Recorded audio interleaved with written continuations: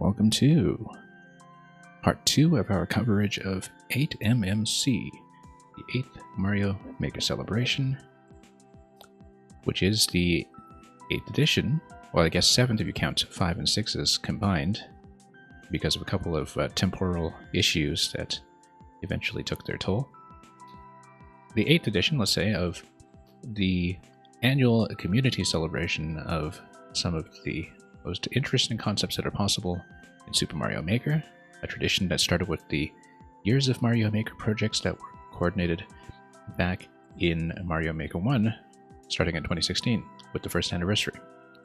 8MMC this year comes slightly later than the actual 8th anniversary of Mario Maker, which takes place in September, but they put it together nevertheless, and it's been an excellent ride so far. We've completed 10 out of 16 levels in the current batch. Did all of that in one sitting in a previous stream, along with all of the optional collectibles so far, because there is a secret balloon room in each of these selections. The level codes, as well as an animated trailer, are currently on YouTube in a link that I have posted in chat, in which I will be pinning. Hopefully successfully. And we're going to kick off today with King Goonie's Lunar Lair, which I believe is number 11 in the list. Since I last checked in and played these levels 2 days ago, there has been one re-upload, which is Mission Impossible, which is the last one we played in the previous stream. An amazing music and stealth level. That was by Sushiro. I don't know why it was re-uploaded. There have been some other re-uploads as well, but they are of levels that we had not gotten to yet in the set, so we'll be looking at them fresh.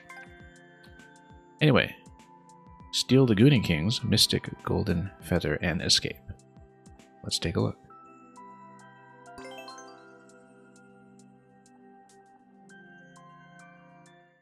Seems like we should be expecting some kind of throwback to Yoshi's Island,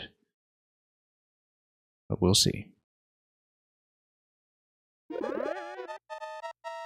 Oh, 100 seconds. We probably should have taken this quick entry here seriously, unless of course it's just here to speed up the Mario Kart music. And yeah, that's totally the Yoshi's Island Goonie. And yeah, actually, the time doesn't matter too much here. We know that because of the checkpoint, which means that the entry time we have at the beginning of the course is a totally safe buffer. It looks like we want spinning. Hang on, we're not reading this accurately at all yet. Let's see. It's a spin fly level, actually. Yeah, no, you're supposed to dash and then follow with a spin. Now, we came in a little bit slowly, of course, because we took a moment to read it. That's what it's telling me. You build up full speed with a cape, and then you do a spin fly. But I think I needed to double back for that, as far as I can tell. Unless we want to lower this first, and then go with that. I don't know if that works at all. Whoops, we shouldn't have let up there.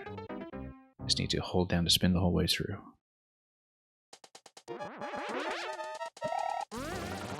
Yeah.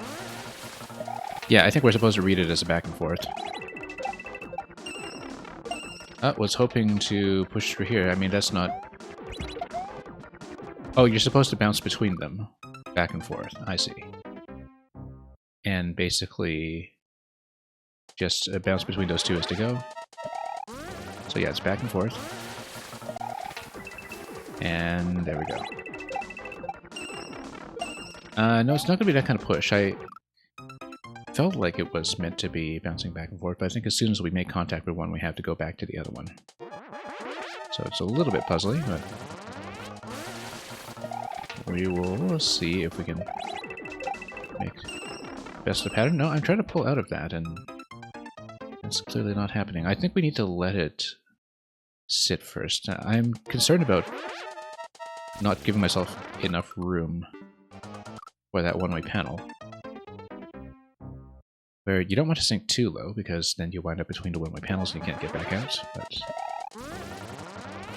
let's try it again. And then, yeah. And then, whoops, missed it. That should give you enough time if you just float around. Let's just start over, even though we have to do the intro sequence slightly, I guess. And you just run straight through. It's about a 2-second margin, so we know there's minimum 2 seconds. So just comfortable here, back and forth. Yeah, you just kind of have to understand that as you go. Land it, and then... Oh, we lost running speed because we bumped into the ceiling there. We do need to maintain P-speed the whole way through. Seems quite clear to me that's the case, so we'll do that. Oh, nope, we can't bump into it like that.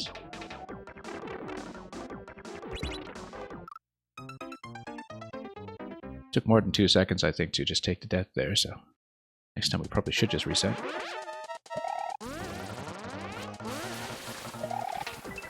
Somewhere along the way we will be looking out for secrets, of course. So yeah, knock it down first, then over here. Then over here. Maintain P-speed. And then, oh, we lost it. No. Need to land pretty cleanly on that.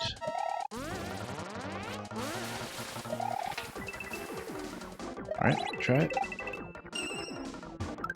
Yeah, you need to maintain P-speed, maintain spin.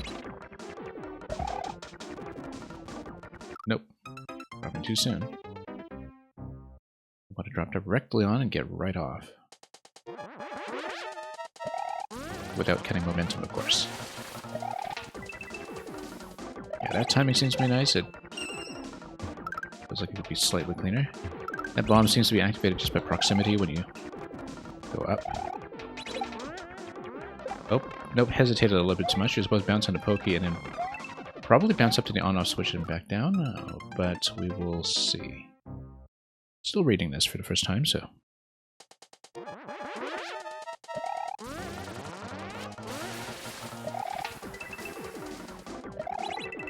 Up we go, nope. Way too much of a kick, and as before, that's a bit of a long reset, so let's just start this way.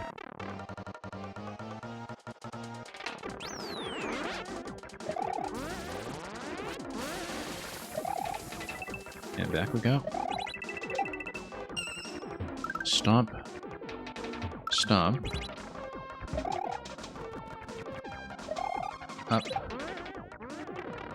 We didn't quite maintain enough height there. I think what we need to do is just really press to the left.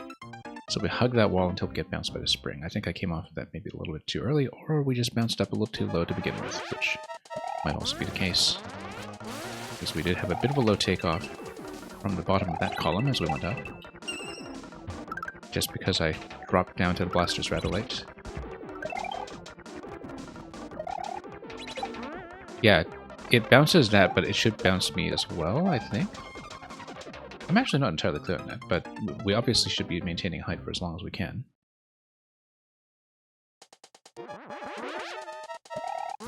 Given the spring placement relative to the one-way panel, it should bounce me as well, but I'm not 100% on that just yet. Nope, yeah, we can't hit the wall, obviously. We made that mistake once before.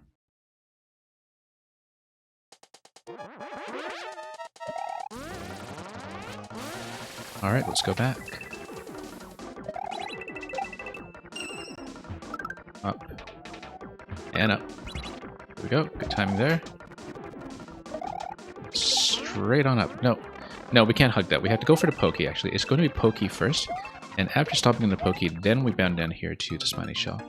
Now, that on-off switch may be something that's just activated by bomb. I don't think we go there directly, given that we probably can't get enough of a bounce to make sense. But we'll see. Can be a little hard to tell sometimes.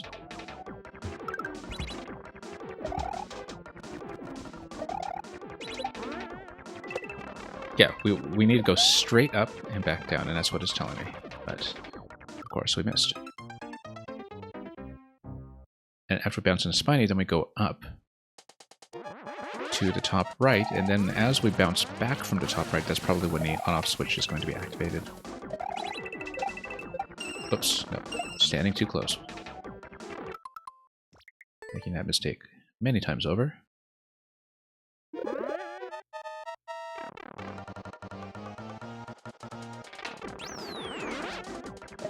Okay, let's go back.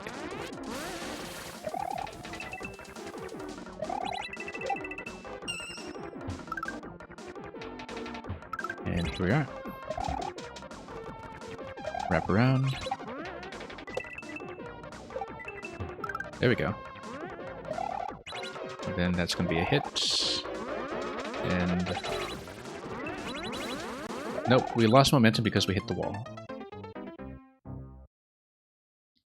I ducked a little bit too late, and I hit the hard block that was to the right of down arrow telling me to crouch. That was the issue. I mean, whoops, reading that blindly, so... this is the quickest way to die here, by the way, is just to fall back down to the lava instead of waiting around up top.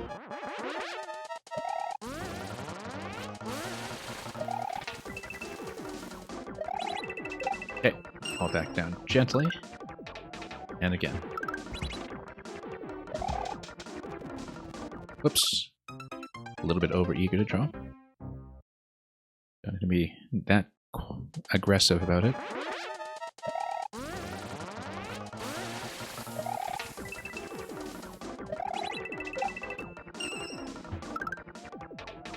Maintain heights. And go. That was a bit of a close call there. Nope, too low. Yeah, we have to bend right immediately, actually. That's the only way we're going to get to drop in the correct location above that pokey. And I'm a little hesitant every time, which is why we've been having a little bit of trouble landing that at the correct angle.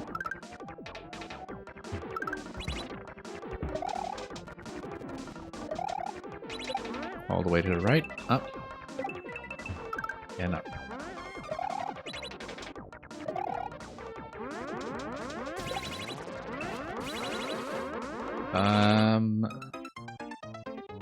Well, I should have released a crouch in there somewhere, obviously. I didn't quite figure out where.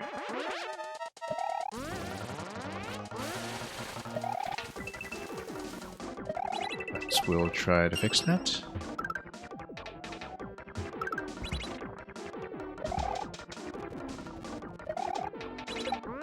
Okay, up, down. Yep, pretty dense rising level.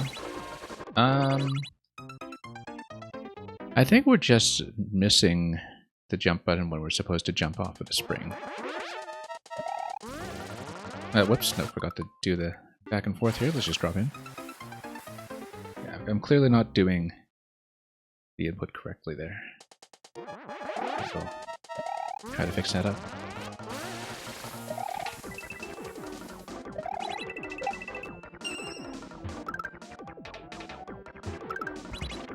Oops. Went a little late there.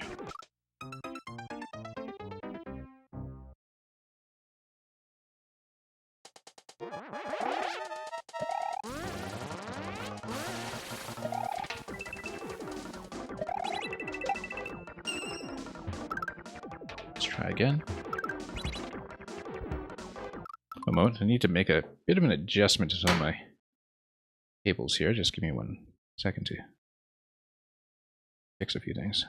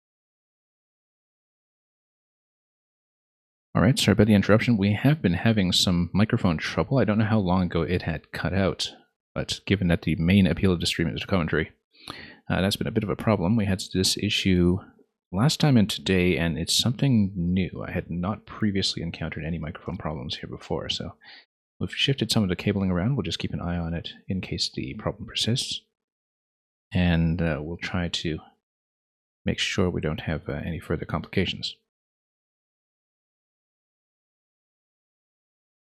Unfortunately, it means that we didn't necessarily catch everything I was saying about the jumps that we've been flubbing here and there, so let's try it again. And hopefully that wasn't too much of a hit on what we're doing, so let's continue. We'll keep an eye on it.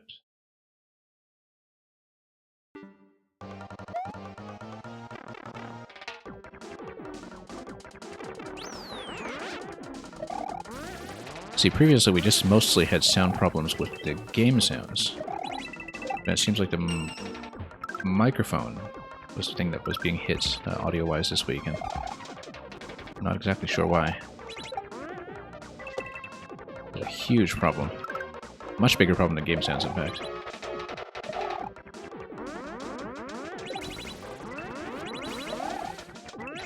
Okay. Oh, whoops, no, we have to let the munchers pinch first.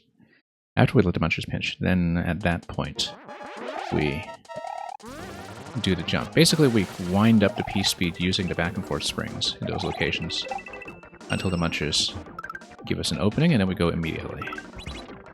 Oops, hit the wall. That's not what you want to do. Hitting the corner is a major liability.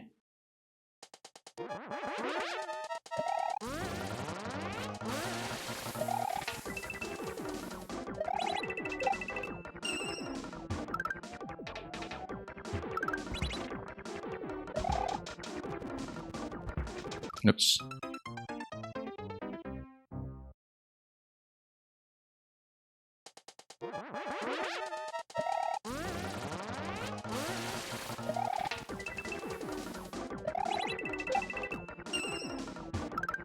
Okay, let's keep going.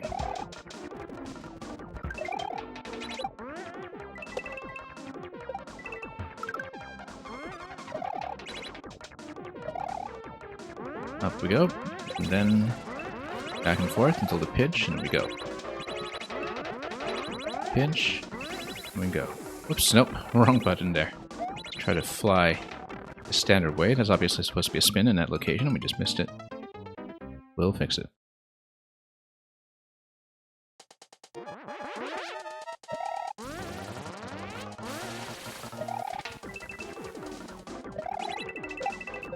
Oops, nope.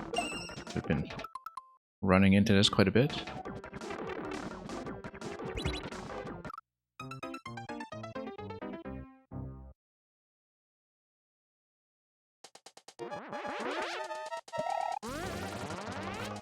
Anyway, let's try again.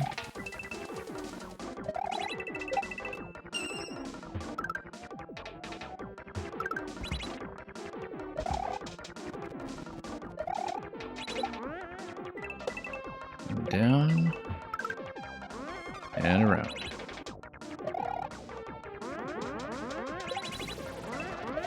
Oh, whoops, no, we have to stay there just a little bit longer first before the pinch. That we know.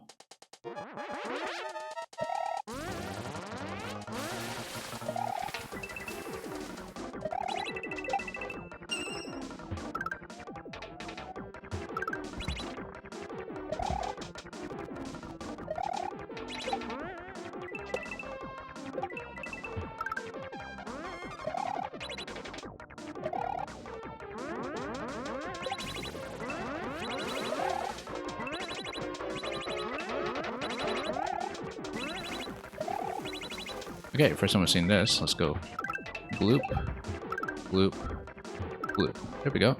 We understood that. Nope. And then spin off of this, hits the on-off switch, bounces us back, and then we spin through the middle.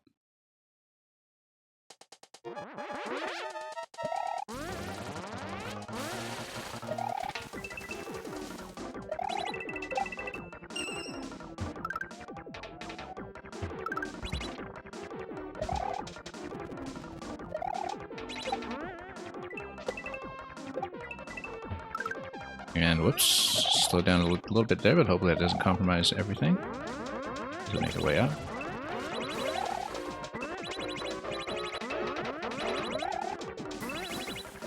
This seems to throw off my timing slightly, but since the Muncher pinch does enforce a slight delay there, that's at a controlled time. That was surprisingly short. Thought I'd have a little more time to go up on the spin fly there, but we didn't quite read what was going on with the thwomps, so we'll try again. Hang on, too low. Let's just drop and reset it quickly.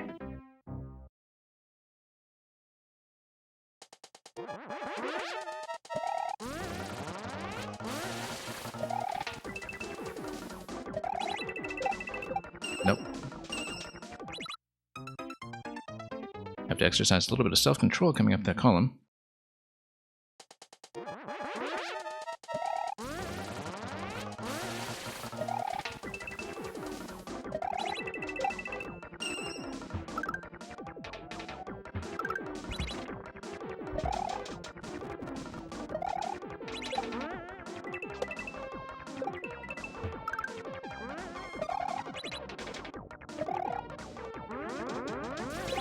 Okay.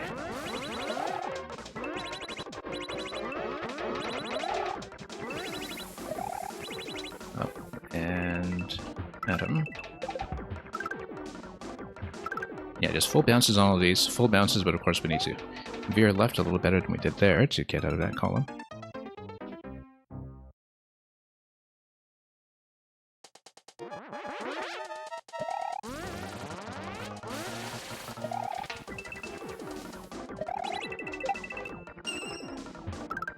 Anyway, let's continue.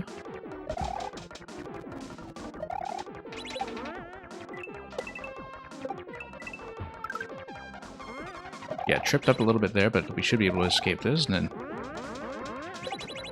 this part here with the pinch basically standardizes our timing, I think. Although it's based on the visibility of that buzzy shell that's doing the on-off activation there, so it is kind of dependent on my vertical position, so I wonder if we were in an okay position relative to the lava level. Whoops, let go a little bit there, that's not good.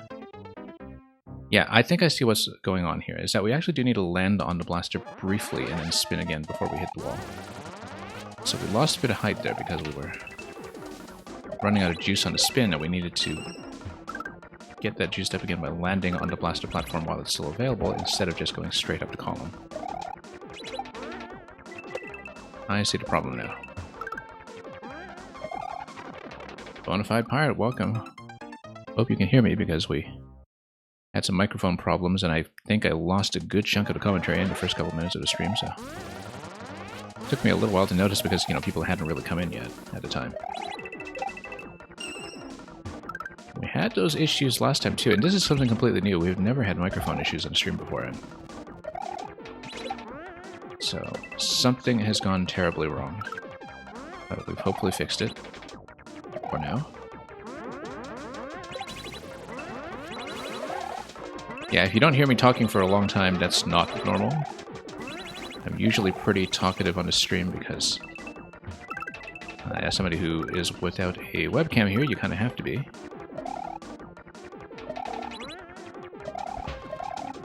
Okay, much better. Oh, and up the thwomps, so that's good. Sounds good right now, good to know. P-balloons. Wait a minute here. 8MMC. But is there a secret balloon room? That's the thing I want to know. I think if we go to the side on these semi-solids and attempt to sneak in these pipes, maybe. No? Really? What if we go down? Anything down here? Nope.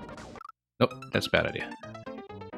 I was about to turn back there, and then that was a little too adventurous. Okay, never mind. All the way back. I wonder if that was just the end of the level, actually, given that, you know, we've done the big centerpiece here of the vertical climb, but we didn't find a bonus room. So I don't know if that qualifies as the balloon room, but I'm guessing it doesn't. And Mario, welcome.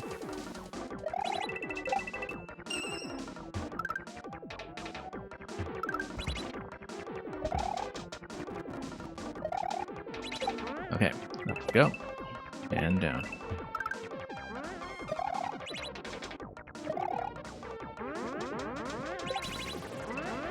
Pinch, and whoops, nope, missed it. Don't know how that happened.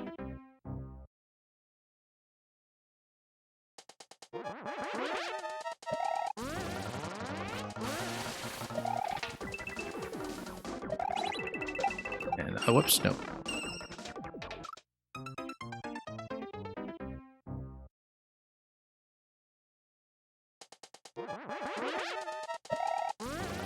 We'll try it again.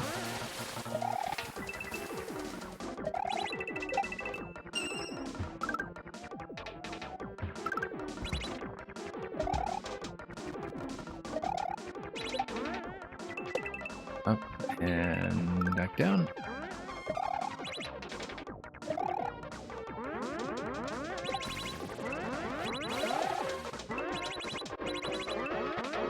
Pitch, go.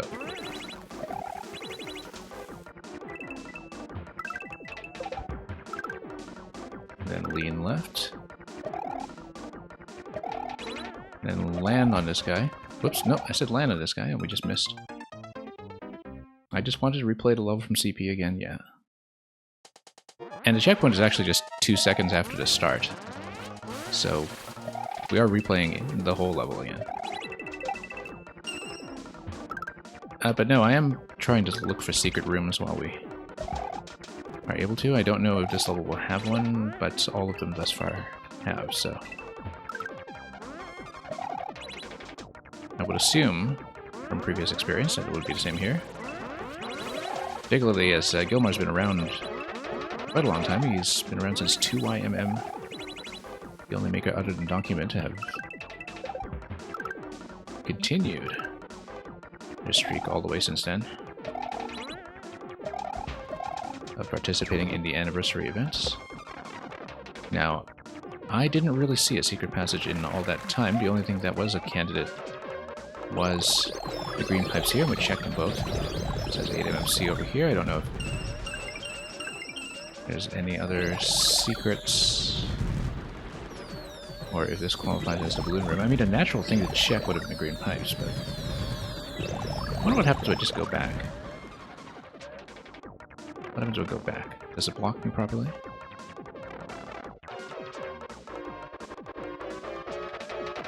Oh, probably not. We should probably maybe clear the level first before we do this kind of exploration, but I actually kind of wonder. Let's check the opening here.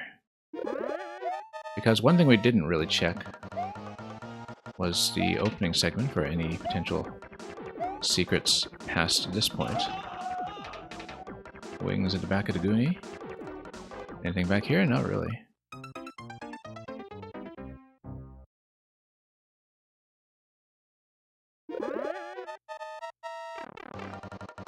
So I kind of wonder, we might have to look at the more info screen for this one, which I haven't had to do so far with anything, but I don't see anything that looks like a secret room so far.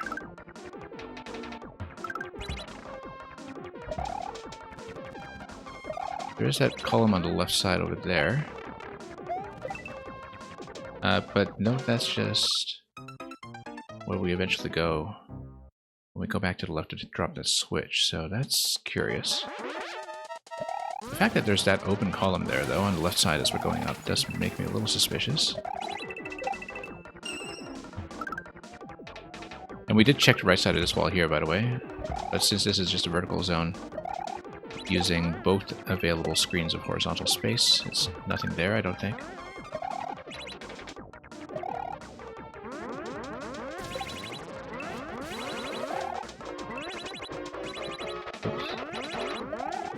Over there.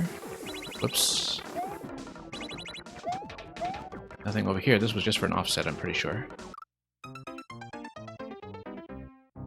Yeah, I mean, we have seen the whole level at this point. I'm just Basically checking it for any potential secret room that we might have missed.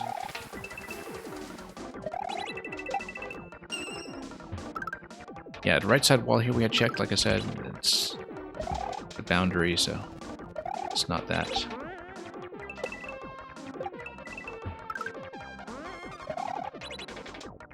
And besides, there's nowhere that would be a natural respawn point anywhere here if there is a secret placement.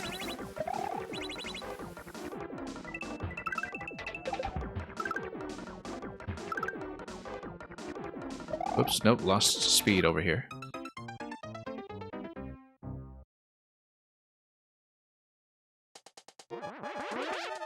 Yeah, I don't think it's going to be, coming back here with the people or anything. Unless perhaps there's something that was concealed.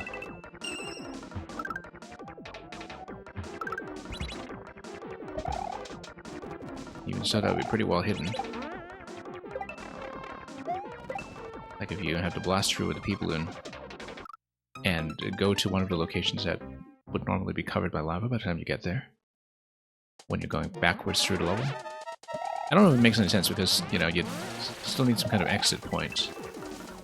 That would make sense. So why don't we just finish the level and look at more info and see if there's anything suspicious, because this is the first level I've played where I've kind of had some doubts about whether there is a secret placement. Given that technically we get some 8MMC balloons at the very end. Oops.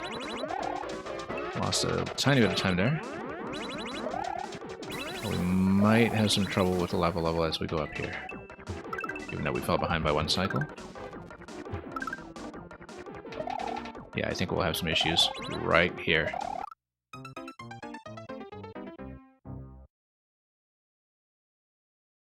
But I don't see where it could be. Yeah, it's not like you can whip this out of the way. No. And regardless, you run into lava level issues if you have any kind of hesitation.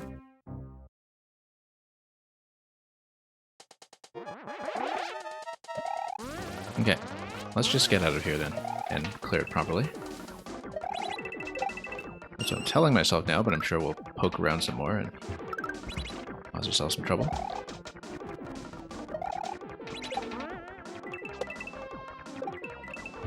Anyway, this way. Yeah, the lava's coming up too quickly, basically, for anything to reasonably concealed, particularly in a way where a reset location anywhere but the start of the level would make sense. I'm keeping my eyes peeled just in case we miss something.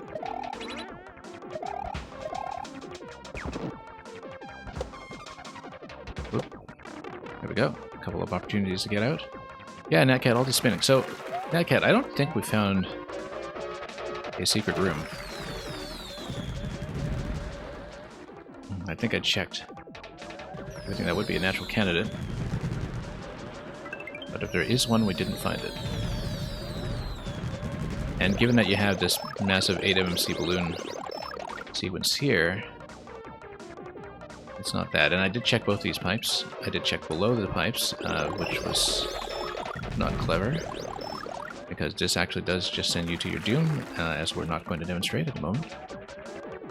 Going back through the red pipe is possible, but basically you don't even have time for anything, so I don't know if there is a secret room. When somebody who is in the know with a project will have to tell me, because, usually we're fairly diligent about getting 100%. But conceptually, the fact that the checkpoint does extend a timer a bit makes me wonder. Yeah, Meng, I don't know if you can confirm or deny that there's a secret room that I missed. Is not going to be with the whole Goonies segment in the beginning. It does look like there's a yellow pipe in a special room there. We did miss something. Maybe. Well, we didn't see the yellow pipe, wherever it was. So I wonder if it is actually going to be reversing with the P-balloon. But then... Let's see. Yeah, I don't think Clara is aware of the Goonie in Yoshi's Island. I think we want to go back and check, because the yellow pipe is suspicious. maybe it's something to do with the seesaws at the beginning. It's just munchers in the top left, so it's not that. And it's otherwise just a lot of artwork here. The only thing I can think of is reversing with the P-balloon. And maybe the yellow pipe is at a place that is concealed by rising lava by the time you typically get to it. If it's possible to go back down there and rush it without getting whacked by thwomps. It looks like there is something. But I also don't know if that's just decoration in the middle part of the level here. But that's, you know, something that's only visible here in more info. I'm just looking at this carefully and trying to see if anything seems awfully suspicious. We'll try it again a little bit before we move on. Here's the thing, is that, you know, you're tight enough on a timer at the end. Claws? No, those claws are just for the decoration, though.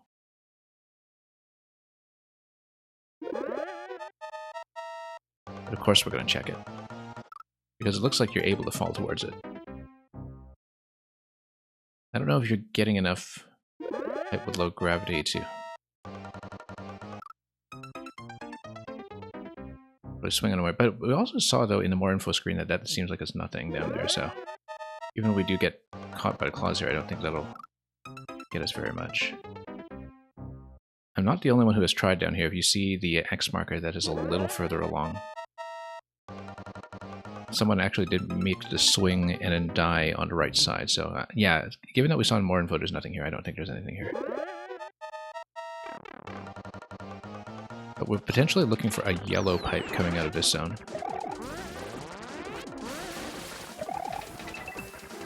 Wonder if we should check anywhere that we can fall into right away. It has to be somewhere that would allow us to go back through the yellow pipe and survive our way to the finish, right? Wouldn't be a dead end. So it tells me that the best candidate probably is reversing through the end and seeing if yellow pipe is revealed. Because then, if you still have the P-balloon at that point, then you would come back out of the yellow pipe with the P-balloon and be able to exit relatively late into the level without worrying about the lava level coming up, because it would be way behind pace. If that makes any sense.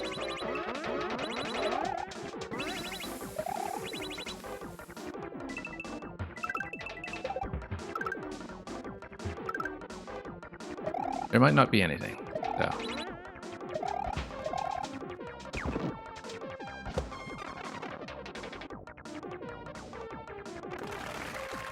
But we got 53 seconds at this point, actually. Maybe it is possible. Let's go back.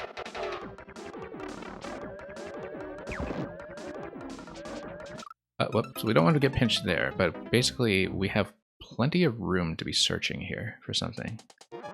We clearly have room to do it. I kind of wish there were, you know, a second checkpoint in the... I mean, I never really find myself... No, actually, that doesn't make sense because of the timer. Yeah, I was thinking... I never really find myself wishing for checkpoints, but, like, you know... It would kind of give away what the secret search is if there is a checkpoint just at the goal screen. And it would also basically cancel out any having issues, but it's very clear here that the timer in this level is purely for the purpose of making the music go fast.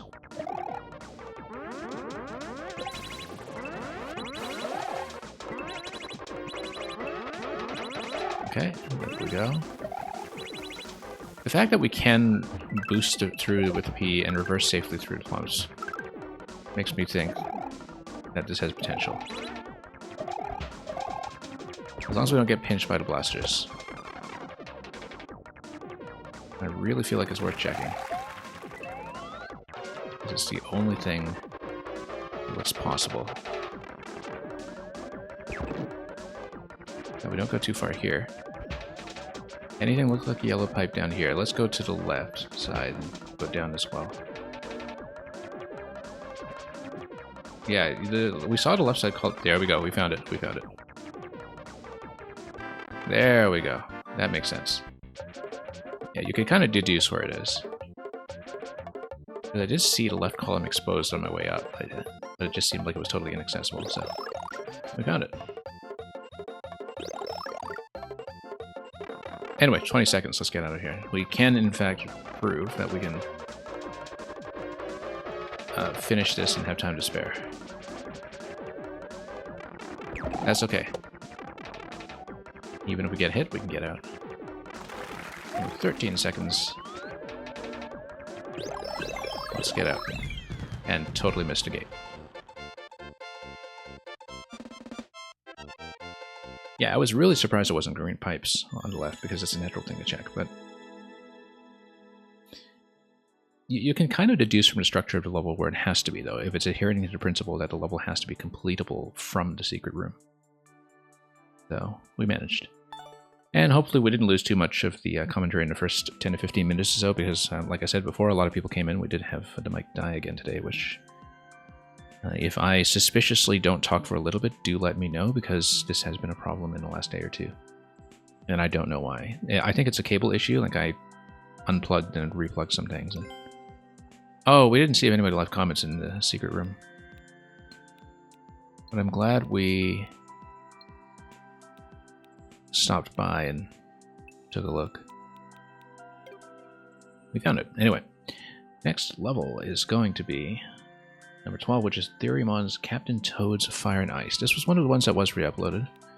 Very kind of sheer water to tell people that re-uploads had happened. Therymon is, as I think I've said in previous years, actually the person in these projects I've known the longest. I've been acquainted with Therymon since day one of Maker 1, actually, before he became really famous with the Goomba Sad Tale of Madness level, which was a kind of viral hit in the early weeks of Maker 1 back in 2015. And so Therymon's the person I'm kind of most familiar with in the pre-Twitch years, in some ways. And it's been fascinating to see him come back and participate in a lot of these later anniversaries and retrospectives, usually with some very technical creations. Captain Toad's Fire and Ice. Jump here and you're done for. Can you find all 4 secret exits? So it looks like it's a jump detector level of some sort that enforces the Captain Toad style don't jump mechanic. And PipQ, welcome. Let's take a look. Look at Mars here with the 7-minute record. This was a re-upload, of course. And thank you so much for the follow. Also, my sound alert was way too loud. Hang on, locally at least. Let me fix that a bit. I had some sound problems earlier, so somewhere in the cabling things got toggled in mysterious ways. Yeah, PipQ, we're not running an open queue today. I do run viewer levels most weekends, but we're currently doing the 8MMC Mario Maker Celebration project. If you want the codes, however, we have the codes in the description of the YouTube video. There is, I'm told, an official website with fuller level descriptions coming, but it's not up yet.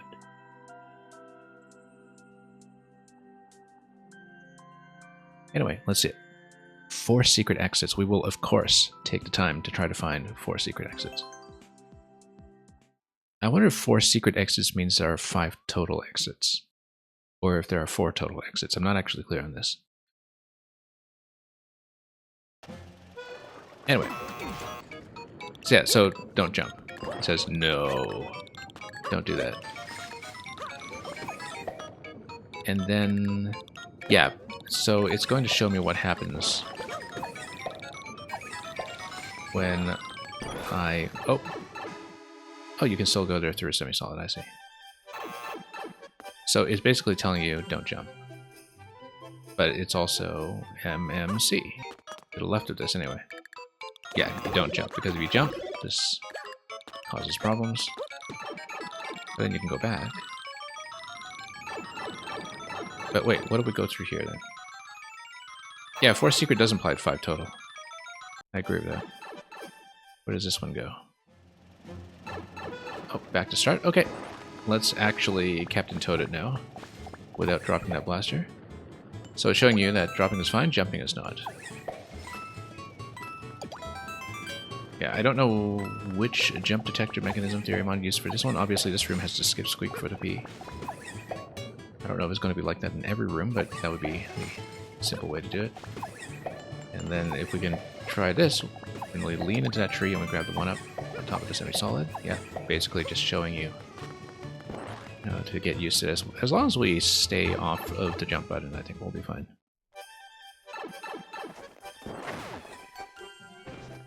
Now, we can roll, and we can bump this. Oh, okay, sure. But then, of course, we can...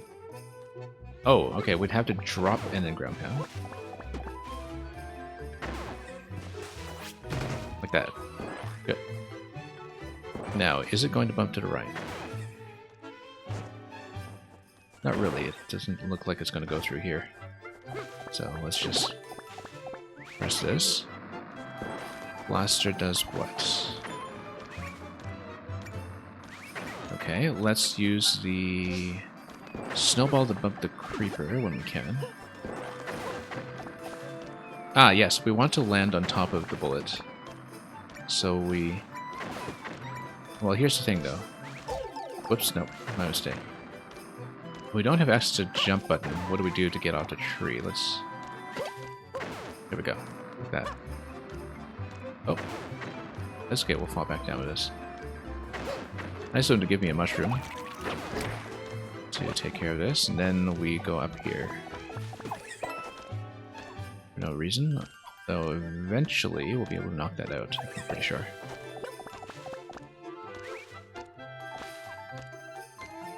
Although we've already taken a hit here, so I wonder... Like, if you don't have access to a jump button... Yeah, unfortunately, you can't just jump off the tree, so how do you... Oh, you just go up through the pipe and then you fall back down, I see, without clinging onto the tree. Yeah, we just kind of need to get in the habit of these mechanics where we stay out the jump button completely. Anyway, it was shown off the one-ups here before.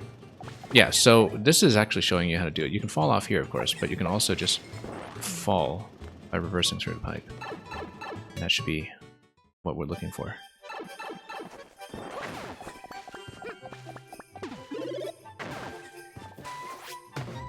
Oh, and of course we need a mushroom for that.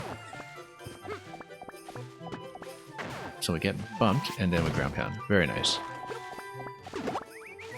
Get this, opens up the bullet.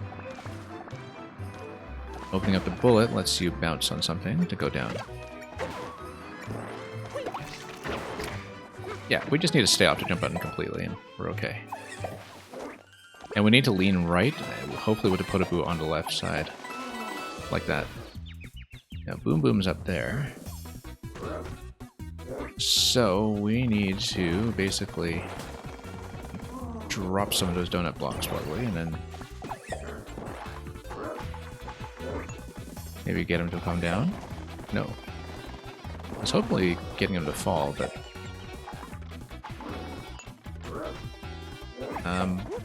and of course we can't long jump or anything. But what we should do is... just try to lower him here, like that. Nope, too late. I do think we need to drop him into one of these slots in order to get Boom Boom to hit the on-off switch. I strongly believe that. Okay.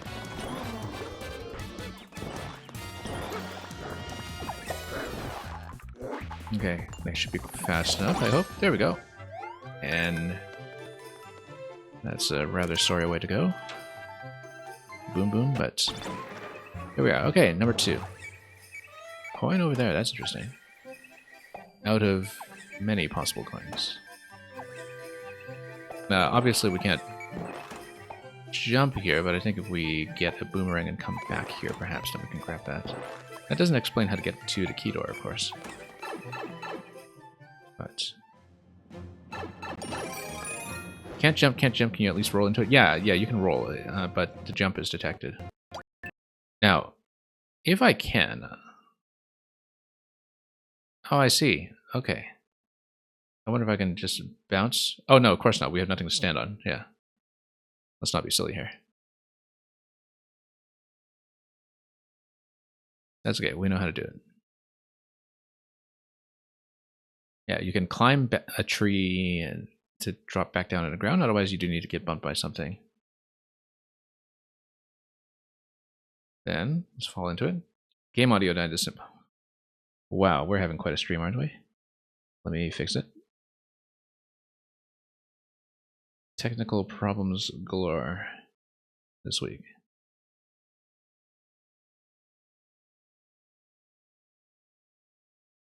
Thank you for letting me know, as always. Cannot believe how many issues we're having. It's going well for a while, too. Okay, hopefully it's synchronized. Should be back. Yeah, hopefully that's reasonable. Let me know if it's not. Yeah, sometimes when I reset the audio, there's a slight desync for a bit, but we'll hopefully manage. I think this computer is kind of on its last legs. I'm hoping to do a big tech upgrade soon. That will mitigate some of these issues, but I've been saying that for a while. Okay, we'll wait for Podoboo on the left. Fall in this way. And yeah, we need to lead Boom Boom in pretty closely.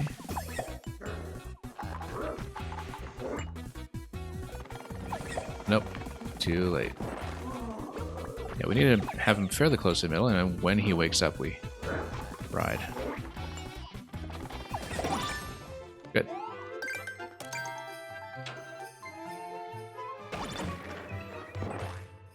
I'm sure there will be some condition at some point.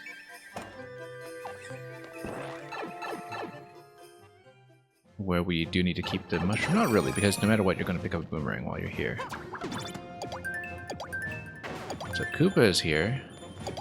Why don't we just whip him?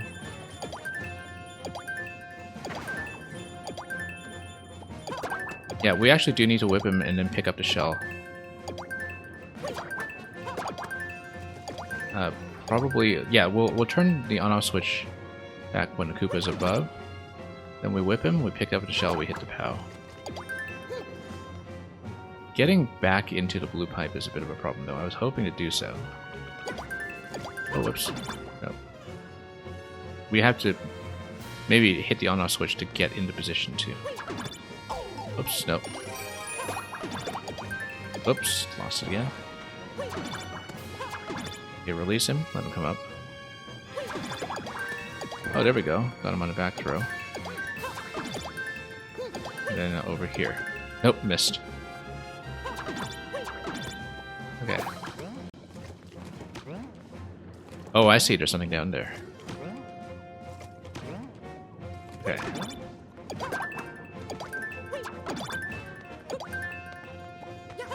Nope. I was trying to lean forward into the throw this time. That didn't go. The Captain Toad experience. There we go. And I wonder how you go back for that pink coin. Maybe it's... Maybe that key door is next into it? Could be. But anyway, we'll have to think about it because it's not clear to me how we'll cycle around. Okay. Interesting. Yeah, right. Okay, so we need to lower this. Ah, I see. And then we hit on the way up to release that.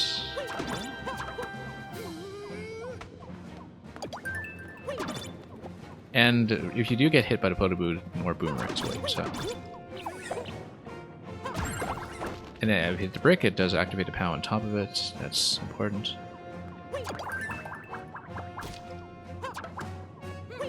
No, we stand here.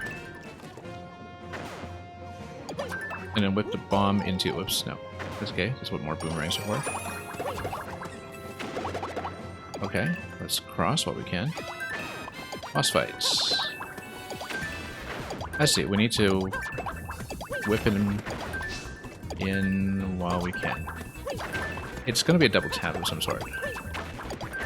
Unless we tap it while we're able to grab it from this location. Yep.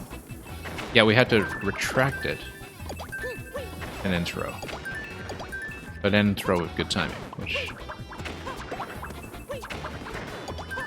Okay, let's pull a bomb back and then throw it with good timing. Oops.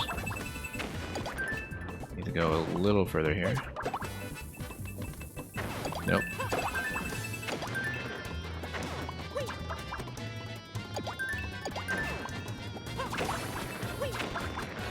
Yeah, just trying to pull it back so I can pick it up. There we go.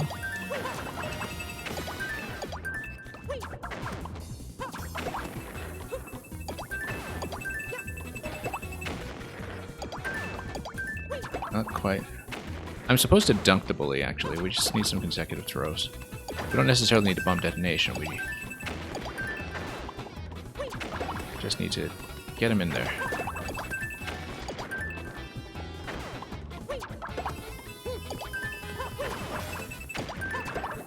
Yeah, if we do 2 consecutive throws, then successfully, then we actually would have it.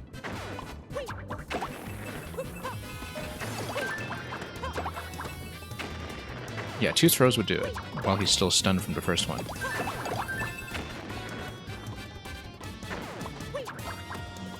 Okay, we need better timing here. And yeah, it's not getting me close enough to pick it up. Nope, as long as we were able to pick up the second one, we would have been able to do it. 2 consecutive throws, that's all it takes. Nope, too late.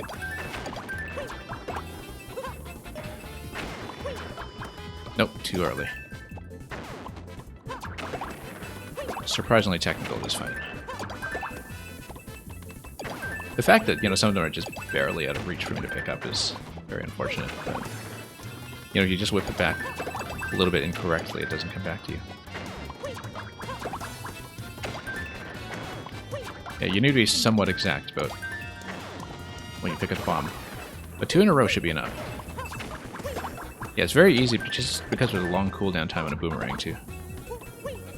Just get a little over-eager about the second one. There we go, got him.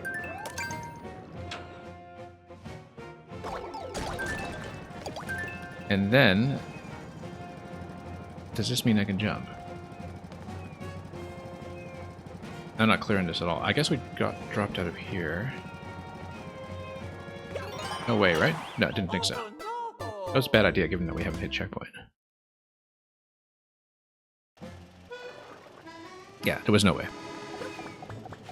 But the coins are interesting. I wonder how you do them. Because I don't know if there's maybe a second pass that you need to do through them, because they seem to be a pretty intricate problem.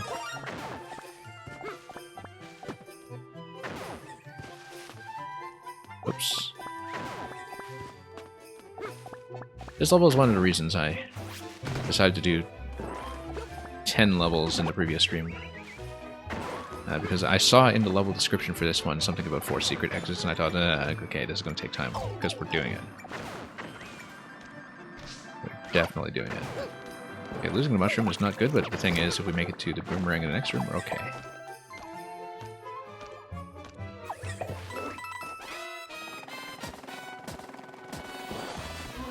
Yeah, no, he's not very well positioned here, but we'll try make this happen. There we go. And you just get a boomerang immediately.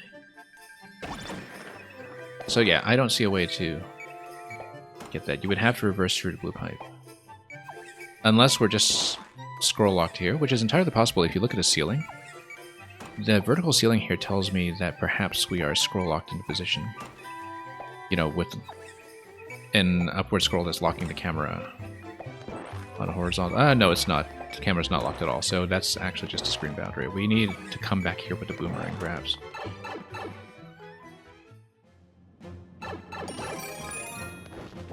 Yeah, and okay, we haven't failed at 100% in any of the Maker 2 retrospectives so far. I did miss some objectives back in 1YMM, I think, when I replayed it. Or played it for the first time, rather. Completely. because I didn't quite know if some of the principles for Anniversary secret placement were quite laid down yet. I think the standard wasn't quite as consistent at that point, so we may or may not have missed some secrets for that one. But for everything in Maker 2, so 4YMM onwards, I have, as far as I know, collected everything and seen everything, so yeah, let's pay attention here. This blue pipe, though, really does make me wonder. I wonder if we... Oh, you know what? Yeah, I wonder if there's something like a brick that's underneath it, but then it couldn't be because it would block the pipe and you couldn't come back here. So, I really wonder. Keep missing. Okay.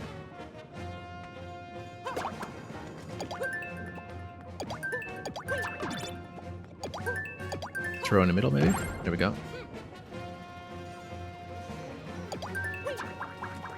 Yeah, because let's stretch out over here a little bit and see if we can hit anything. Nah, there's definitely nothing that would obstruct that. Although I kind of wondered, you know there's a spring that is on the column directly to the left. And so if there's something to stand on that we can place, it wouldn't be something like this pound block, but if there's something that we can stand on that we can place in that location, and then we'd have... yeah, no, maybe there's no spring there because the Koopa shell does sink, but... Well, it sinks because it dies to the lava, but if there's a spring down below, then perhaps there's something we can put there to launch us upwards and double back. And then with the boomerang, we'd be able to hit the blue. Like, maybe if you're shifting over with the blasters and then you hit the on-off switch immediately and shift back to the left, maybe it's possible.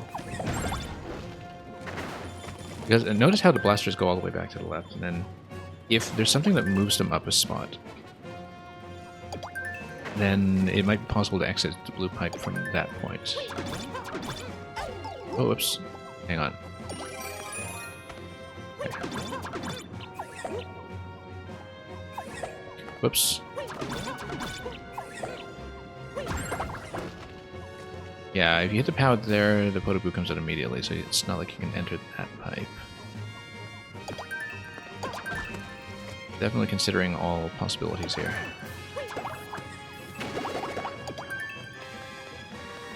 Yeah. Anyway. Let's fight again.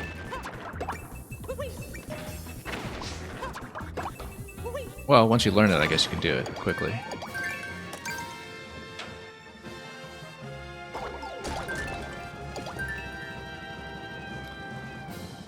Well, going for the cannon, it looks like it's going to be something that drops you from that door at a certain point, and there's some kind of state change that happens. So we can't do anything with this right now except just going through. I'm pretty sure. There might be some kind of massive level transformation that happens at some point when it comes to the coins becoming collectible, because they don't look collectible to me right now. Well, this one was, I guess. Anyway, this is just a bit of a roll check. Although I wonder if I could have hit that POW if we just kind of decided to sneak under that instead. This is just a slide check. Oh. Bad idea.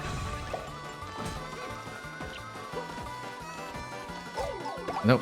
Yeah, we need to slide like that, but ideally without taking damage. And then, yeah, we release the slide and go back. Then down we go. I'm trying to release the slide coming out of that point. Yeah, I guess we just need to slide into it repeatedly. Yep. Bounce here and over. Then, oh, that was very close. Number 3, it says. Yeah, I feel like we did miss our shot at the earlier coins. However it is they were. Anyway, look at that bully pushing the Pokey. That Pokey's just shaking its head going, no, no, don't do that.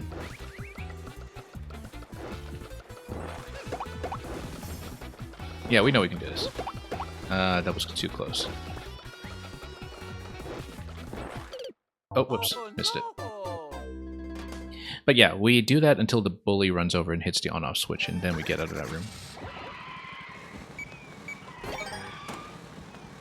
Yeah, no, we obviously can't jump against this, so... But if we were tall, I wonder if we could have hit that. No, because the jump interaction is going to set things off.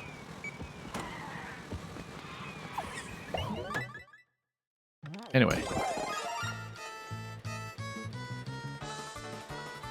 What happens if you go down right away? Not much. I mean, you can't hit this yet, without there being problems. This just releases the Podoboo anyway. What happens if we just blow the mechanic and check? Oh, nope, we got stuck. Oh, and it even says no with a big auto-scroll. Okay, I see. So there definitely is a scroll locking mechanism here. As we can probably discern from the vertical boundary, and it seemed pretty clear to me. Anyway, so much for that. Very nice to have a little bit of margin of error from the power-up, of course.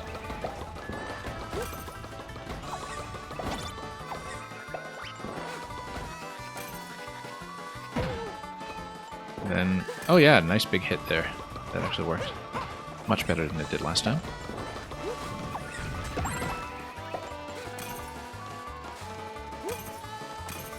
Okay, let's try this again. And then, this time we have a margin of error. Oh, no. So much for that. Yeah, we can do 2 hits at a time usually. Nope.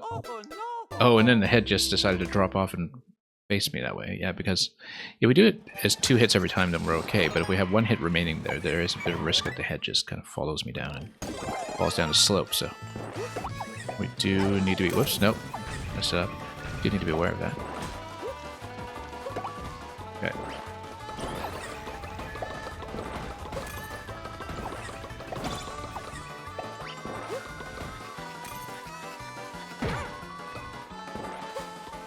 Okay, let's go.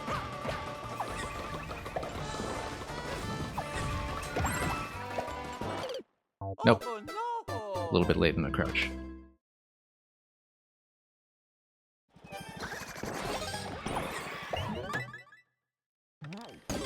Yeah, I mean, that coin seems like it's unmissable, while the other ones feel pretty unobtainable at the moment, so...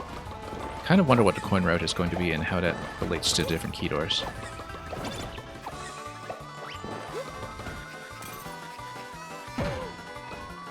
Because there's some kind of coin collection magic going on here that we aren't quite privy to yet.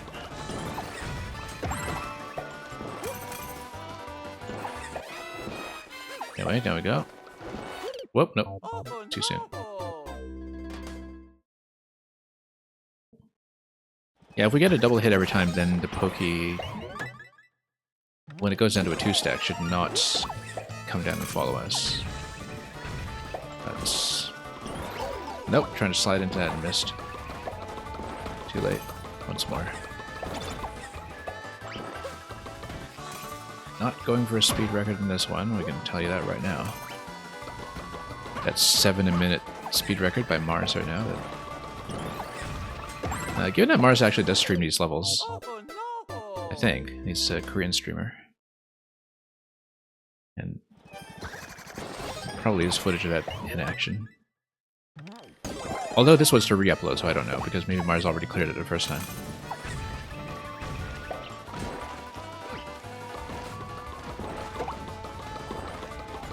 Yeah, as some of you may know, Korean broadcasting on Twitch is actually going to completely cease in February, because Twitch is just no longer able to pay its hosting fees in the country, and so unfortunately, I mean, most Korean streamers have kind of switched to their domestic service at this point, which is Africa. But does mean that Korean streamers, particularly the maker streamers, will completely drop out Twitch. A lot of them have actually left already. Like, I know Chirisu's been gone for about a year. I don't know if Noctoro is still around, but I think it was pretty clear for a while where Korean Twitch was going, because they'd already downsized a lot of services of keeping recorded videos. Oh, nope. I was trying to back out of that because I realized, no, I'm going too early, but then I had enough forward momentum on the ice that I couldn't actually stop that. And cut the motion there, so we just need to have the discipline to wait for that first Podoboo.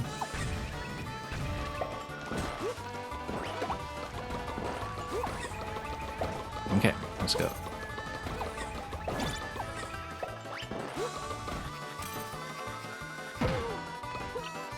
Anyway, nice solid hit that time. That makes things easier.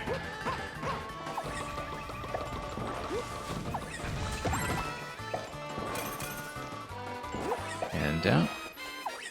Okay, got a bit of a margin of error. Let's wait for the next one, though. And then the slide gets you back down after you do a double hit. So, yeah, double hit on the next one should be pretty safe. And there's a Pokey remaining, but you know what? We'll kill him anyway, just in case that is useful. It isn't.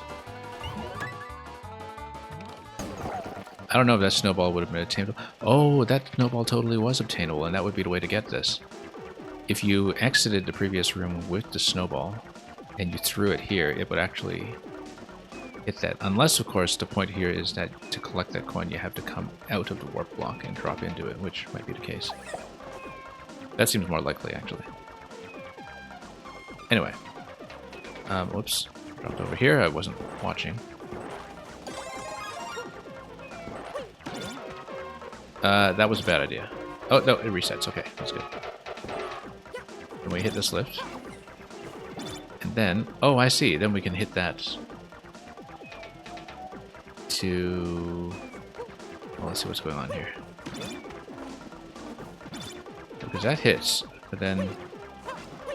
If you use the Fire Flower in the pipe, then it hits the snowball up top, it disables the on-off switch, and then you rush across the bridge that you have there. That's it. You have to fire immediately. And then... I feel like we needed to... Yeah, fortunately. Can't roll into this. This actually is a pipe that's specifically for roll prevention. That's all it's doing. Yeah, we needed to catch something here. On the way down.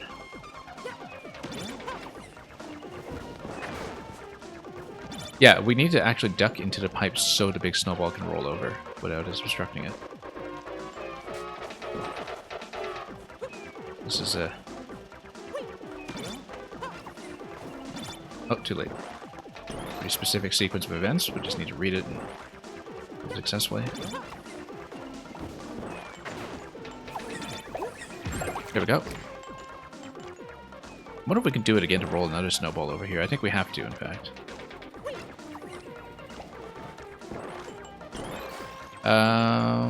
Yes, we have to. It's going to be the same interaction, except this time we stay ahead of the big snowball. And we take it out here. I wonder...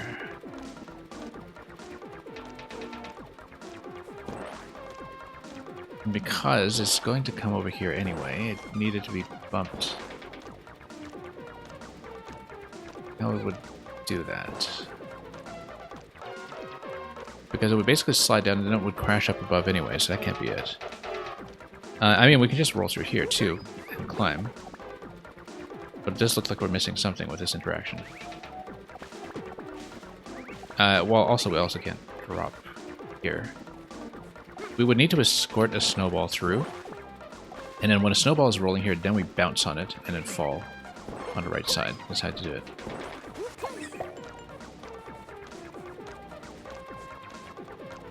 So snowball comes here. We do need to toggle the on-off switch somehow. Yeah, the on-off switch needs to remain toggled, basically, which means that we need to drop back down and hit this again, probably? Hang on. How does that work?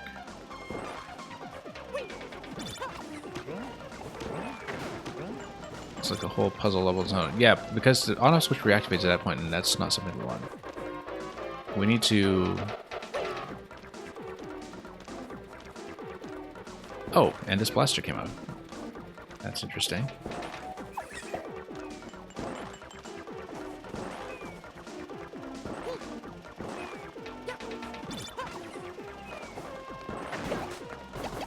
Right, and then if it fires into you, then you're able to roll it like that. If you're able to speed it up, then with a kick, then perhaps it goes over. Hang on.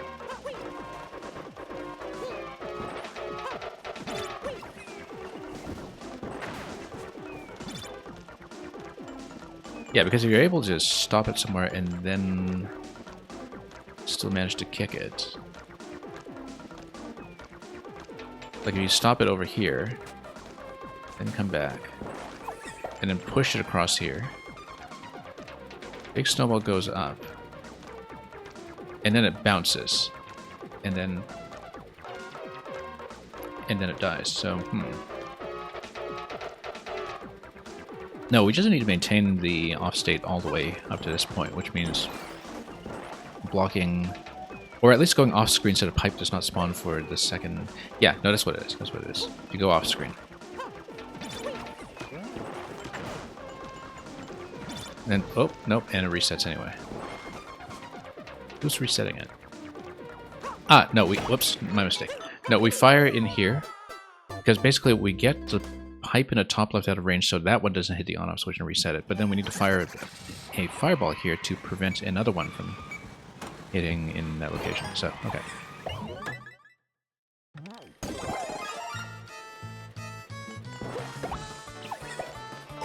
Whoops, no. It's a very complex level. But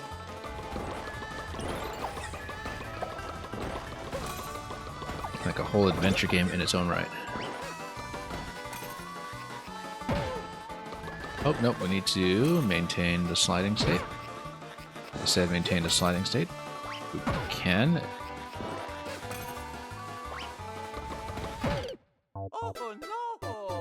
Okay, had a little bit of trouble there. Let's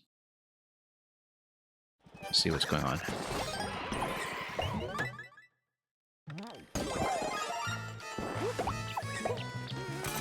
Anyway, there we go. Then to the right, slide.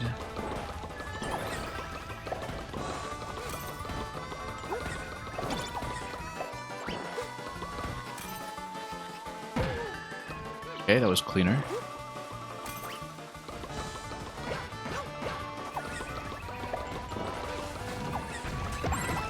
And same idea here, except we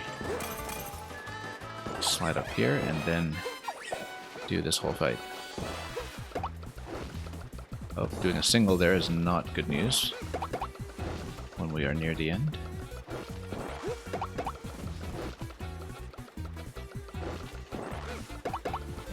On the other hand, we just get out of there. Okay, that's good. Notice the coin down here too. Oh, hey, wait a minute. Let's go for it. Secret. Aha, we found one. Okay, so we should be looking for stuff like that, basically. And yeah, at this point, we've missed a couple of the early coins in sequence, but we'll go back for them eventually. We'll do more of the level first and just scout it. But at this point, we know we have coins 3 and 4. Those are 3 and 4. We know we missed 2 up to that point.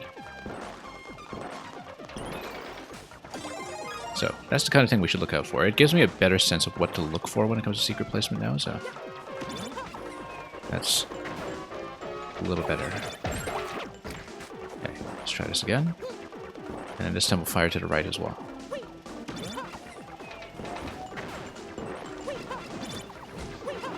Nope, it hit, unfortunately. How do I make sure it doesn't hit then? Because at that point something definitely rolls towards the on-off. Okay. Yeah, we need to rush pretty far forward, perhaps.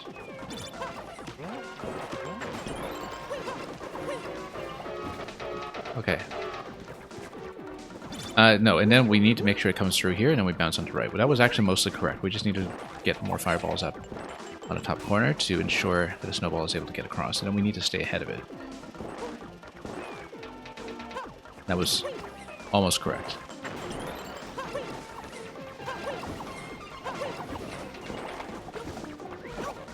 Oh, no, wrong way.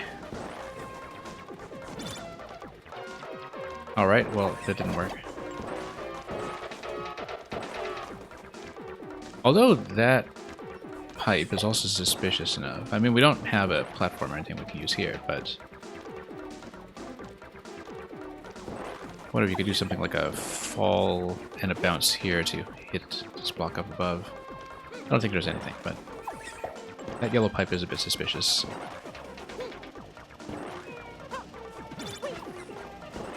Okay. And then, oh, how do we lose? Oh yeah, I fired back by mistake. Hang on.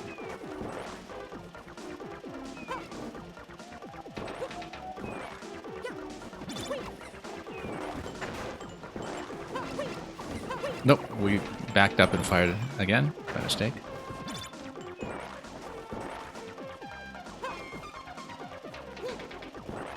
That's okay, we're learning it.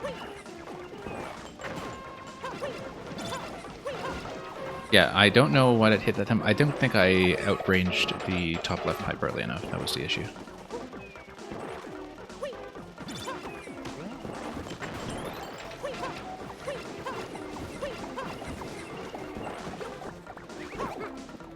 Nope, hang on. Yeah, no, I needed to get it right on the bounce and without holding up, because I held up into the tree and we kept on climbing it, so... we need to bounce off of it gently and get out the door.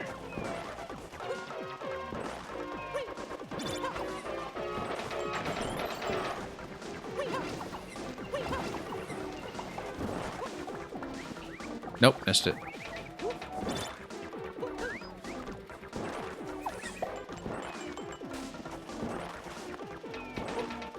Anyway, we'll figure it out slowly.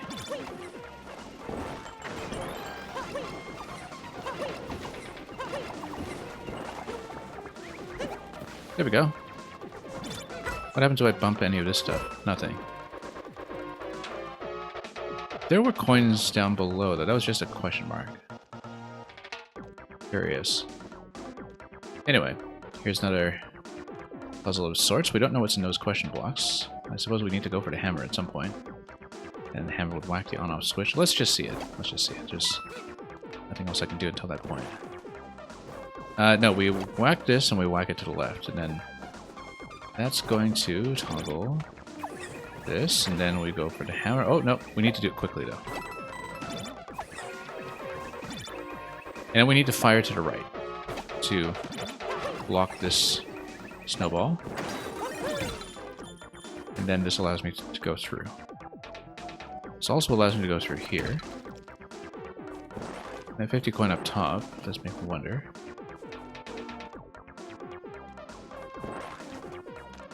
Because if we were to go like this... whoops. You know, the fact that I have the hammer here makes me wonder what we can do with boxes, because boxes can sometimes just allow you to exploit everything. And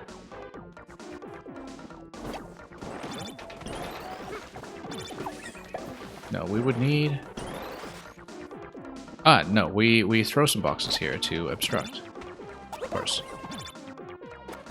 And then now it should block the next shot. Here we go. Except now we have a bit of a problem. No, we don't, because we can drop through the middle here. But I suspect that it's something like this. Then how do you get up above? That's by probably dropping and moving a crate at some point, too. Create some way up. I'm trying to see how we could, you know, possibly displace ourselves to move up to the top left, because that's clearly something. Yeah. If we can have some kind of snowball that's fired at that point. Anyway, we need to do this again. Oh, whoops. Missed it. That door does look suspicious. That door looks like we stack 5 crates there and then enter the door that way. I strongly suspect, in fact. Yeah, we go to the left and we stack 5 crates. That's what it is. Oops. Trying to wind up the dash there, and that failed. We're going to have timeout issues in just a moment. And then... Nope, we need to hit. Then we were not going to make it this round, but...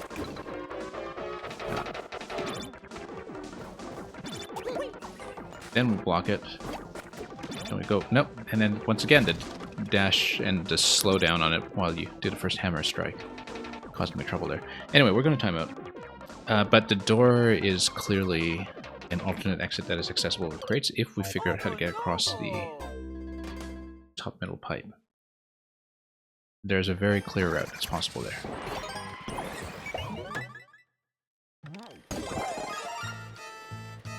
Anyway. Let's not forget the coin in the end of this segment. I'm actually, the more I play this, the more impressed I am that the record is 7 minutes. I mean, I guess just the route for doing it the clear check way without having any issues with doing it under 500 seconds, but...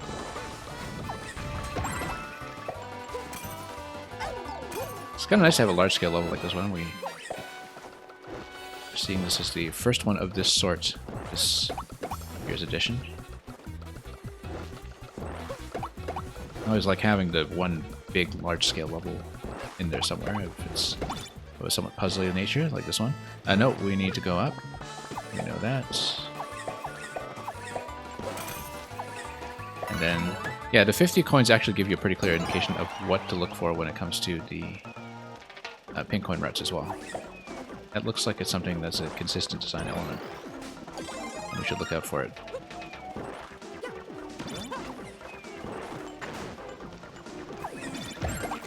Okay, let's do another cycle.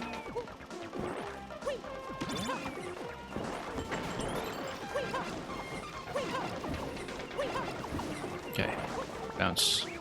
Nope, missed.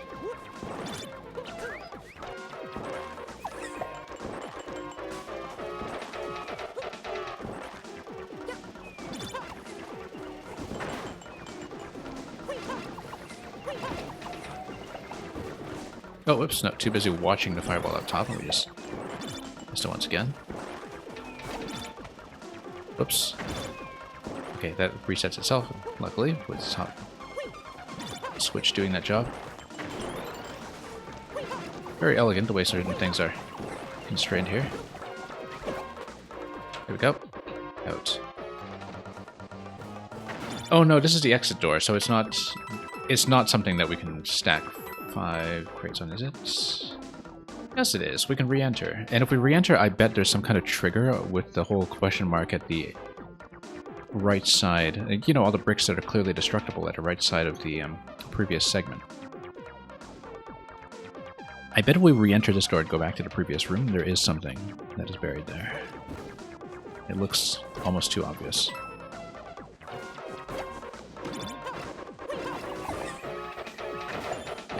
Hammer.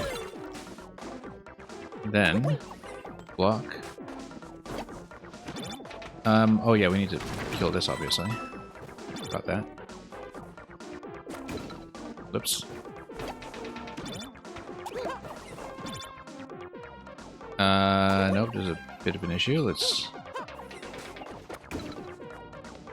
do another round. Okay. Now we toss after the reset. Then we wind up the dash first. Then we kick. Then we go to the right and up the pipe.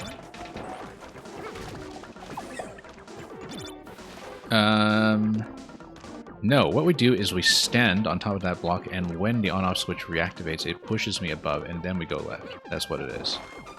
And then when we do it successfully the first time, then it busts open the bricks in the middle. Okay. I see it. I see it. Yeah. Wind it up. Go. We stand on top. Oh, nope. Maybe we need to block it with a crate there. And if we block it with 3 crates there, then we don't get pushed out, we get pushed up by switch reactivation. That's what we're going for, is that we want to get pushed up when the on-off switch changes. Maybe if we place a crate to the right and kind of lean into it, and then it'll try to pop me right. Well, I don't know, this is rather specific, but I feel like it's going to be something where you pop out of here. Unless, of course, you're meant to send another crate up and have it push you out. Or something. Let's see, because you obviously don't want to block the crate on your way back. I feel like that's absolutely accessible, though. Maybe.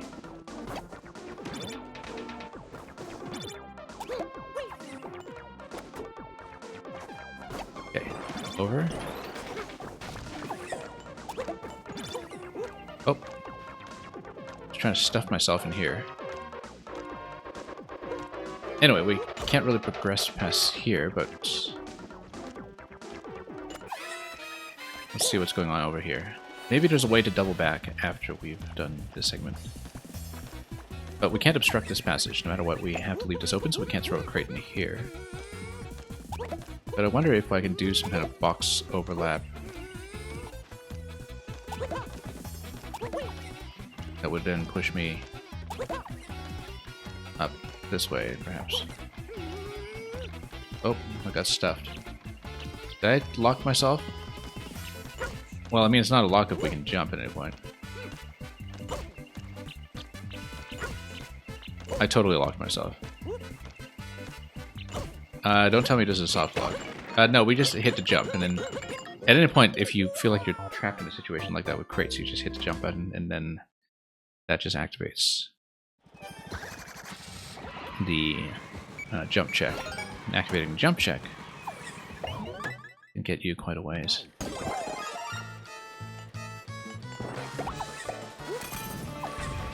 Anyway, we've got to do this whole segment again.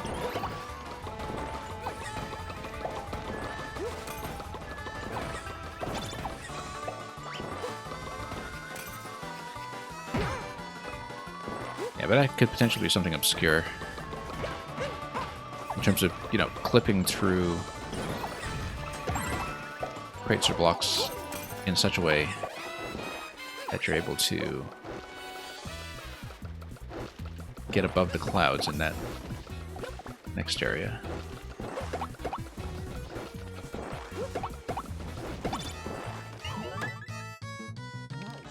Anyway. Oh, I forgot to grab the coin. Okay. That's alright. Chances are we'll die anyway, but... And we're not getting all coins in this run anyhow.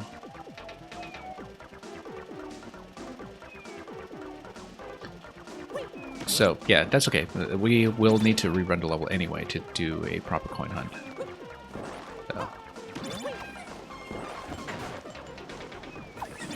So we'll be back here. We'll have to do everything again, but then let's get another snowball.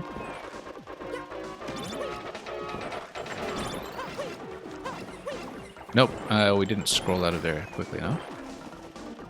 Let's try it again.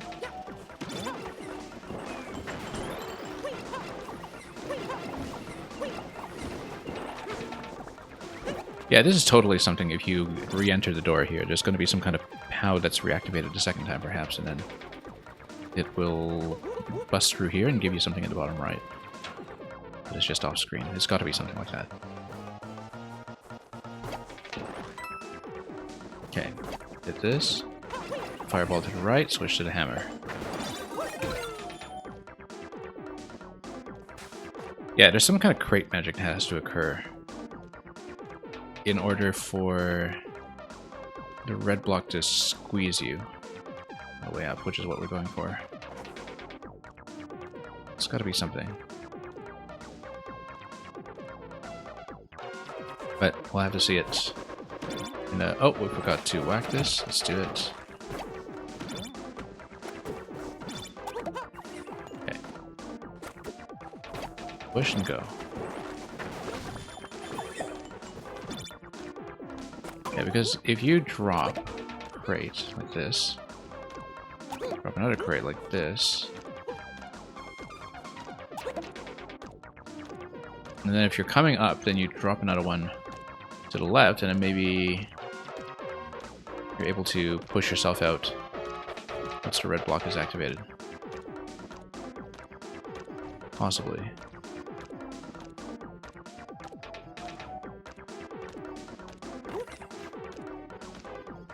Or there's something else you can do here. We don't want to block ourselves like that, I don't think.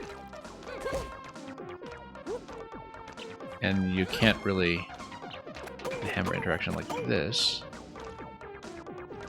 Maybe there's a way to activate the POW. If you send a snowball over there, if you're able to kick a snowball back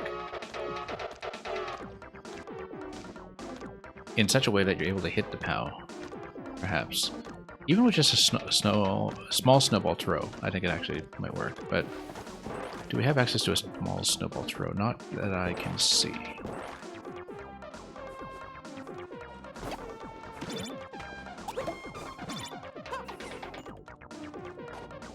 Okay.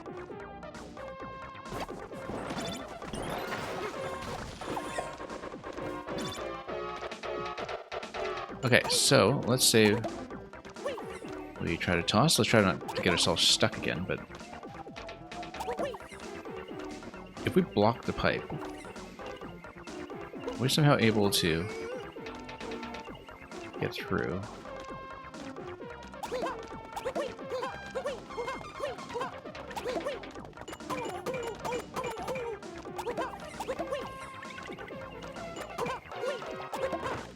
Okay, now we're through here. Now we'll totally block ourselves if we go through. Unless, of course, we would just remove all the blocks over there by... You know what? Yeah. Block it. Why would we want to block it? Because then that allows you to do a second toss down here to block again. And then that would allow you to climb up and then go past this block. And then whack the question blocks. Now after that it drops the blaster. I wonder if the blaster gives you something useful that you could potentially take with you to hit the POW on the other side, like maybe a small snowball or something. It could be possible. But anyway, I do see how this sequence is supposed to work. Oops, no. Wrong.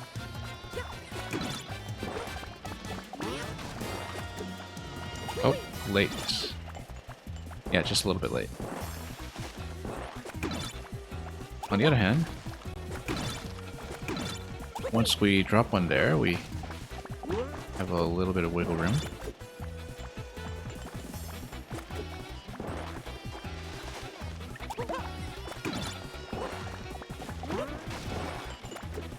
Nope.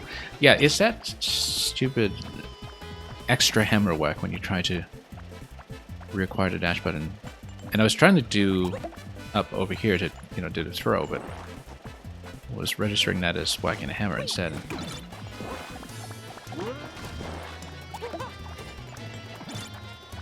That's okay. What we'll do is we'll do a double block with this.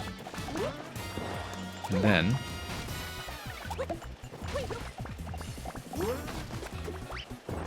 that will get me through. Then we hit this. That's totally a small snowball. Okay, that's the solution. That's the solution. Now, we need to make enough blocks here to get rid of the ones that are up top. Now, we know that we can just unstack until the remaining one up top has been destroyed.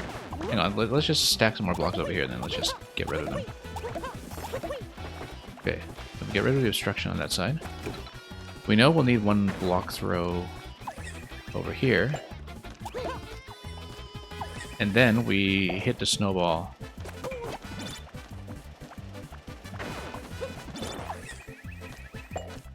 over here. Hit that. Then we roll through, then we use 5 crates. We'll have to do this again when we do an exhaustive secret collection, but at least we've proven how to do it. And now that we have the hammer, we can bust through to see what is even going on here. Nothing. But we can bust through this and drop into coins over here. And that's a warp block, which gives me a coin. Final... something. I can't see... Oh, final 8 MMC, okay. Oh, we totally should have dropped some crates over here so we could walk across. We totally could have done that. Drop some crates. Although that looks like it's a standard door to come in here, so maybe that's not a good idea. Although maybe there's a way to just, you know, backtrack through this whole level with the hammer. And... Anyway, 7 seconds. We're going to barely make the checkpoint. Okay. So we know we missed 2 coins. We're going to time out here. Then we're about to see... Oh, Goomba has probably just an item check. I was about to say, oh, we're about to see the best item in the game, but then, no, this is going to be a cannon box segment. The Goomba is some kind of checking mechanism. This switches you out of the hammer. Now, without a jump interaction, I assume that we'll be doing some cat climbing here and there. That might be possible. Notice as well that we would need to... Well, if we have the cannon box, then that prevents me from using the hammer, I believe. I'm just looking at this and figuring out what we can do with that key. Maybe we have to drop out of the warp block into that key. But then, wait a minute. No, if you climb, I mean, jumping would activate a P-switch, but then you would have the key. After P-switch expiry, if there is one, then maybe... Let's... Oh, okay. Never mind. It's a drop. Now we know it's a drop.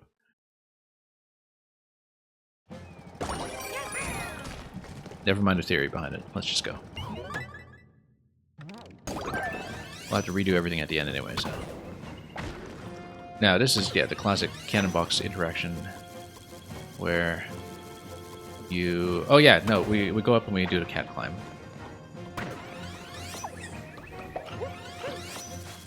And then when you bounce up like that, you can shoot again. Oh, whoops, fell down. Overshot.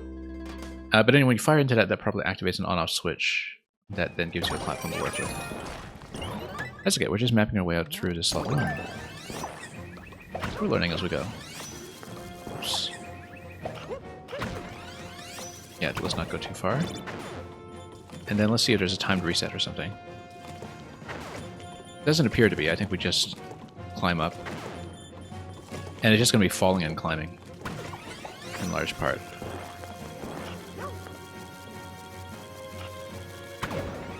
Oh.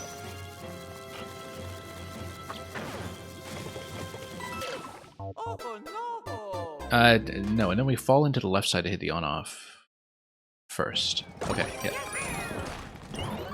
Just have to understand some of the distances that are relevant to this. Okay, and then we climb up.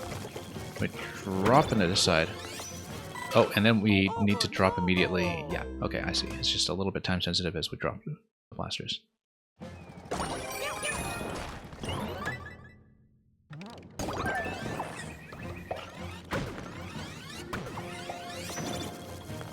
Okay.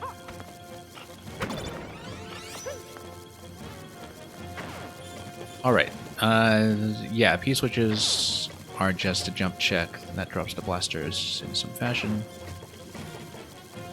If we go down here, we hit the door, and it resets me somewhere, but I don't know where.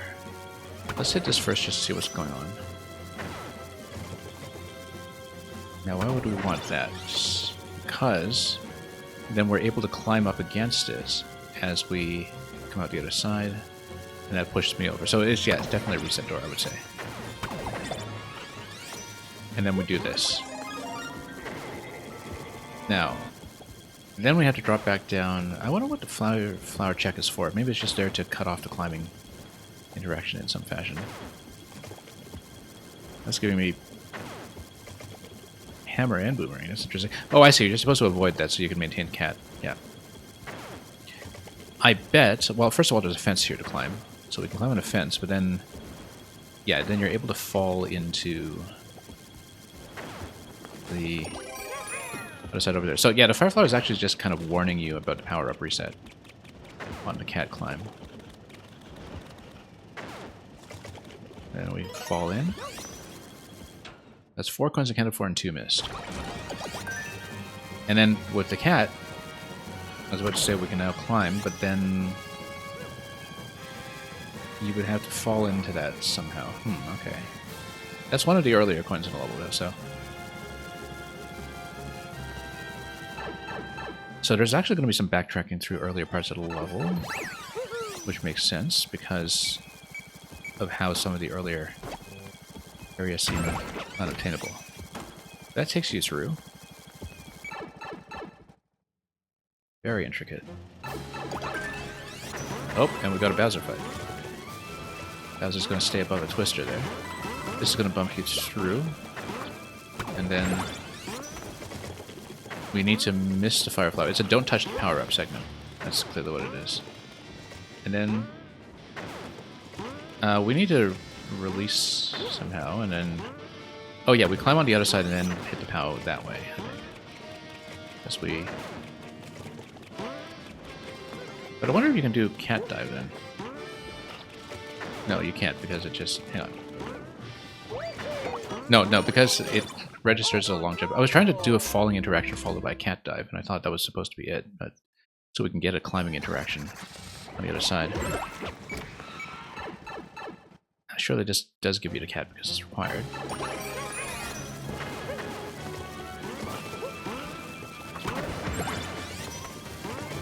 Oh, no. My mistake. Totally mistimed that, even though we saw it coming.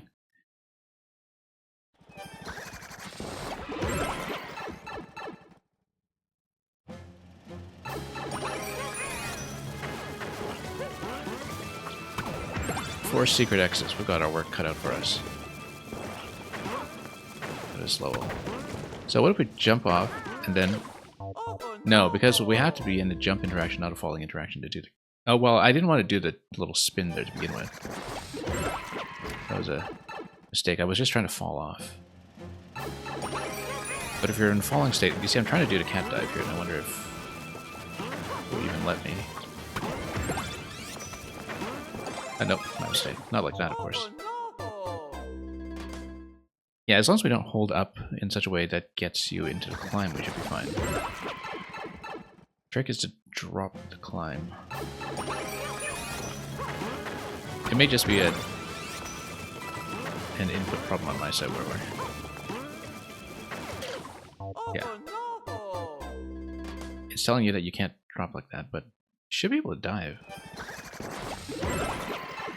We'll try it.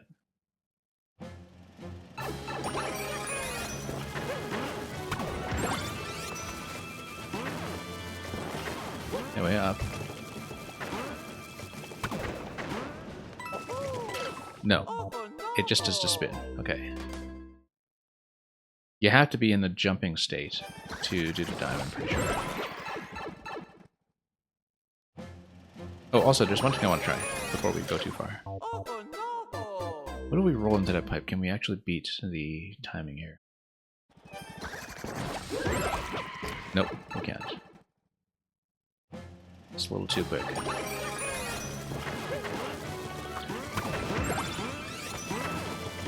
Yeah, and notice all the Fireflowers that dunk you if you do jump and release the P-switch.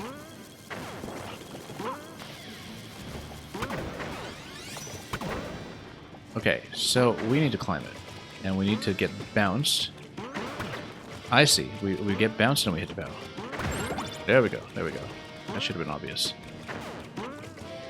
And then we need to be careful here. With everything coming down.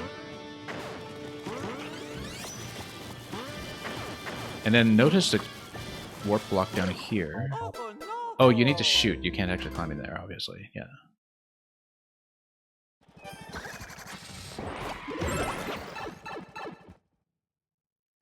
Yeah, Mang, that was a bully moment for sure.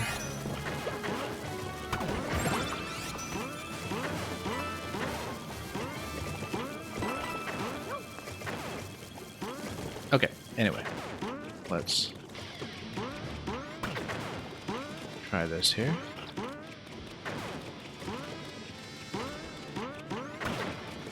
Yeah, we need to push part way, and then again, there's a good blast radius on the cannon. That's not really the issue so much, but whoops, nope, standing too close. Yeah, we do need to work our way down, fire into the pipe, probably, and then climb and fall out of that, which is going to be a little tricky.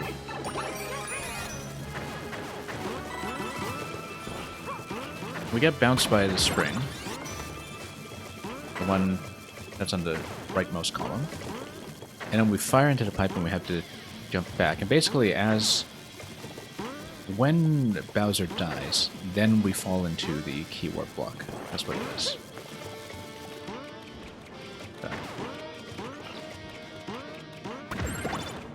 It's going to be a little tricky. Because when we can, we bounce into the left side. And then we fall in. Good. Single hit will do it. And then now, this basically gives you a requirement to hit this key block over here. Which then takes you where?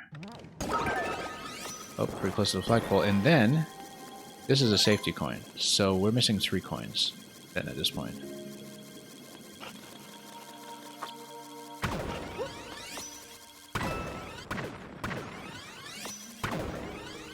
What if we try to climb? Oh, no. Wait a minute, there's no... Okay, no. If you jump at this point, then there's a P-block check. But then what if you jump? And then... Well, I mean, there's... Yeah, there basically is a green pipe secret exit at some point.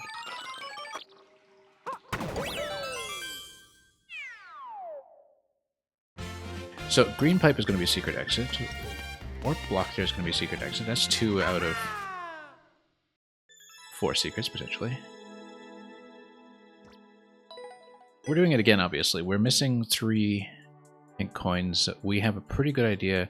Actually, one of them I actually just missed but knew where it was. 2 of them I'd failed to obtain in the first place, I think. So let's do it again and let's see. Bonus points for finishing as Cat Mario? I don't know if it's a bonus. I think it's kind of required if you look at the fence at the end.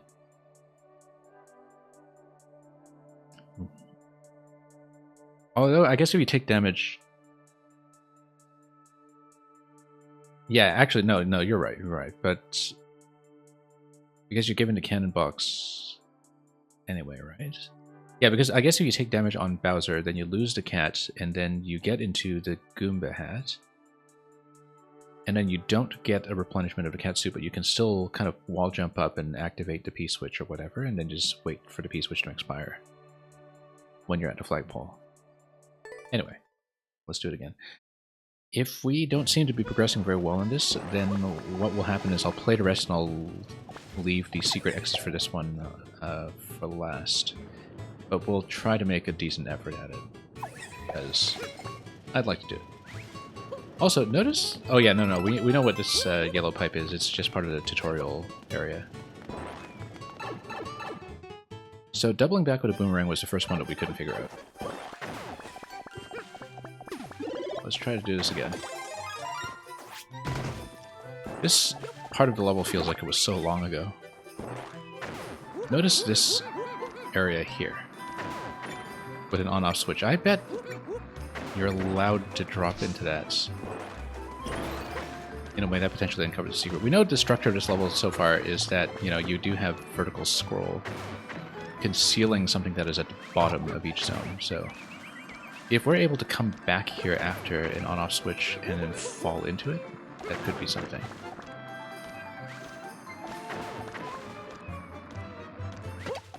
Oh, whoops. Let's let go of the up button. Come back here. Now, of course, that would require me to get back onto this slope, which I don't know if I can do. You would have to get rid of the blasters that are up top in order to open up that gate and then fall back down onto the left side, so... I think after we get rid of Boom Boom, we backtrack. and backtrack with some kind of on-off state switch. Yeah, because Boom Boom is going to turn it off, and then we should backtrack from that point. Because we didn't really look at what the on-off switch was doing to everything on the left side. Shouldn't be too hard to spot, actually. So.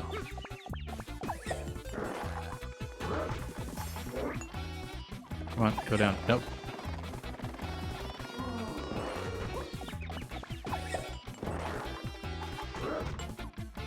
Faster. Nope.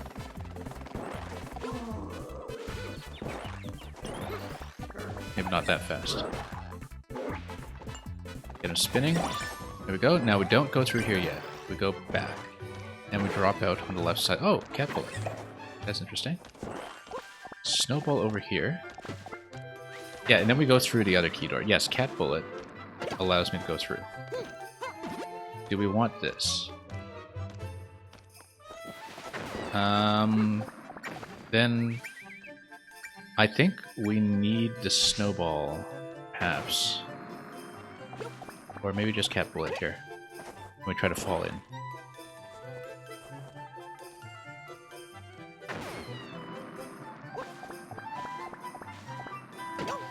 Oh, no, a little higher. Well, let's go all the way up. Possibly we need... Yeah, no, we can't really do anything with a snowball, unfortunately. I think we just go up. There we go. That should be coin 1. There we go, we got it. So... Yeah, we should look at one of those coins in every segment, basically. So it's not going to be reversing with the boomerang. That's not going to work. But after defeating the boss here, we should look at what the alternatives are before we exit this zone. Because we know we missed another one coming out of here as well, so...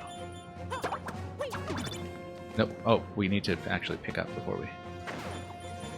Well, let's see. Oh no, it was actually the boomerang deflection that time that caused problems. Okay. Throw from the middle. Maybe I should have double tapped that. Anyway, let's do this. That green pipe does look kind of suspicious, doesn't it? No, no, that's just a boomerang.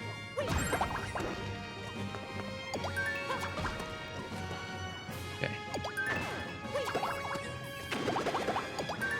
Bomb over here. I wonder if there's something secret at that point.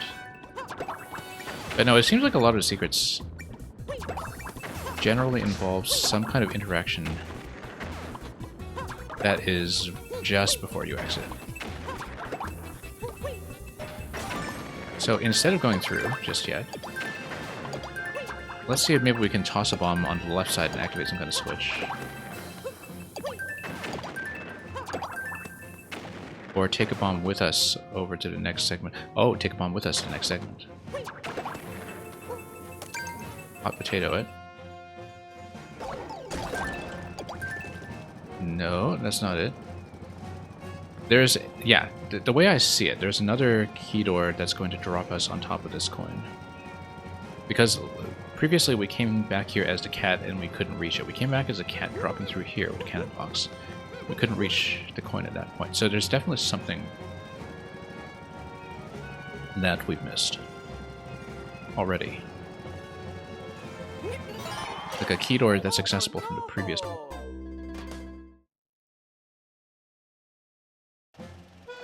Okay, but we know where coin 1 is. That solves one of the problems. And I think we actually have... Oh, that is one. 4 secret exits. So how are we possibly supposed to see some of the other ones? Anyway, we know how to do this. At this point.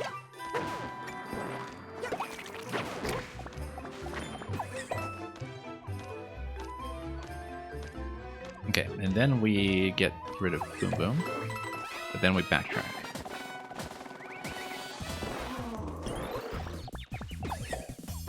Let's wait a little bit until he gets up and running first. Then we backtrack. And we use the cat bullet as much as we can.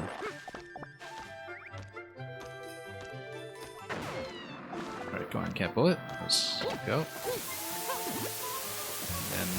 that's not really necessary, but then we'll go here. Oh, let's curve it up a little better.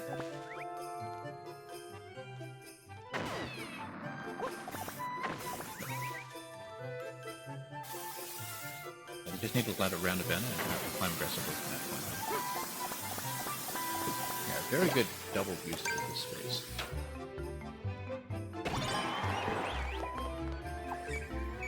This is just a standard exit this view. So we need to look for some kind of door exit.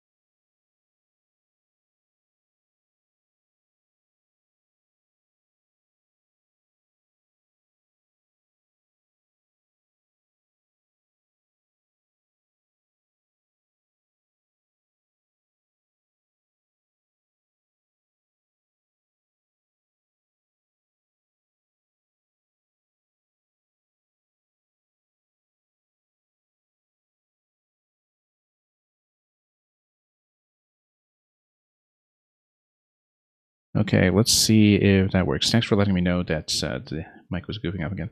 I don't know what's going on. I don't know if it's the... I thought it was a cable issue, but if it's the microphone itself, then we're in big trouble. But, yeah.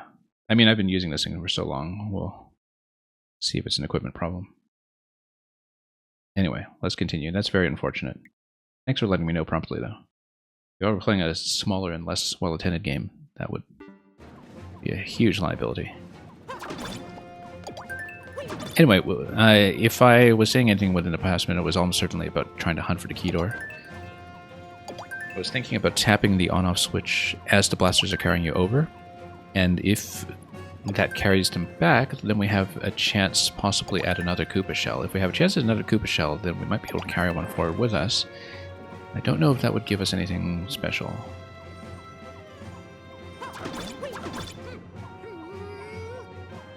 Let's see how high this goes. This goes this high. It doesn't go any further. There's that little power-up check up top.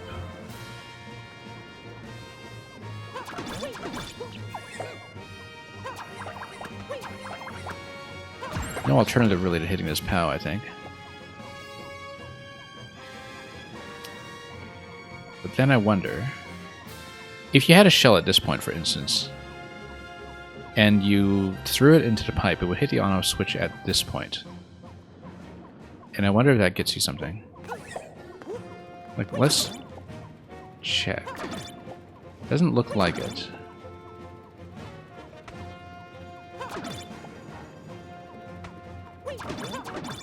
But anything could be hidden under the blasters, basically, so... Might be after the boss.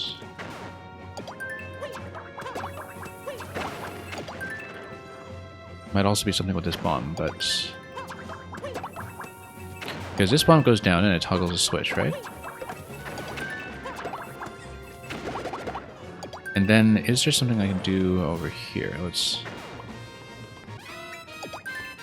Because maybe this exclamation mark bridge is telling me something as well. I mean, there's a down arrow here, but obviously that would just be contact with the lava. It wouldn't be contact with the pipe first or anything.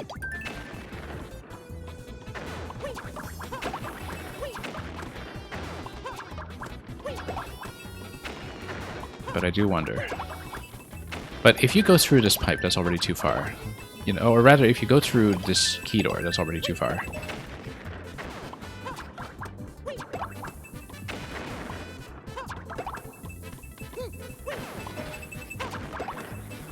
Oh, missed.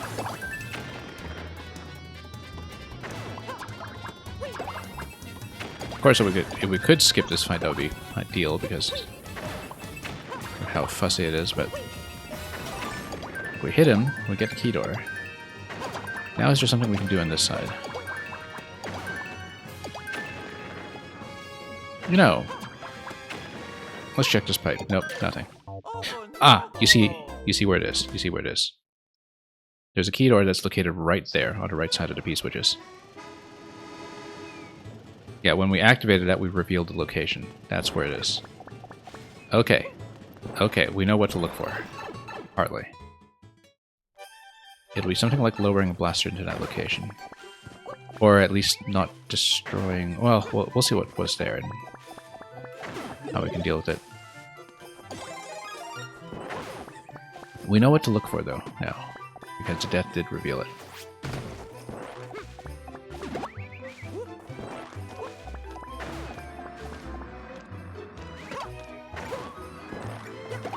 Anyway, let's do that.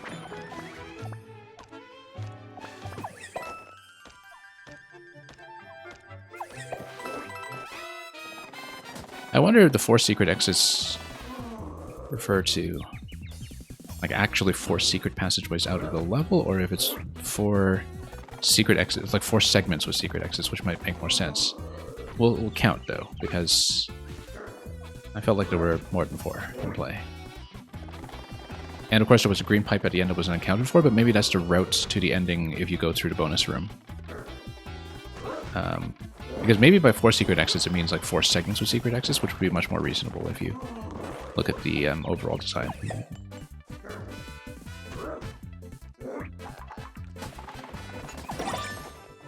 Because some of the pink coins were freebies, right? There's a safety coin that was a freebie, there was one that was basically forced at around 4.3. So we'll count how many actual secret exits there are. This was obviously one of them. Because we interpret it that way, and of course Theriumon can always confirm whether that's the case for me. I just ask him. We'll see what happens.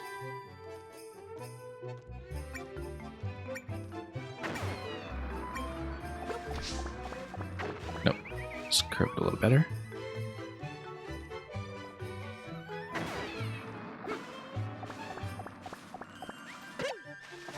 Okay. That's number 1. Simple enough. Now we don't know how to actually get the second door, but we'll scout it out at this point, because now at least we know where to check. Oh, whoops, wrong. Let's move this over first.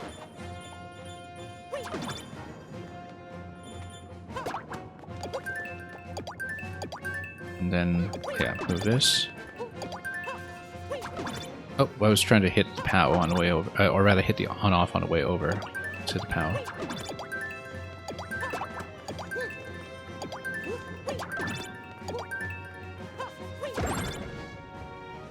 Yeah, because if we release the Koopa...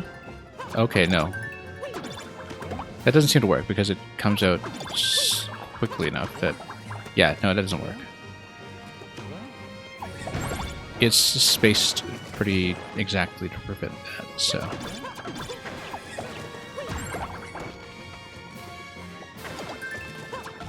Okay, let's bomb this. So it's concealed by the blaster that is to the right over here. So as far as I understand it, we need to do some kind of on-off switch toggle. I feel like we need to get here. Oh, I see. No, you just drop the bomb in this location. Yeah. Watch. Oh, no, that's the exclamation block. It's not a... It's not going to be an on-off switch. I feel like we need a different... I see. No, it is with a shell. It is. Because the only thing that happens with the on-off state Yeah, it's got to be an on-off switch here, and the only on-off switch that exists here is if you fire a shell to the left from where the blue dotted line block is. That's absolutely what it is. So you are supposed to obtain an extra shell. So we need to figure out how to do that, probably with the back and forth on the on-off switch. It's a difficult one, it's tricky, but we can definitely do it.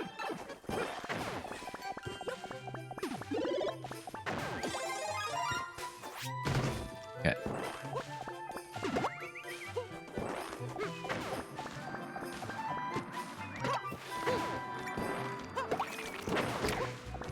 Yeah, because looking at the structure of this level, there aren't 4 secret exits to the level. It's 4 secret exits to the individual segments, which at this point we have solved. I think the count is correct anyway. We'll see. Because I wonder if the other pink coins are therefore there just to kind of give you 1 pink coin per segment. As a bit of a pacing tool for the player. So you know what you're missing.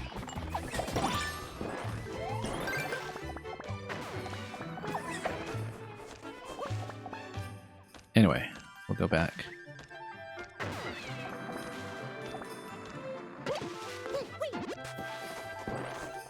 And we'll not get hit by the cat bullet here as we try to curve our way up.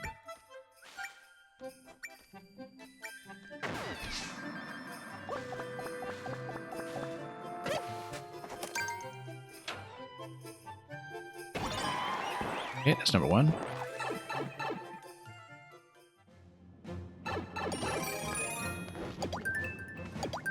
Then, yeah, we need to figure out how to preserve an extra Koopa.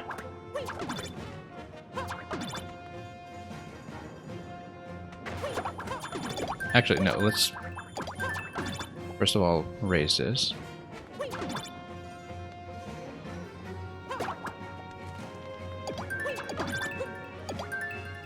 Does not a Koopa come out yet? It doesn't. But... oh, whoops. Yeah, basically we kind of need to go back and forth until we can obtain a second one. Oh, missed it.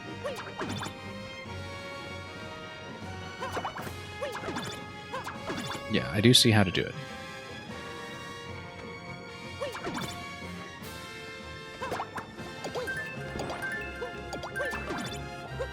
We'll fire this. Nope, we'll keep missing. That's the thing. I think we have to stand in the middle, but then we need to catch another shell somehow once things get going, and that's only after the first one has been expended by whacking the thwomp.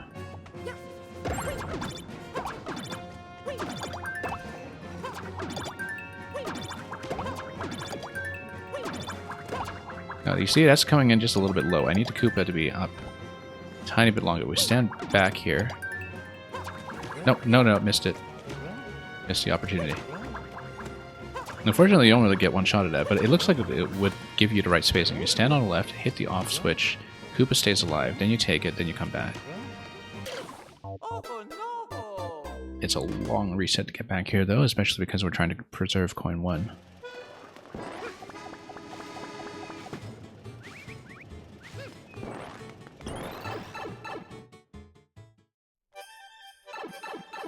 Coin 1 at least is fairly straightforward, so it's not an especially difficult one to get. It just takes about a minute and a half to do it.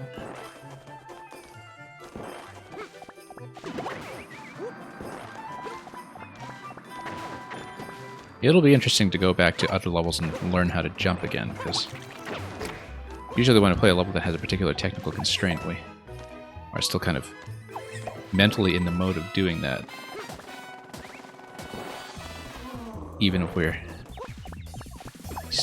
then going to a different level that does not have the same kind of mechanical limitation. Merlin, welcome. Yeah, Merlin, we've been having microphone trouble like crazy today. Hopefully you can hear me fine, but I hope it's not my microphone itself that's wearing down or something. That would be a shame because I absolutely love this thing. Whoop.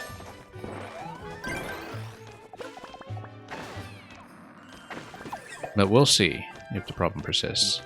Because this only started on a previous stream 2 days ago. It's been a huge pain.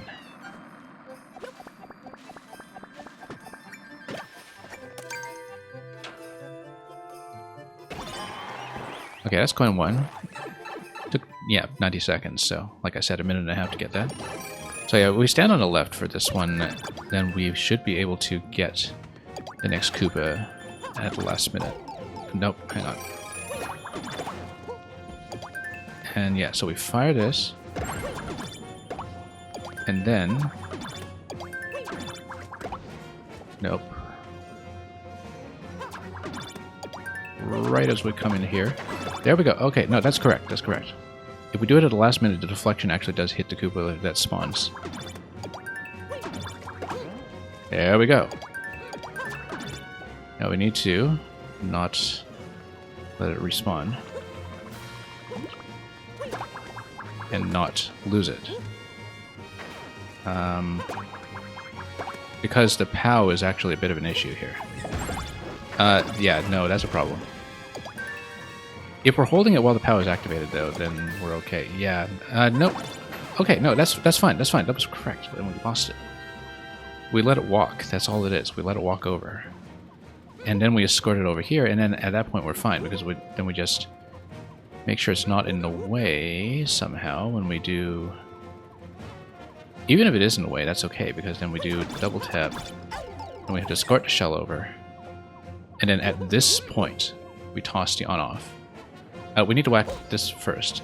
And at this point, we toss the shell, hit the on-off, and then that should reveal the gate. I think so, anyway. I'm pretty sure, actually.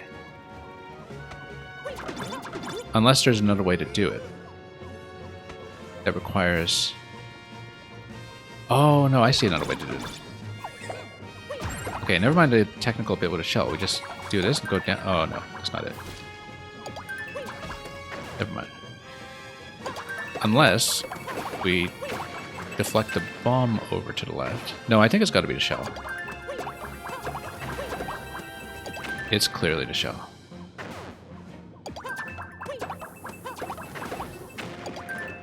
Yeah. It's...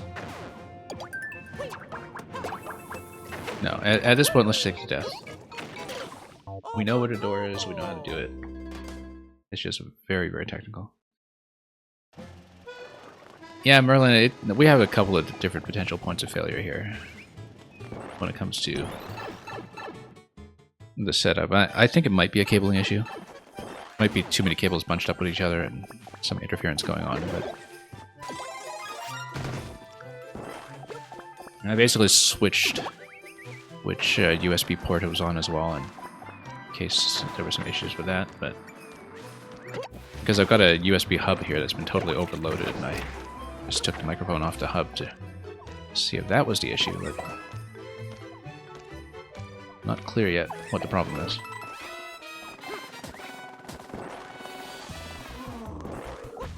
But yeah, we've been having technical problems today.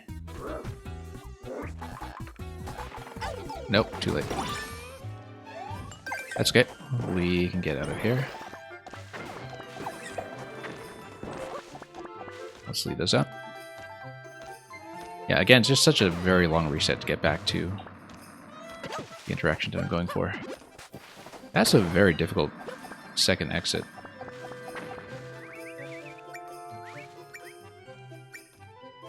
Much more difficult than the other ones, in fact. I mean, the crate one's not easy to see either, except with that one at least, you know, you don't have as many potential execution issues, and it's easy to reset out of it if you get yourself into trouble. But here, past a certain point, if you lose the shell, then you're kind of in some difficulty.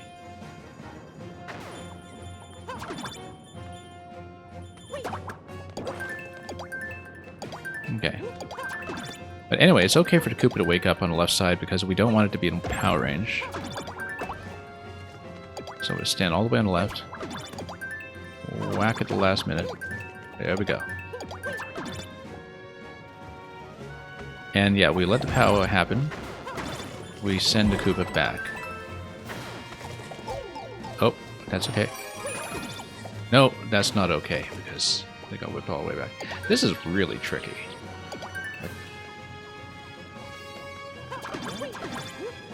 Maybe there's a way to do this one with an additional interaction here, like if you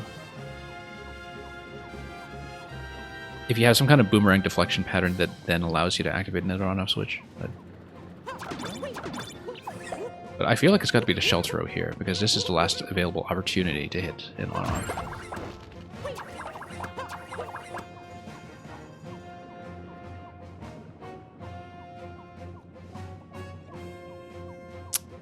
I really don't see it. And if you come down here, you can't go forward, so... Did I finish the Super Mario World Castle puzzles 3 days ago? And yeah, I'm glad you had a nice time at the Christmas market.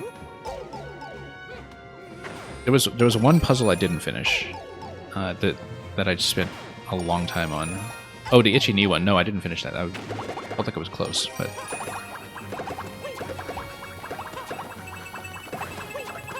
Off the top of my head, because I'm busy with this level, I don't even remember which step I was missing. Yeah, you clearly need to have some kind of on-off interaction at this point.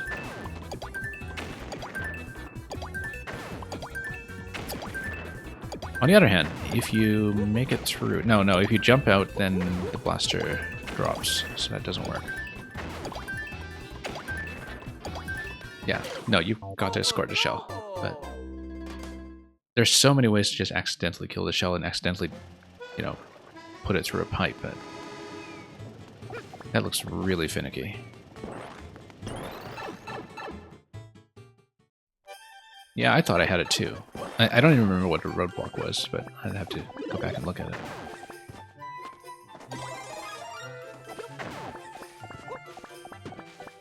But yeah, there was that one puzzle I just took forever on, and we're pretty rusty at this game, I guess. Hang on, let's go all the way up. Get knocked down. I've been on this one a while too, but we've cleared it the standard way already. I'm just trying to find a secret exit, and there is one particular part of the secret exit that looks extremely challenging to execute, from what I can tell. Whoops. Let's not be careless here. There might be an easier way to do that I'm not seeing, but I feel like it's got to be the shell escort. Because that was a solution that I kind of visualized and expected, and it looks possible, just really tricky. It's either that or some really esoteric boomerang deflection pattern, where you have to get the boomerang to, you know, follow Mario's height in a very exact position. Go back and forth through some pipes. Okay. Nope, too eager.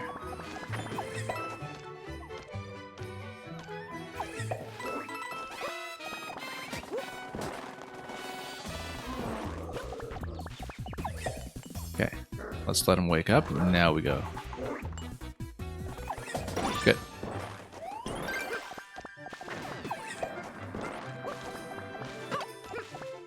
Then, oh, we need another one? Okay.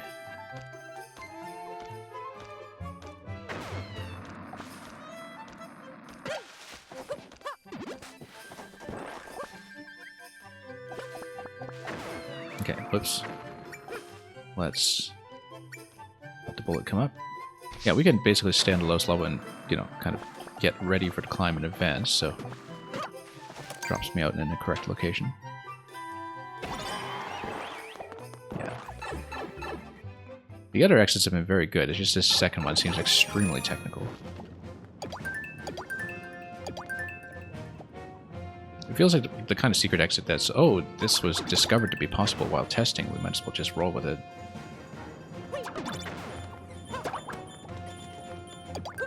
You know, where it's like there was a possibility where you could take the second shell with you through, and then it was just a matter of figuring out, okay, what do we do with this information? What can we possibly reward the player with if they do this? So here's the problem with Okay. Let's go through here. Let's let the shell walk.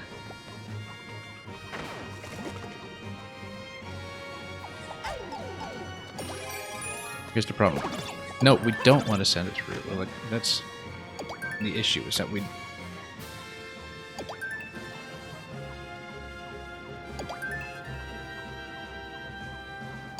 I think what needs to happen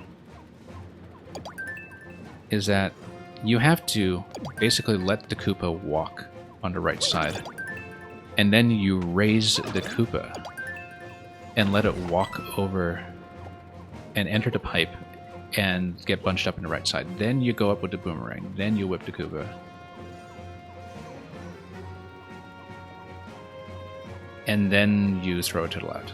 That's got to be it. And then you have more boomerangs that are available at that point from the green pipe. Okay, no, I see how to do it. I see how to do it in a low execution way. Okay. Yeah. We don't try to re-grab the shell at that point with the boomerang. What we do instead is, if we take damage from the Koopa, that's fine. We grab a boomerang and then we let the Koopa walk to the clear pipe first. We don't try to pick up the shell and escort it because we're busy whacking everything with the boomerang anyway, so that's not going to happen. So...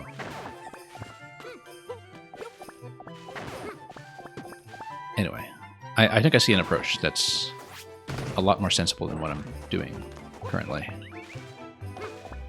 Let's whack this first. I think I see it. And then we'll have to remember what to do with the rest of the level when we try to clear it, because we're a long ways from the end. And some of it gets pretty technical later on, so...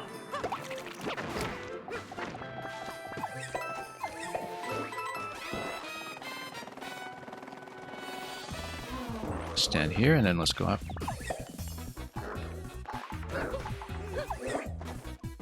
Nope, too late.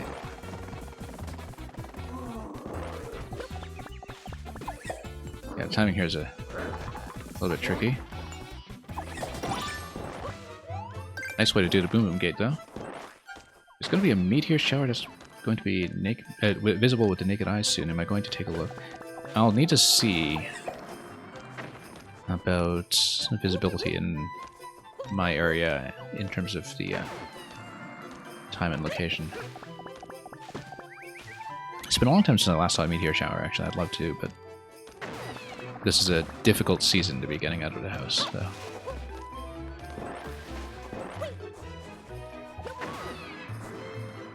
Alright. Let's get over here. But yeah, if you manage to catch it, I hope you do enjoy it.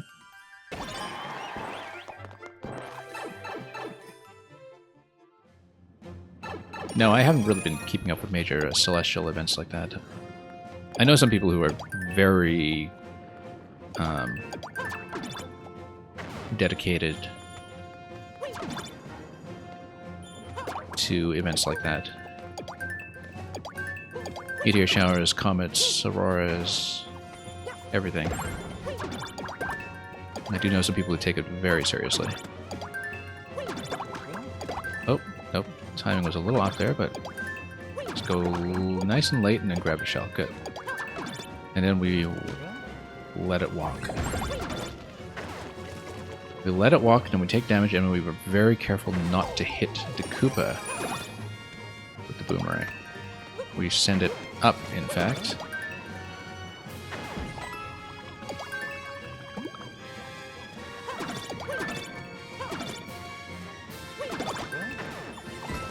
Okay. No, we can't jump. Okay. I don't know why I thought I could jump towards it. The whole purpose of the level is to not jump. Yeah, no, we just needed to wake it up, and then... it should be awake when it's going up. And then we hit it. Yeah. We need to let it wake up on top of the blaster, then we raise it, and so it's able to walk. Okay. This is definitely the toughest thing. And then, like I said, we still have to beat the rest of the level a second time, which I'll have to remember how to do it. Yeah, as you can see, this is a jump detector, Captain Toad style level. And so we're just doing the secret exit run right now. And I believe at this point we have all the information we need to do it. the last remaining one was coin 2, in terms of things that we had not solved previously.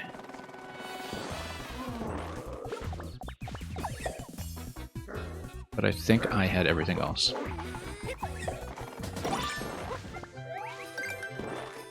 Yeah, in general, you just, keep your finger off the jump button and you're okay, but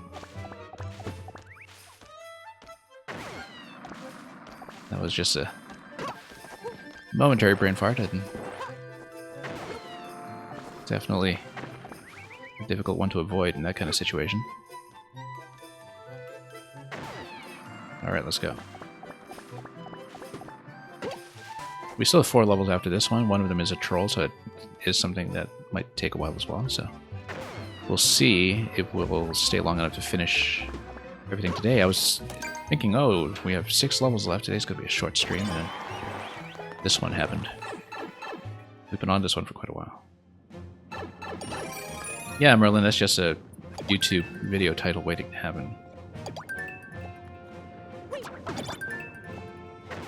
Okay. Take it back this way.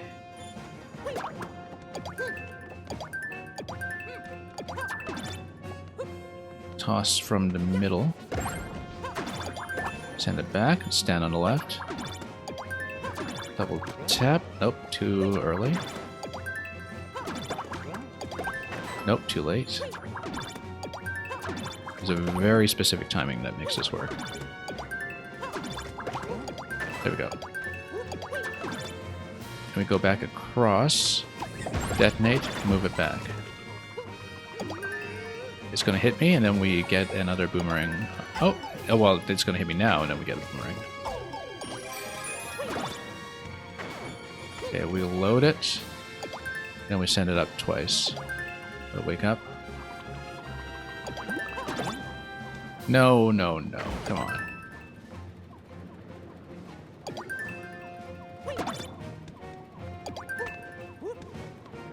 Let it wake up when it's halfway.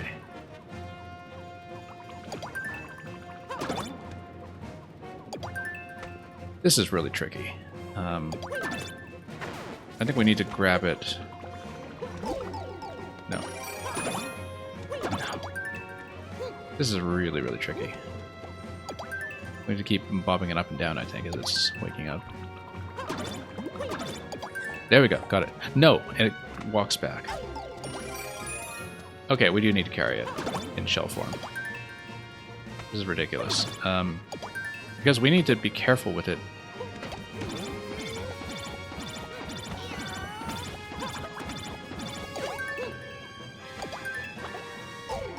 You know, if we whacked Koopa, we lost a shell.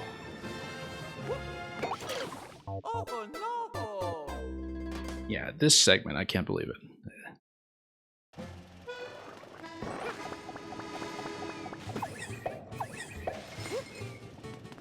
Yeah, I'd say Merlin Ryukar is pretty chill. I haven't watched him in a long time, but that's because he's very much primarily YouTube, and I actually, honestly, don't spend much time on YouTube.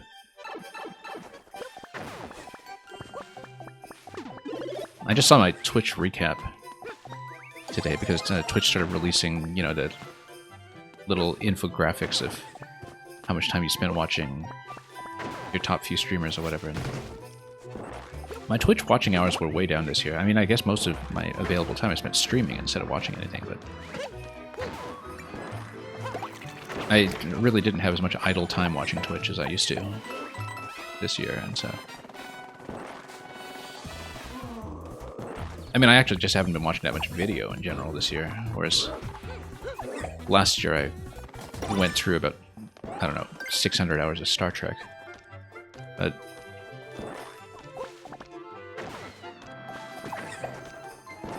yeah, this year I have been getting through my game backlog quite well, actually, including a lot of things off-stream in the times that have been unavailable, but in terms of anything on video, I just have not found a time. Mostly, I think, because the game backlog has largely taken over.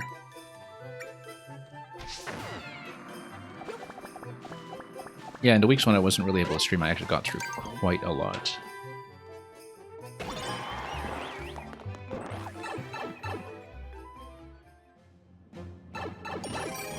a year or two ago, we were on Twitch way more for one reason, my streams. Yeah, I know, if only I were still streaming, right?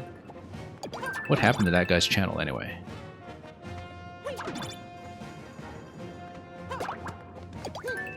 Anyway, Merlin, your dedication to this channel is much appreciated. Okay, so one thing I didn't account for was the fact that the Koopa walks back and forth once it's up top. We need to rethink this quite a bit.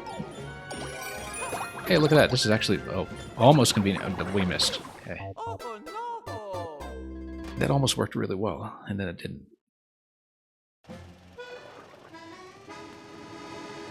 I wonder if I just need to fire the shell to the right. But then no, the POW hit from the thwomp would cause problems. But if you hold the shell going to the right, let the thwomp hit, and then... I don't know. Yeah, Merlin, I also ran at a different time. Over the last 2 years, I had an earlier start time from... Well, for most of 2022 and early 2023, I was able to start about 2 hours earlier. But kind of back to my old schedule. And then back when I first started in 2020, I was sometimes doing 2 streams a day, and I was in a much more flexible situation, particularly during COVID, you know, during early COVID. I was able to run a very flexible and daytime-friendly schedule, which has not been the case in a long time, for a lot of reasons I won't go into.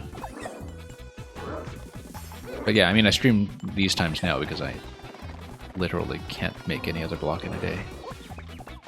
We're going to be standing way too close. There we go. Get down here. Timing is not great, but that's okay. We'll let him wake up first. He's far enough that we'll let him wake and roll. Come on, get down.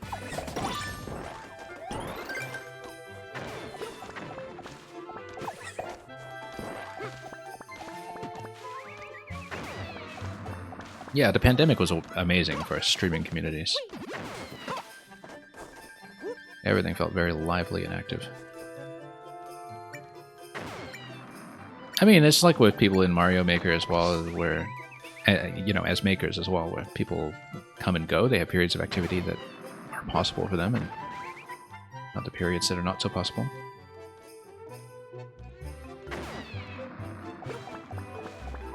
Yeah, like I said, we still have to do the rest of this level afterwards, but I believe I found all the coins at this point, so...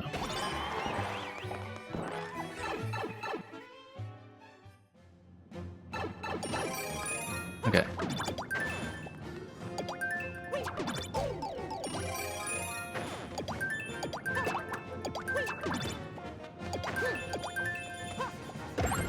Okay, let's not miss. Nope. There we go, that's good.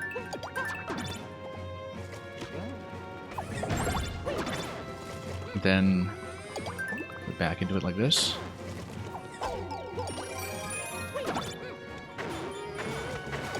Then, how do we raise it? Oh, I see. No, we need to kind of... Maybe we need to send it back and forth and just sit on this. No, not like... Oh no!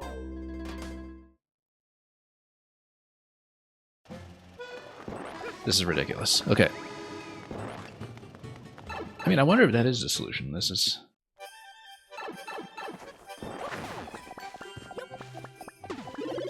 Yeah, Merlin, you're really happy with how your building improved in the meantime. I'm glad this channel helped. I mean, that's what it's for. It's always been very playtest and maker-oriented.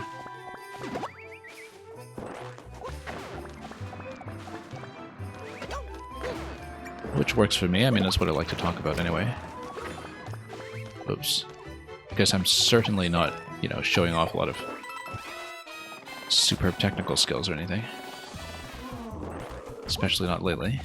I think even the puzzle-solving skills have been on a decline lately.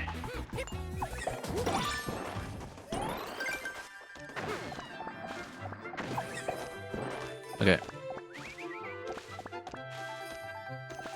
I wonder if the Koopa is a solution. It's tricky enough at this point that I really am starting to have doubts, because there's so many issues with trying to get the Koopa up into that location. Maybe it's supposed to be another object that you're supposed to bring there, but you're definitely supposed to have an on-off switch activation. It could be a complicated boomerang pattern, where you're supposed to raise and lower boomerang somehow, but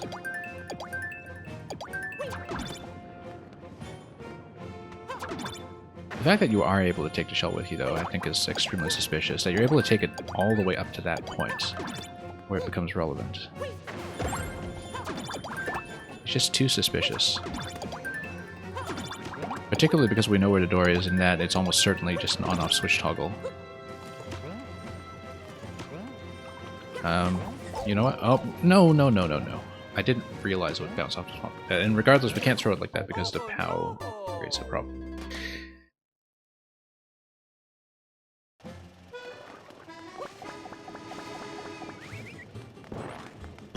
This is really tricky.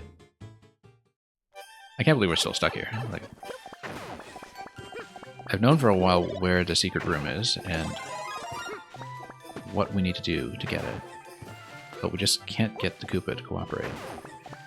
And I'm not sure how to make it cooperate, because the double tap going up the blaster is a huge problem.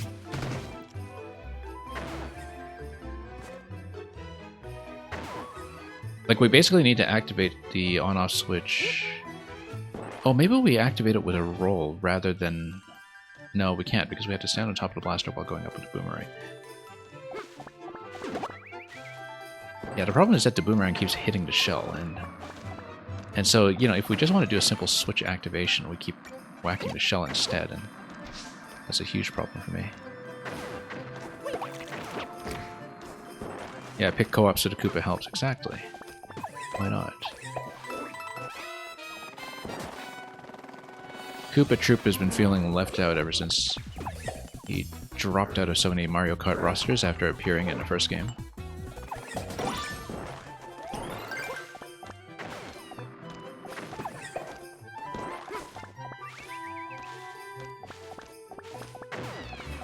Anyway, let's get up here.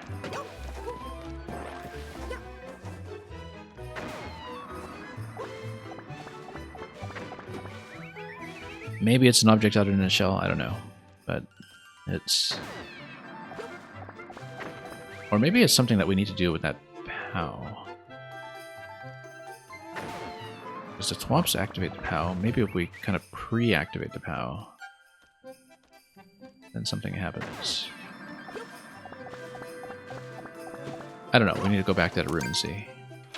And again, it always takes me about 2 minutes to get back, so...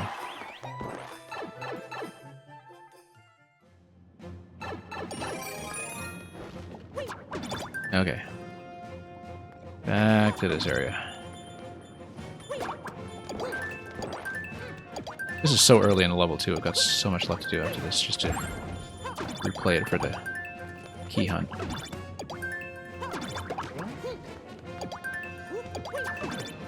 Okay, we have to be really careful about throws. Yeah.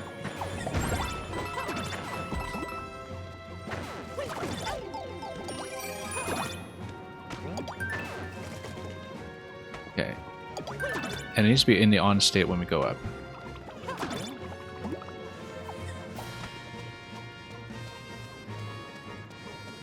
In the on state, but then we need to... No, we need to go with it, basically. What if I... No! There's got to be a way to do it with a shell. There's something wrong with this. Like maybe with a third projectile or something. I don't know, it looks so much like it's supposed to be the shell, though.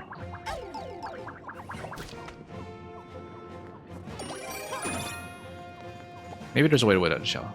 So the thing we're trying to do, just for clarity, is we need to get over to where the blue block is, and we need to activate an on-off switch from that position. I don't know how we're going to do it. Possibly we need to place a boomerang And the problem is that whenever you fire from this position, first of all, you can't set the shell down and then fire because you'll deflect the shell. And you can't just have the shell bounce back and forth because it's going to go through a pipe.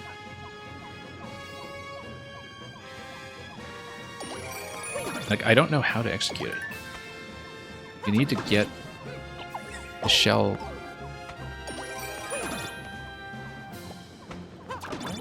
here.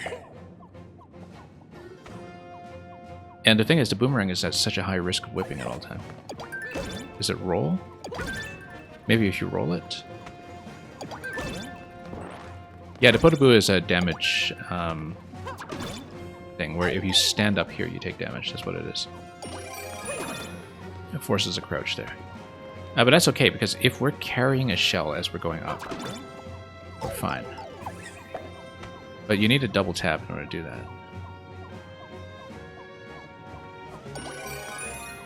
Okay, before I reset this, I really have to map out how we're going to escort the shell.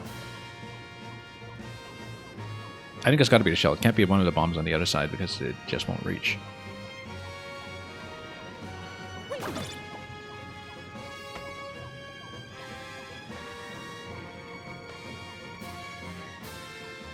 Probably won't be that POW either. So, assuming we have the shell here, how do we do it? Let's say Coop is standing here. We have to hit with the on-off switch. And if the Koopa is standing on top of the blue block when it activates, then it just dies. So we have to go up with it. And how do we go up with it? We can't hold the shell and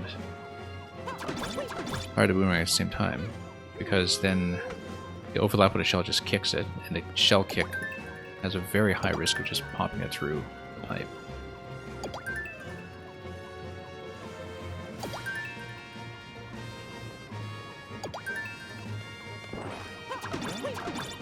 I don't know, let's proceed over here. Maybe... No, because no matter what, the shell is going to try to walk back.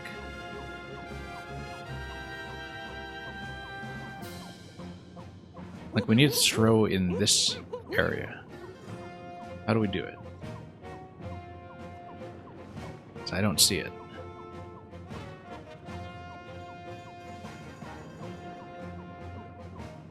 Or maybe it's one of the flying bombs or something that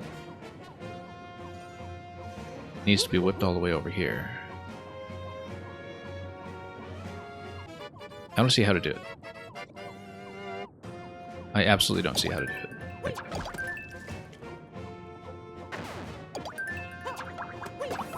Like, if we can get this bomb to fly back like that, and we can get a bomb like that to walk over to the on-off switches. Maybe it's that. Maybe that's it. Maybe we try to deflect the bomb backwards. Yeah, if we do like a double tap on one of these bombs and deflect it backwards. If we let a couple of them walk. No, this is just going to drop me out. This is going to drop me out. I'll die. That's one way I can do it without the shell, is if we can actually deflect the bomb up to that pipe and have it walk down, that would hit the on-off switch. And yeah, Cat Cube Celebration. It's the slightly belated 8th anniversary event for Mario Maker. By the way, Cat Cube, I know you were trying to send me a level last week that was while I was running my puzzle stream. I actually did take a look at that code afterwards, and I saw that it was a level I had played before, and which I remember, in fact. The one by...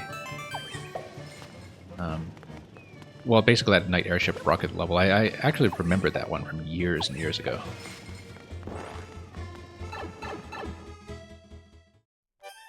Yeah, because I looked at that code and I was just kind of surprised. Oh yeah, I played this, and not only did have I played this, I remember playing it. So... Anyway. We beat this level a while ago. We're trying to go for a secret exit, and the secret exit requires 1 coin that I'm having a great deal of trouble getting right now, so... Yeah, the Koopa method is so technical that I feel like it's got to be the bomb method instead, but... Well, anyway, try to get this ground pound going. No, today I also have a list going. I usually do viewer levels on weekends. Because today, if you still see the pin message, we are doing this set, and we are behind schedule, actually, because I've been spending way too long trying to get the secret exits on this one. So I will not have time today, unfortunately. I don't even know if I'll have time to get through the ones I was supposed to get through. Let's go over here. But yeah, see you around. Feel free to come back and add something when we're actually running the queue. Would love to see it.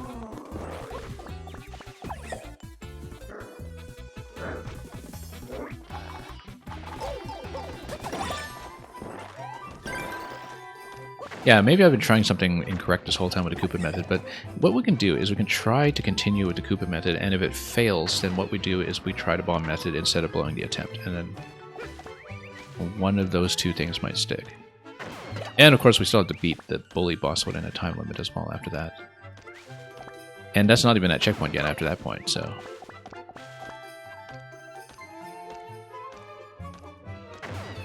This has been a really, really tough coin.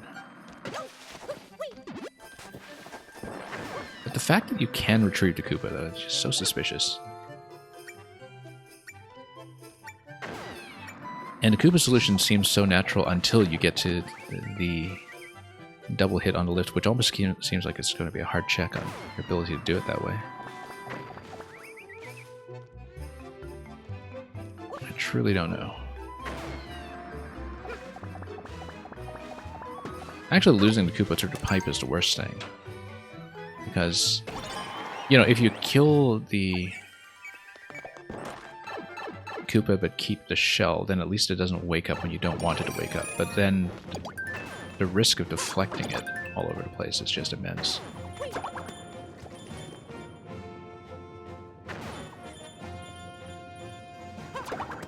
No, hang on. Let's let it go first.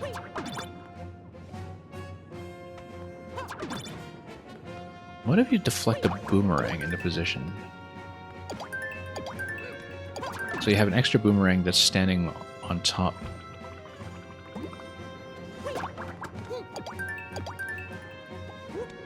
Hang on. If you have an extra boomerang that's on top of the Black Blaster lift that you need later, then you're able to damage boost into it and then do some boomerang hits. That seems extremely technical.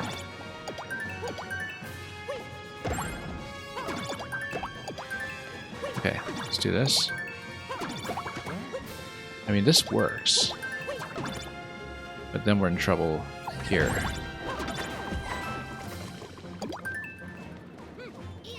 Okay, let's let it walk. Oh, and it's stuck behind a boomerang.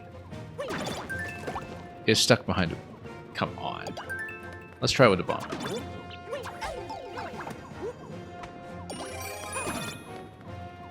I can't believe how easily that fails. However, that brings to mind a possibility, which is that you try to prevent the Koopa from walking out this way. I don't know, and then... Yeah, this one is such a fiasco. Okay, we'll try with the bomb method. Let's try to do a deflection on a bomb and kick it back. Like if we do a double hit. No. But then, as soon as you do this, then it just completely fails, so...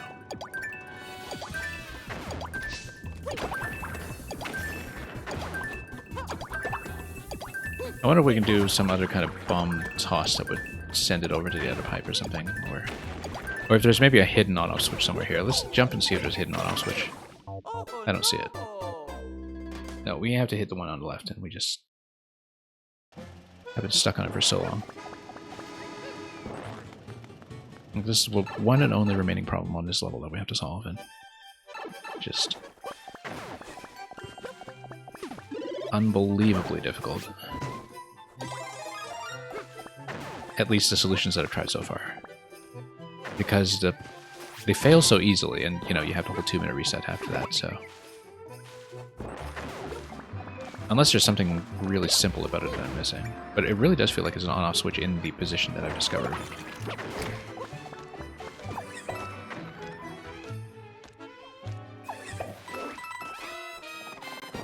Either that or we just need to reverse engineer a boomerang path that would work. But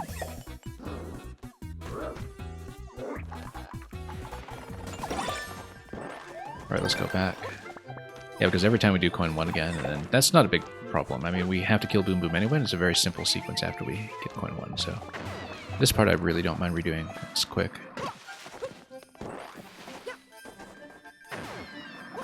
Just need to angle this one correctly. And we can usually go back pretty quickly. That's one of our best times yet on this segment, actually. 70 seconds to the secret exit. It's pretty good.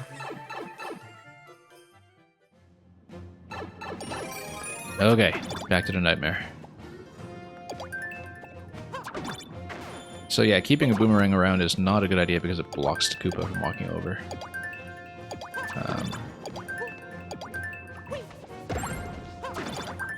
Okay, now we go like this.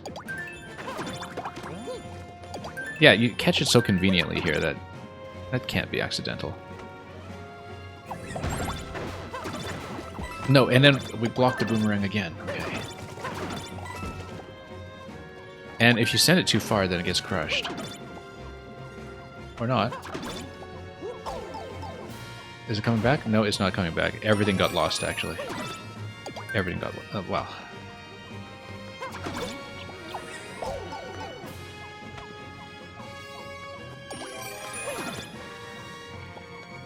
It might be, I think, boomerang throw followed by dropping into a location to deflect the on-off switch. Let's try that instead. Like you open this up and then you throw a boomerang and then you drop. And then... Or you throw it back like this and then you drop. Except you catch it if you do that. Nope, and then you miss. Okay, let's try it with a bomb one more time. Nope. Nope. I still feel like Shell is plan A. Because there's nothing from this point that's going to give me the on-off switch. Like, absolutely nothing. Oh no! I mean, I don't know how many other people have found it so far. There are very few clears on this version of the level, at least, so...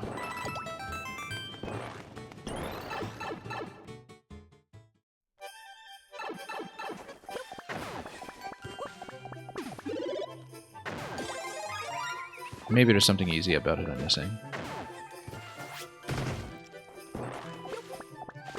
You know, like something that happens to that blaster position after you defeat the bully? I don't know.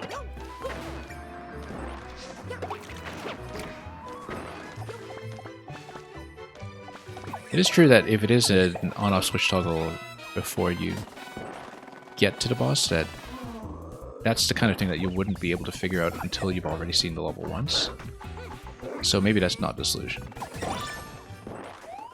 Because you'll notice that the common factor behind a lot of these other ones is that a lot of these other exits that they are doable even if you do everything else in a standard sequence up to a certain point. You just need to notice when the exit becomes available. So, we might be looking at the wrong idea completely.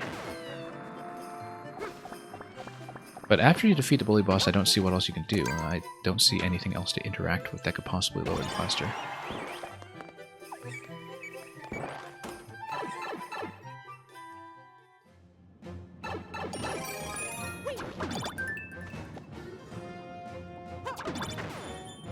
Okay, let's remember to consume the boomerangs every time.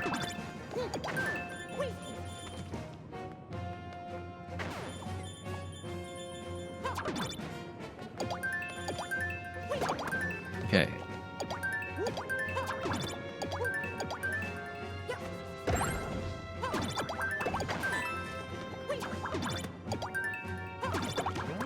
Nope, too late. It's okay. There is a timing to hit. It would work. Nope. Hang on. Oh, that's okay. We'll whip it over here and then we'll be able to restore it.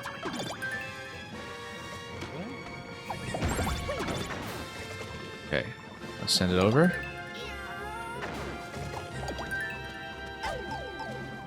Now we need to figure this out without completely losing it.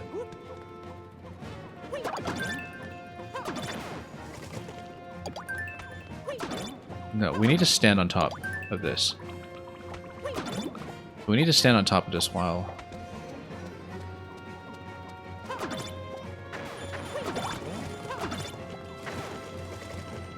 Like, I need to stand on top of this. You know, that's a possibility.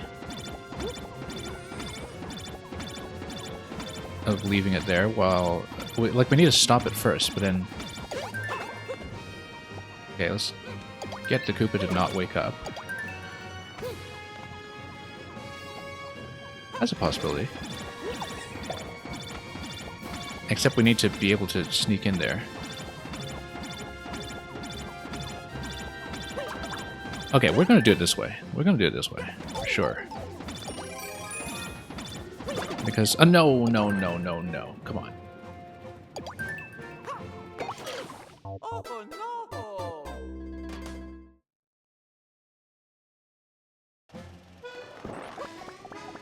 No, that's the closest we've come.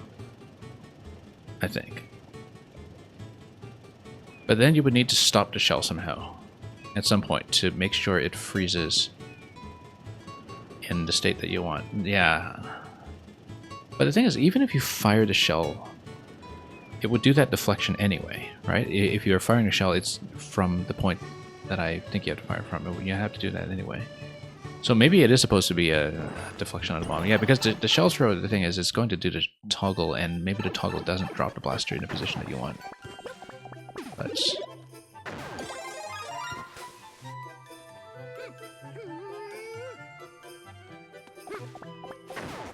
You think it's obvious. If you're Toad, you get the final coin to get the secret ending, yeah.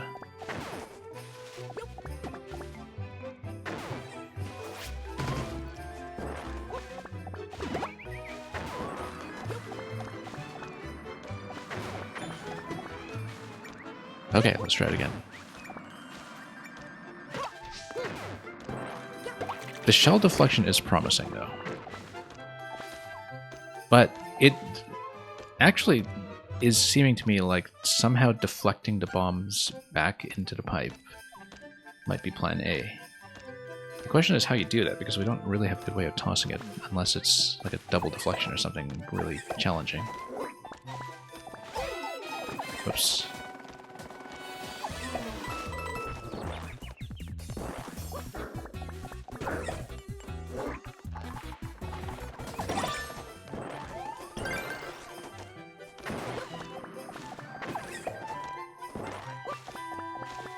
Okay, let's wait for this.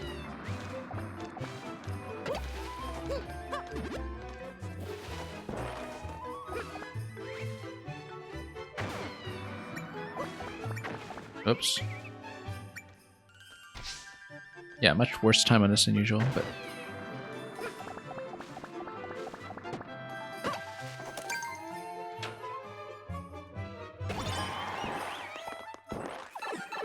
By the time we get out of this one, too, I bet we'll just forget how to do the rest of the level. Because it's been so long now since I actually cleared it originally. Captain Toadette, yeah, that's a good idea. I feel like we'll have a lot more success. Starting with the next attempt, which will happen.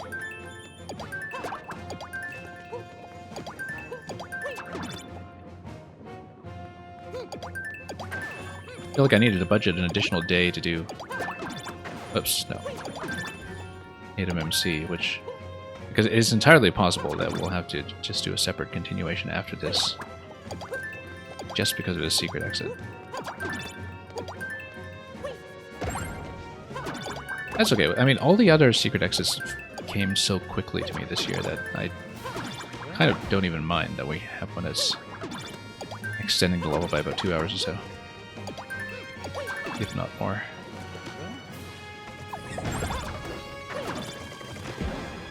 Okay, let's send it through. Let's be careful about how we're going to deflect it. No, we don't want to jump. I was trying to prevent it from bouncing back to the pipe and instead. Anyway, Toadette's turn. That's what that was actually about.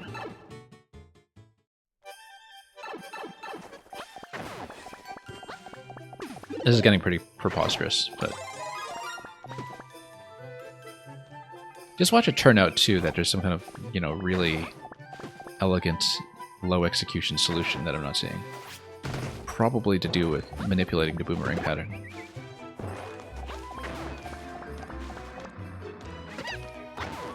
I don't know though, the Koopa seems so precisely placed to be something that you can pick up again, that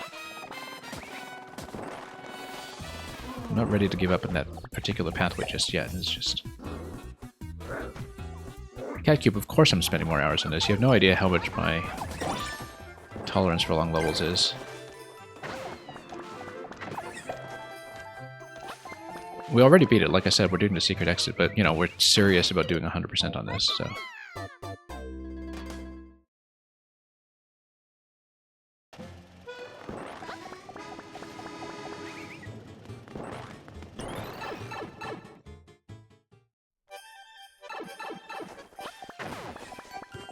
Anyway.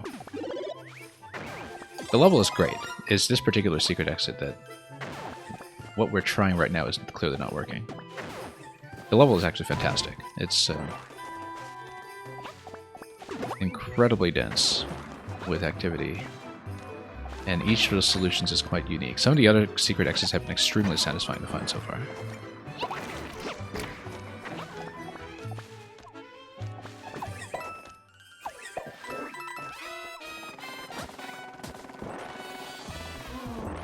Anyway.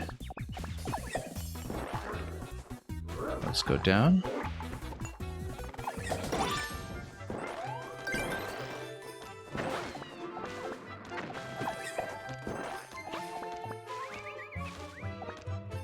And let's go up.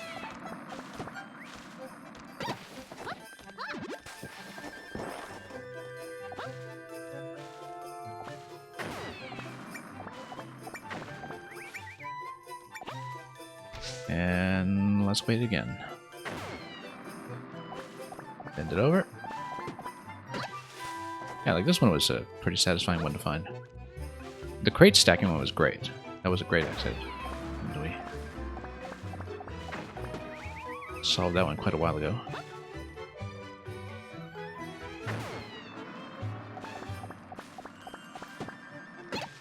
Okay, there we go.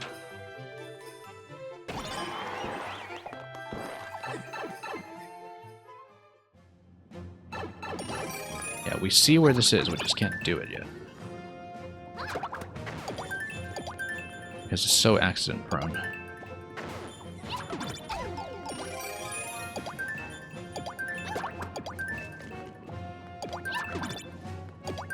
Okay, drop it. Nope. Toadette looks amazing in a boomerang suit, though. This was something that was new to Maker 2 as well, because she wasn't playable in 3D World.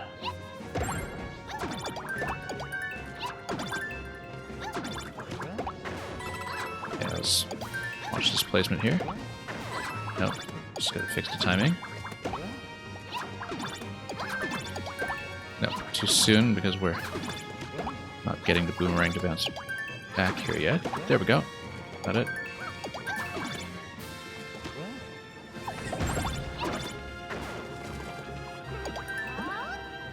Then we whip it like this. We need to be careful not to deflect it. Now, let's say we bounce this. There we go. Now, this should be fine. as long as we... Oh, it doesn't even affect the... Okay, it doesn't even affect the blaster. So... maybe this is not the solution then. It doesn't affect the blaster position after all. All this time I was assuming that this blaster would go down because that's where the door is. That's not even a solution. Well, at least we got the on-off toggle sound effect to persist for the rest of this fight, which I'm sure is extremely pleasant for all of you to listen to.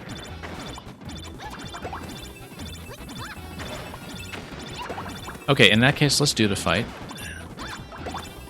And let's figure out how to do this after we get the key. So, we got the key, but then now we need to figure out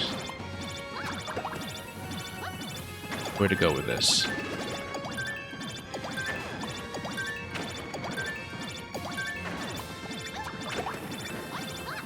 Maybe it's... Yes, that's what it is. On-off switch over there. Yes. We toss it in that location where there was a down arrow matching the other down arrow, telling me that that isn't... Well, I mean, the other one was an exclamation block to the left. This was an on-off switch to the right. Okay, we're out of here. I'm glad we got that on the same attempt where we discovered that it was not the solution. And, you know, switching to Toadette totally worked, incidentally.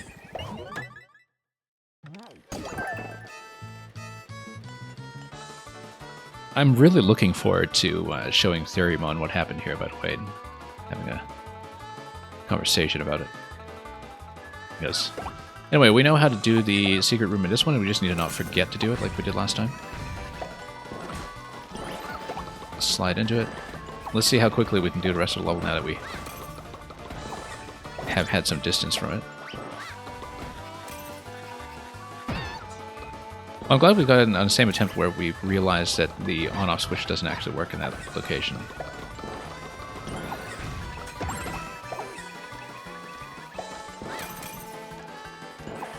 Hey, we learned a lot about how that level works. We found what was apparently an unintended behavior, which is always fun. We love doing that kind of thing.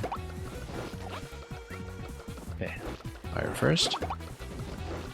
Let's wait. And let's remember not to go to that block, so we can get coin 4. Man, you missed a solution. Well, it was not what I was trying. It was not at all what I was trying.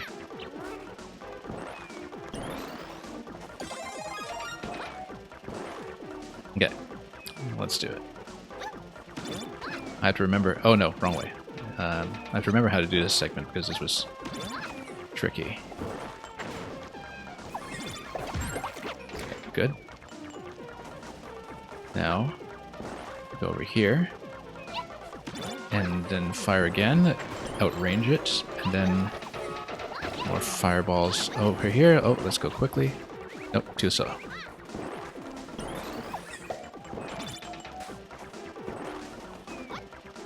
We'll probably time out before the next checkpoint anyway, so.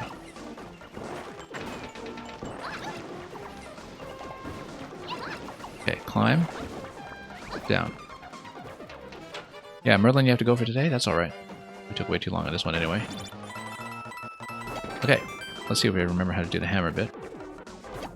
We're not going to get it before timeout, and the reason I know that is because we will want to do the secret path here, which takes quite a lot of setup.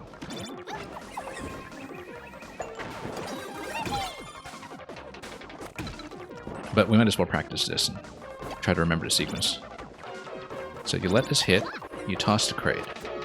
Do a hammer throw, or a hammer swing ahead of time, so you don't have dashing issues over here. And then we don't do anything on the left side yet, because that's not doable until we release the blaster with a snowball over here, which is easy.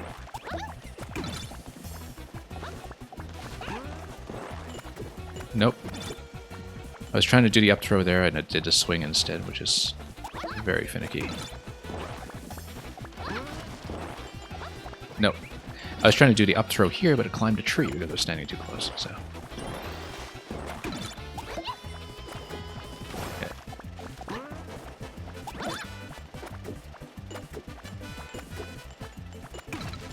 Yeah, we want to throw before we whack to control the snowball timing a little bit better. That's okay, leaving it in that position is fine, because we will have double crate in this position. We are obviously not going to make it for timeout, but that's okay, it's practice. Let's just timeout. And then we just redo the last segment. And we know how to get all of the coins from here, I think. I don't think I missed one from this point. Because we finished it with 5 coins previously after missing 2 and then this one, so I think we can get it all. We'll see if that actually counts for 4 secret exits, as the level description is saying, with the way I'm interpreting it now. Which is to say that it's saying 4 of the rooms have secret exits, not that the level has 4 secret exits.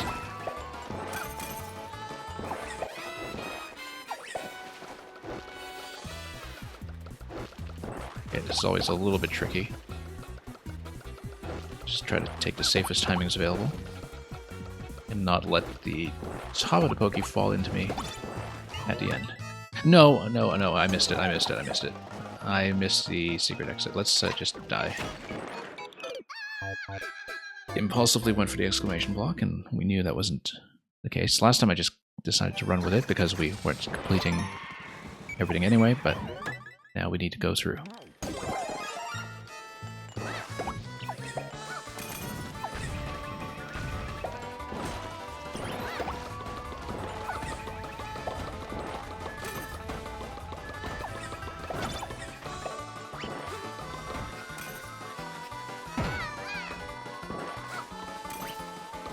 Okay, let's pop over. And then down. Icicles. Yeah, we know how to do this. Let's just do it cleanly. Whoops. Yeah, you can do it every cycle if you found a good rhythm for it, but nope. Then let's not rush over there. No wonder it's tempting to rush over there. It's because it's oh, how did I jump by accident? I did a little short hop on the top of the pipe, I think, by mistake.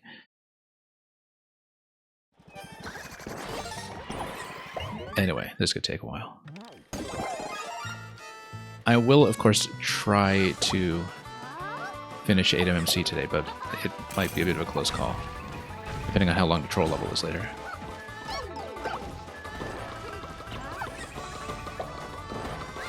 I'm glad I left time for the levels today, because this has been a bad start.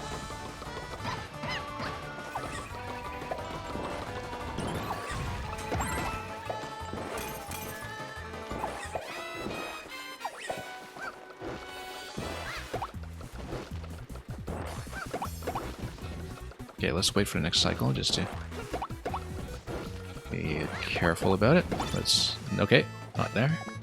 Let's not jump. Let's go down here. Okay, there we go, cone 4. Now we've got plenty of time to do the crate segment here. So yeah, so far we've found 3 secret exits because 1 coin was a freebie. Oh, whoops, too late.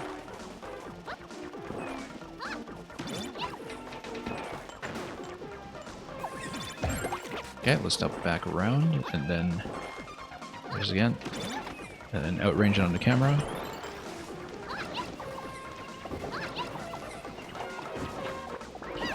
Okay, through here.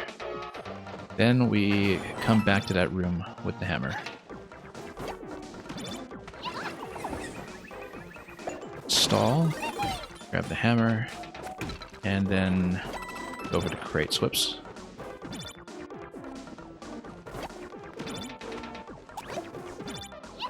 Crate, and then all the way over. Now we've explored this enough to know that we can just go directly. And go here. Oh, no. That's okay. It'll get trapped there. That's fine. Then we toss another one here again. And that should get me over. And we hit, and then grab a snowball. What we're going to do is we're going to come over here first and toss crates. Nope. No, we need to reset the crates now, because we didn't toss that accurately. Let's just spam 5 crates over here and just get rid of them. Now, throw, and then we throw a snowball towards it. Yeah, I really enjoyed this solution, so... Okay, now we drop 5 crates over here. Then, we hammer this side.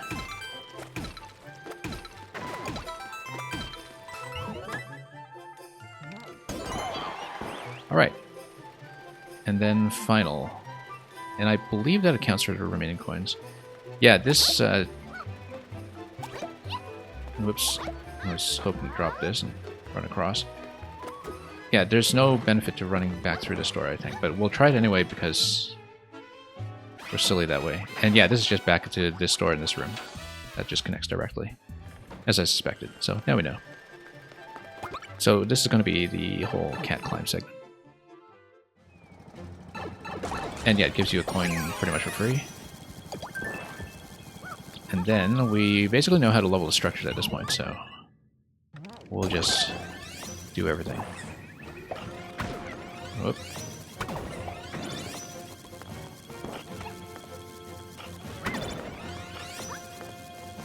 Okay, and then hit the on-off switch over here, right? And then, yeah, there we go. That was close.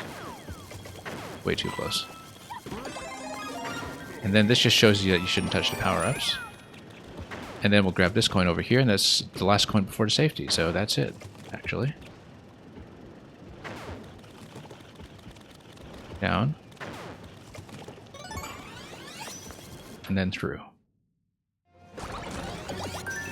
And then, yeah, we have everything except the safety coin, so now we need to survive the last segment. We have everything from checkpoint, so excellent, we're in great shape. We might see the secret room after.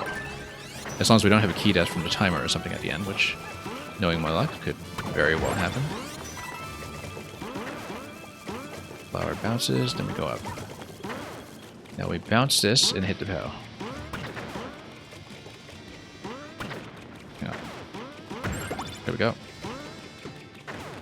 And then we just need one hit from this guy, so... Nope. That's not what I meant. We'll bounce. We know that a single hit through the pipe is enough to get me the key to go through the key door, so... It's pretty relaxed. Whoops, no. We climb and then we bounce to the left. Also because we hit the flower that time, because I wasn't watching cautiously. Getting a little impatient with this, perhaps.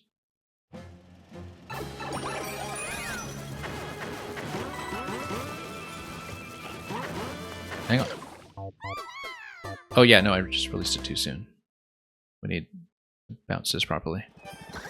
I had no trouble with this earlier. I think I'm just getting a little bit antsy here.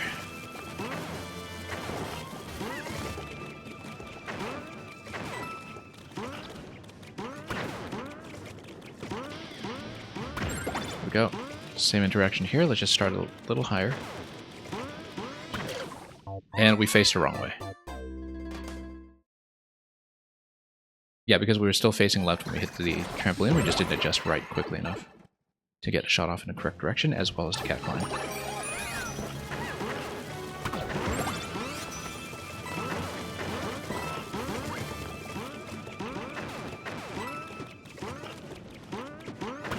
It's going to be so strange to play platforming levels again after this. Let's wait for the next shot.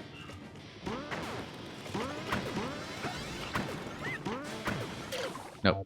Too much climbing. We just kept missing the pipe.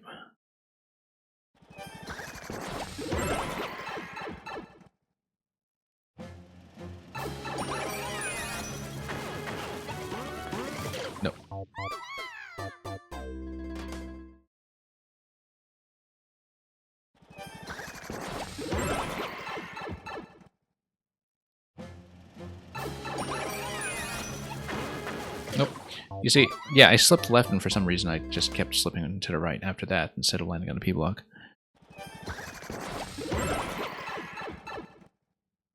Let's just clean this up a bit.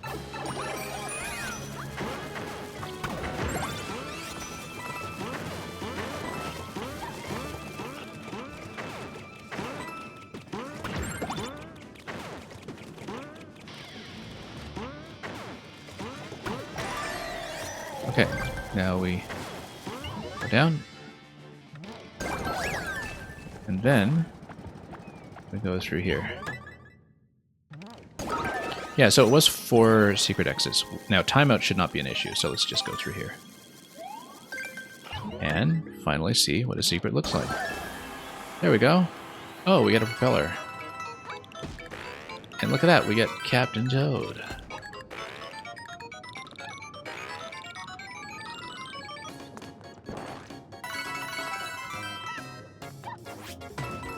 Oh, nothing here. Okay, that's fine. Anyway, here's the Toad face. I wonder if there are any comments in this room, actually.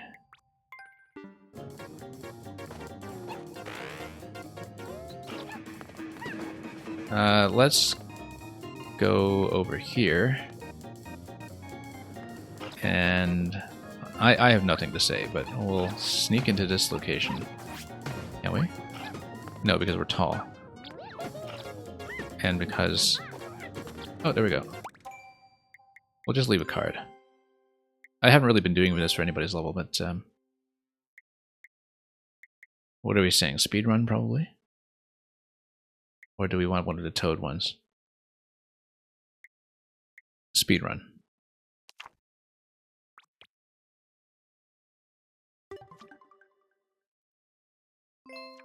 Oh, I forgot to change the face on that. That's okay. Never mind. Speedrun. Okay.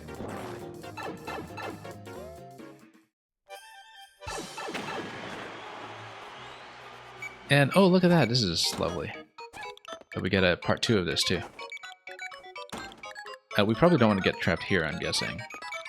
In the mouth of Toadette.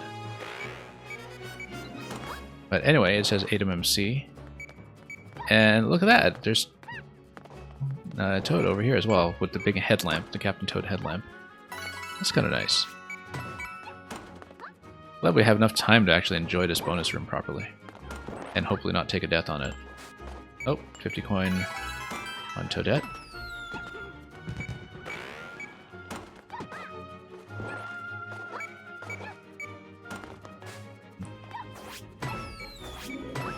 Totally spoiling the pixel art a little bit. Alright, let's go. And then this has got to take you back, I think, to the flag room. There we are. And of course, oh yeah, we jumped at long last, so that locks me out. Notice that you could jump all you like in the bonus room just now, which is why I totally forgot. And because we have the cat, you can climb.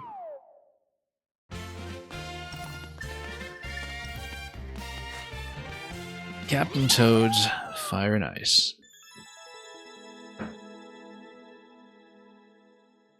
We even improved our time. Thank you so much for the GGs. Let's keep going. I think we can do it. Let's keep going. Maybe things will speed up a bit. Like I said, there is the Tuta troll that finishes this, but I don't know how long it is. For the platforming levels, hopefully we don't burn quite so much time. Next is going to be Project Spin by Psycho Yak.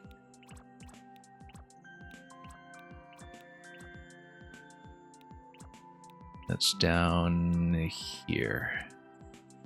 Nice to see a lot of plays coming in for these. Even though I think not a lot of streamers have been running these so far. I think a lot of the big streamers are either A, not aware it launched, or B, still busy with Grand Poo World 3 or something. The new spike-powered improved launcher, trademark, just released. Help Mario test it. Let's do it. What do other Mario Maker levels even look like? I don't know if I remember. But anyway, here's Toadette. And she'll carry us through the rest of the way. Oh, it's just jumping. Oh, I see it, because it's timed with the thwomp. Yeah, that makes sense. A little bit too much hesitation. I was reading this for the first time. We don't read markers well, as you know. Notice, too, that big column on the left side. I don't know if there would be a secret room that early, but...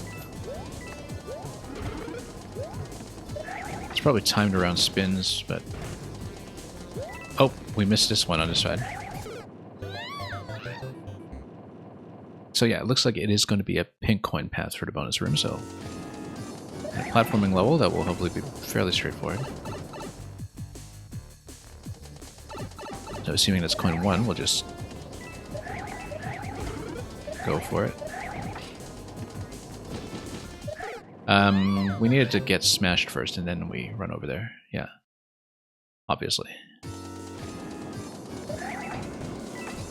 And yeah, if you just dash over in the first cycle, it's pretty well timed to just fit. Almost like playing a rhythm game. Okay. My timing was totally off of that one. I mean, it is an auto-scroll, so everything is going to line up pretty specifically, so...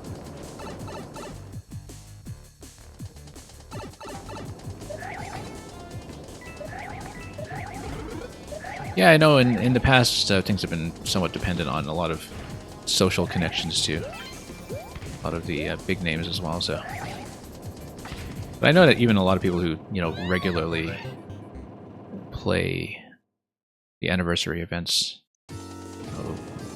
weren't necessarily where it was going on. I mean, I mostly know because I am connected to everybody here and was also part of the Discord last year, so despite not making for it. Yeah, we need to figure out the timing for this guy.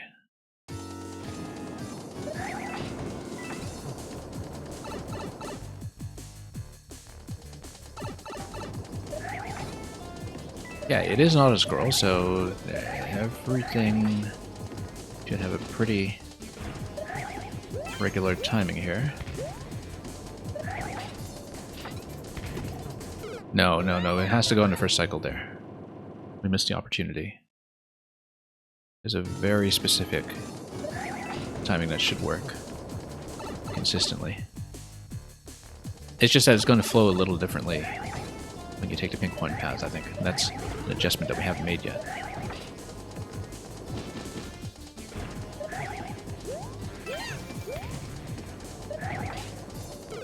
No, we have to go slightly later than that. Slightly later than that, and it should get way over. Or even, actually, no, spin wall jump. Spin wall jump. I don't know why we're trying to spin directly. It's going to be up and then spin wall jump towards D. Cannon. Whoops. No, we should have hit the POW here. Yeah, no, it should have been a wall jump out of that. Even just a standard wall jump that would have been fine as well, in fact, as far as I can tell. It's asking you to spin a lot, but you don't have to spin every single jump, right? Just the ones that make sense.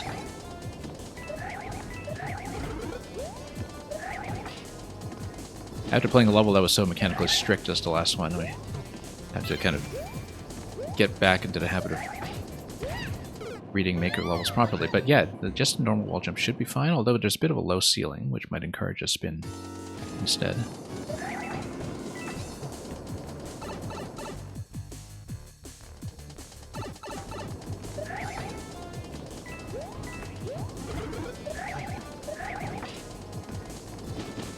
Oh, no, wrong way.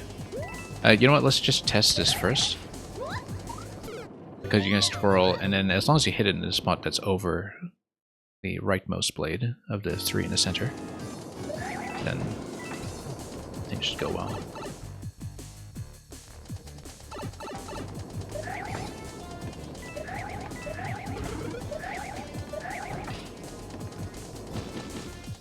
Yeah, generally spins will work nicely.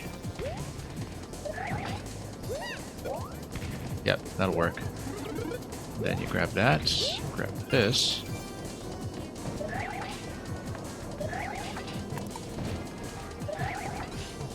And then over here. Whoop. Oh, I see. Really missed that timing. Yeah, because everything is timed around auto scroll, it works pretty well. We just catch up to that by here. Oh, I see, okay.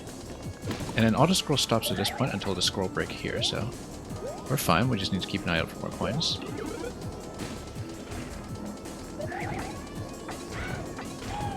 Like this one down here, that's just a wall jump location. Checkpoint with 3 collected. Looks like we're probably on pace. No, we don't want to do that, although the airship camera bob was totally throwing me off. That's okay, we're past checkpoint, we can scout it a bit and see what the situation is here. Gonna push? No, we need to go forward first, for sure. And then over that donut block to dunk a blaster, apparently, so the gate is open for us to proceed at that point.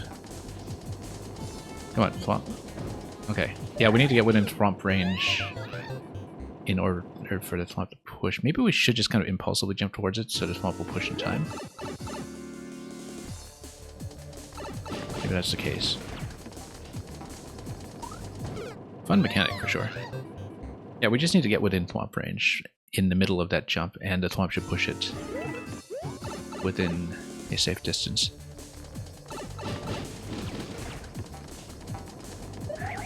There we go. Dunk this, whatever it is. Oh, I see, and then... Yeah, I didn't see that it was a Thwomp pushing it to the right in that one, and then presumably over a conveyor or something to project it very quickly. Slightly out of view for us.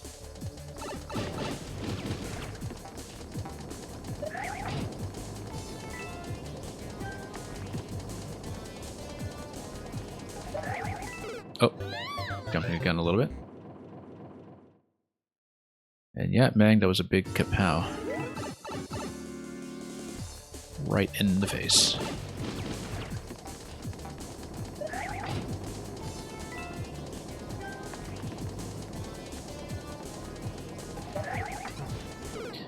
Probably even a double bounce trip would be fine. We just keep riding it, but we'll find the timing.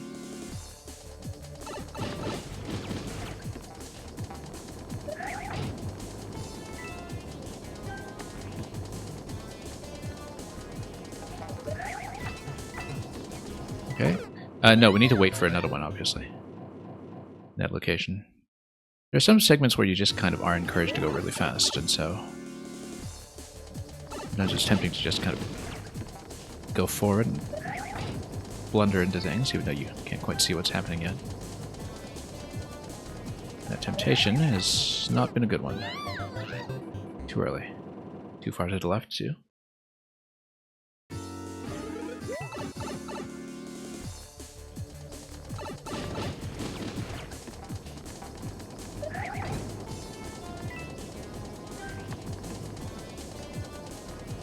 Let's get a bounce properly this time. Oh. Oh, I thought it did spin, but I think I hit the ledge or something on the way down. I thought I did do that as a spin, but... Yeah, I probably just tripped over the ledge and had that register as a fall rather than the spin jump. Oh, whoops. Likewise for that. Awful timing.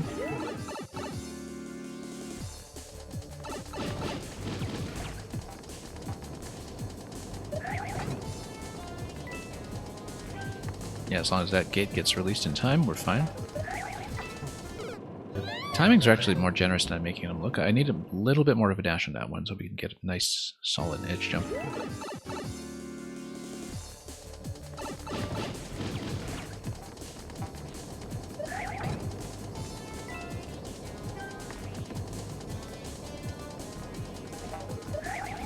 Whoa, completely overshot. Which means that we can actually wait slightly longer for that timing to line up, since we have to wait at the end of that anyway for the spike ball to catch up. It's easier to go late than early, but it's a little bit here. Yeah, and it actually stops. I didn't realize it has that little pause at the end. Likewise here. And yeah, we hit that, and then we do have to hit this, but with a pretty exact timing. Or the thwomp retracts.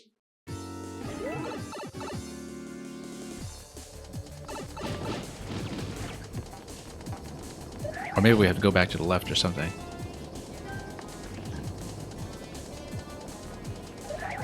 No, we went early again.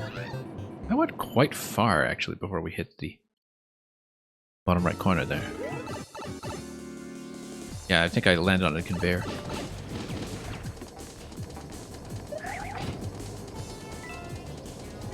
But maybe we were so far off camera that that was hard to convey.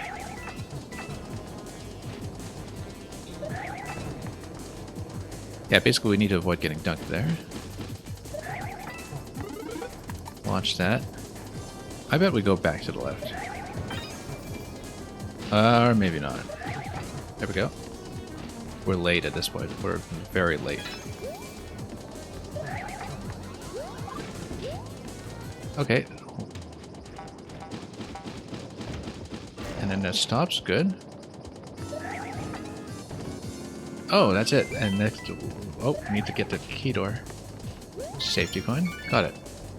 And yeah, it still remains as an opportunity that's available on camera, so... Worked out really nicely, actually.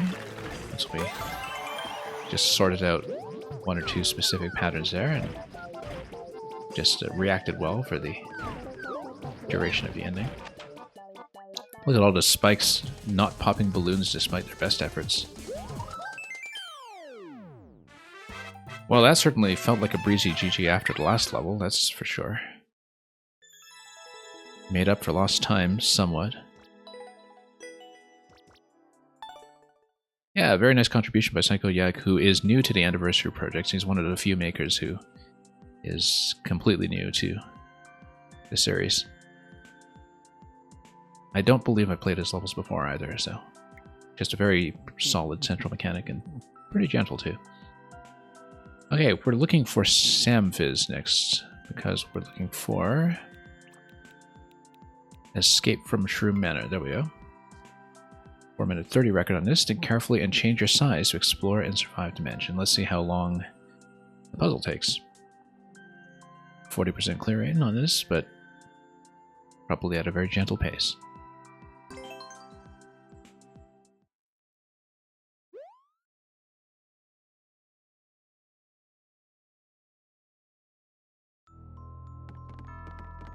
Change size, you say?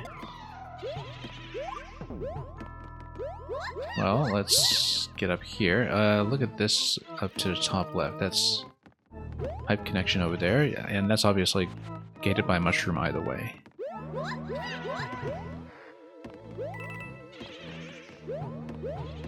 Okay. So we'll obviously go back that way. 3 pink coins, but I don't know how required they'll be, or anything like that. And yeah, you can't go back through this gate yet, but you can potentially... no, you eventually have to come out through that pipe and I think just drop through that area with the mushroom. And the mushroom falls in this pit, so you can't just escort it through this way. Oh, also, because there's a kind of thing is always worth checking. No.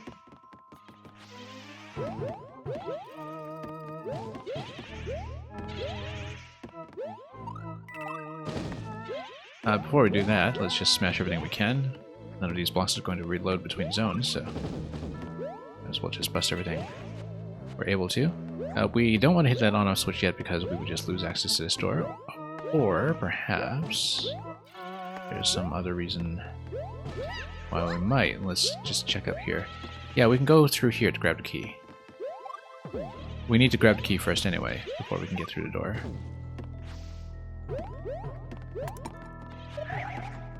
Let's just sneak under. And rest this way.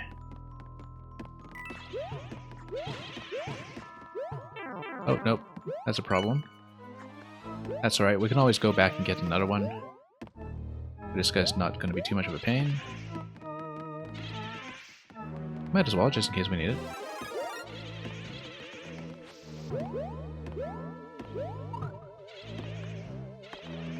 And then we hit this.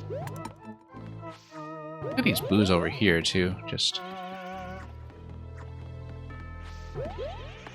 uncovering their eyes in unison.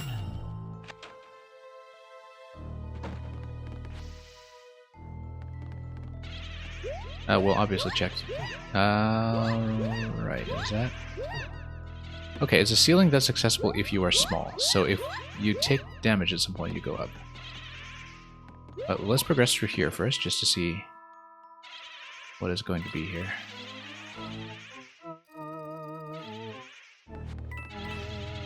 Oh. Didn't mean to slide quite like that, but yeah, at this point we can bust this up completely. Including that guy.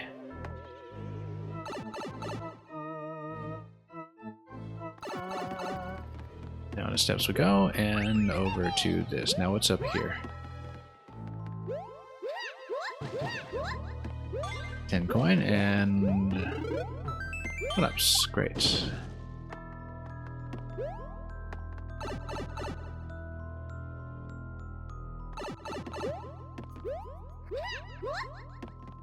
And then this is going to be something that requires you to be small, so let's find out where the mushroom point is so we know where to refresh that at some point. Nothing up above. Just checking. It is ground, of course. This looks like it's something that will release a mushroom. We've got a series of switches over here that would basically just require you to... yeah, you'd have to spawn one, but then you'd have to hit it again too. Yeah. Do that, so... that's probably just showing you that this is a mushroom. I don't think it does anything else for the time being anyway. Pink coin in this location. That's not very reachable right now. Except with a triple jump or something, maybe? No, not even that. Well, let's see about that. Propeller, possibly.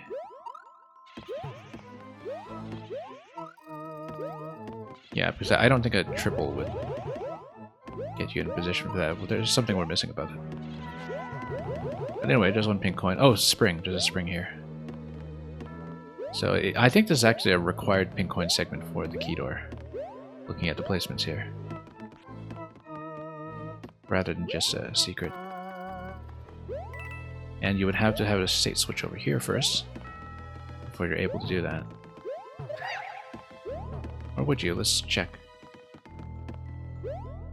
I'm sure this specific plan has been quality checked before, but... looks pretty close to happening, actually, but...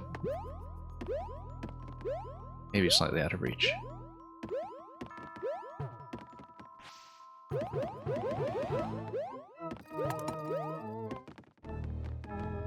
And one over there. Well, let's grab the other ones first. We know we can't grab that one until small. So we know that in this state we're able to hit the on-off.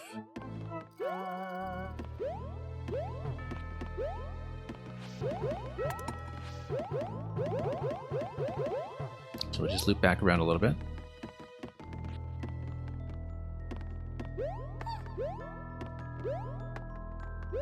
Oh, we didn't consider that door on the right side either. And then, yeah, we actually do have to be small for this bit here.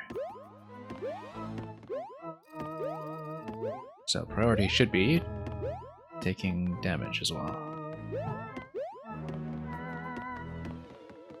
Now, Crouch jump will do it.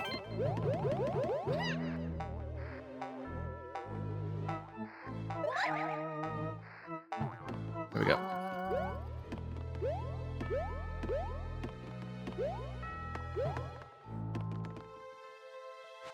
But you'll definitely, I think, need to be small for this one.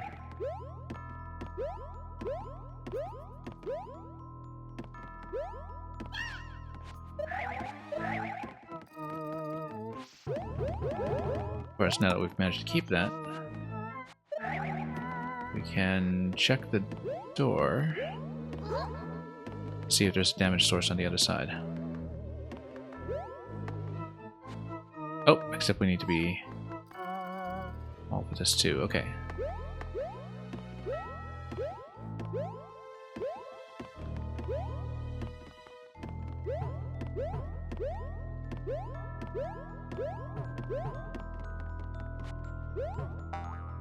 We checked this already. Okay.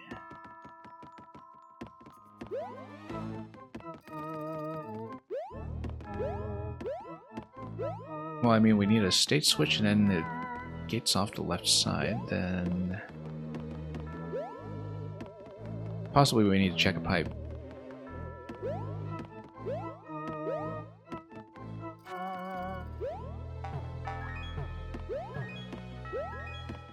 Won't be this one.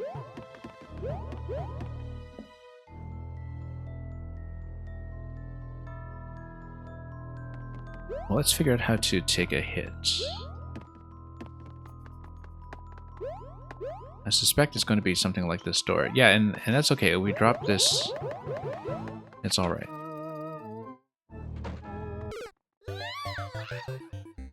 Yeah, because that allows us to eradicate that gate over there. Okay. Now we've seen what's above over here. I don't know if there's anything else to look at.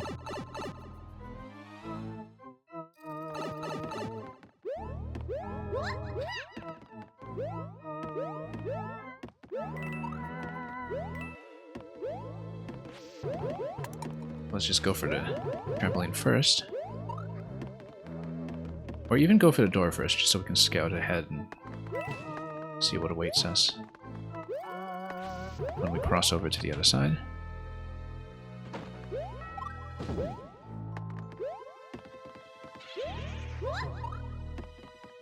Right, because then you have a way to sneak the spring over later on, but let's go back. Yeah, because you can just drop the spring here if you place it in advance. Which is almost certainly how to do it, and then the fact that there's a stretch booth there means that we can take damage at that location, which is exactly what we'll do after we drop this.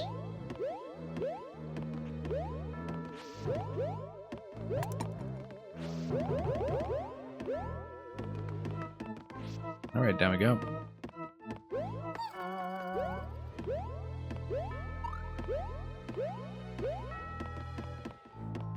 Might as well grab this my way.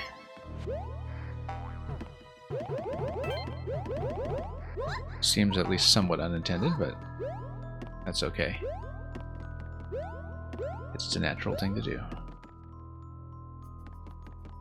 Now, yeah, we hit...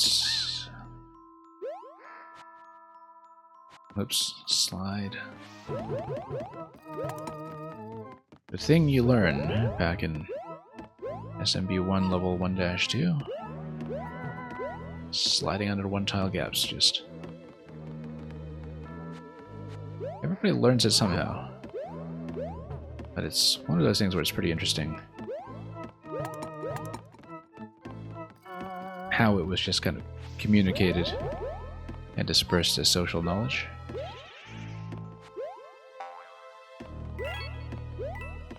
We will of course bust this first and then take damage and grab coin 3. Probably faster to go through that, but let's see. Yeah, the mushroom, it will be available here, and we do need to be in the other on-off state to to proceed. And Luke Maniac, welcome. And yeah, we've played that code already. I have my code list here. That's the second one we played. Those Block Swap Bumpers by Radical R. That's the one that you linked in chat. We played it 2 days ago.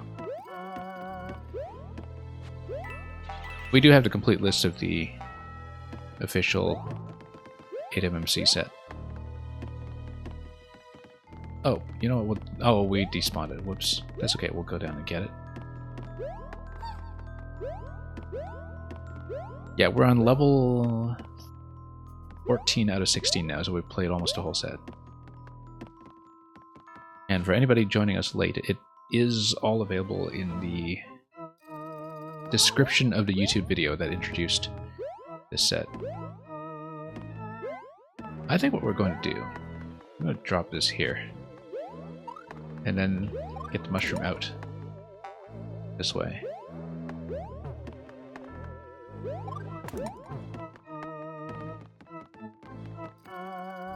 Now the mushroom should stay, because we're not going very far, and power-ups do have a bit of a longer despawn range. Then we grab this, and then we are through. Now, we should try to escort the spring with us if we can. I might have to go back and get one.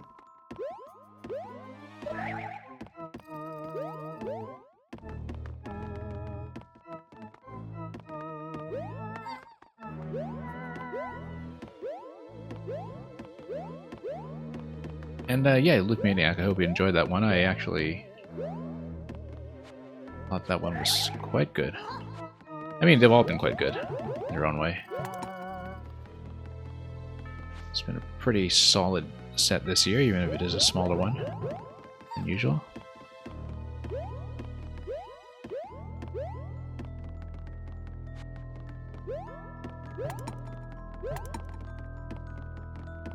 Okay, let's see here. We'll take this. Where was that key door anyway? Oh, I completely forgot where it was for the key door. In fact, it's not here. It's not here. But we'll try to take the spring through regardless. We might as well wrap around the other side, which runs into the same problem. Yeah, let's just switch back to the on state when we can.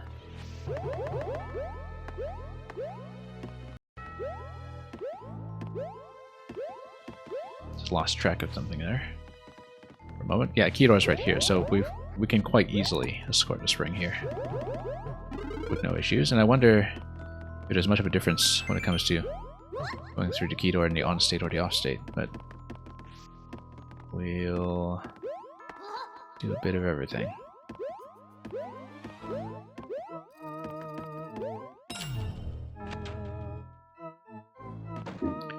Yeah, nothing on-off dependent here. It actually just forces it since it's at checkpoint.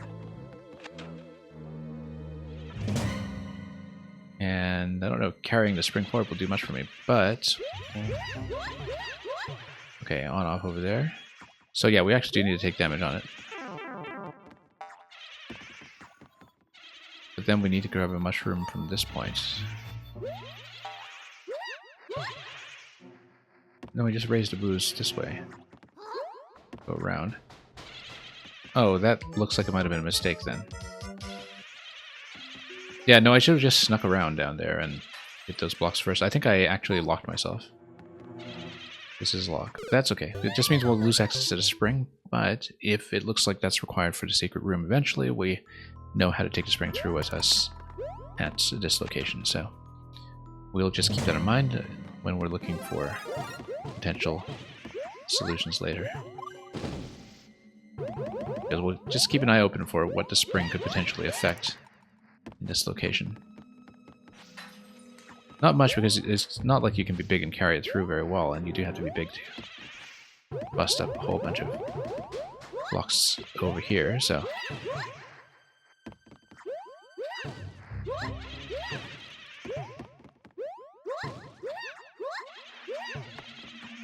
And yeah, we'll open up access to this in case we need it.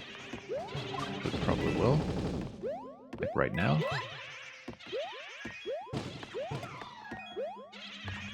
Nothing down here.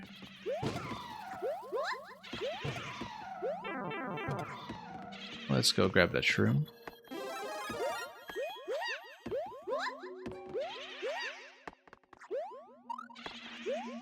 Mushroom over here. I wonder what that's all about.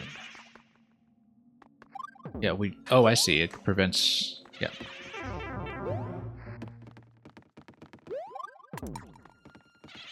This from happening, so let's grab it.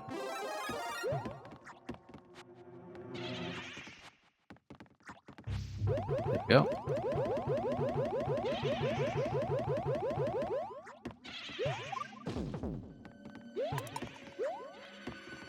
Then we just eject ourselves over here. And things are going to be destroyed. I didn't see a secret room though, so let's... No. Could be up above. I feel like we actually were supposed to have the spring here. In the final area, maybe get above the flag. So we got it, but that's clearly not it. So we should go through it and see what we did. I usually don't look at more info right away. I just want to see if there was something above the flag at the end, because I was suspecting that. And yeah, there totally is passage above the flag over to the top right. That's what I thought it was.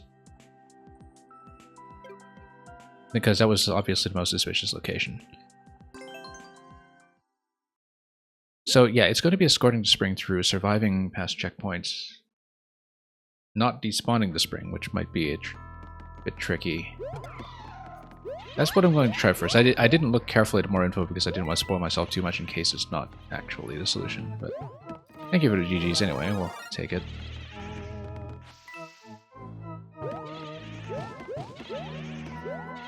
And we'll see about that exit.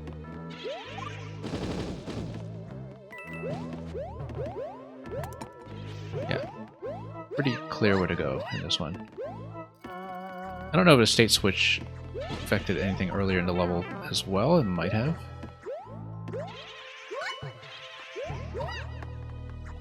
Love how it's small booze on the right in the decorative parts in this section. Let me just check back here for a moment.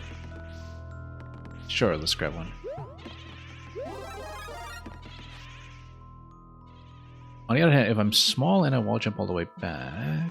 No, we don't really get a clear passage to do anything there, so... Probably no point in doing so.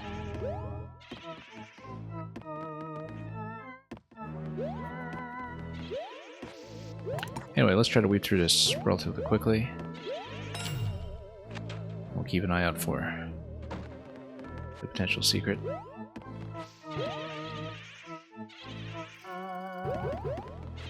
We know that one thing we didn't do was come back up here while small. That just seems to be the mushroom spot from earlier, so... In fact, I'll demonstrate that right now, just to make sure we do a quick check. Yeah, it's the same spot, so... As I thought.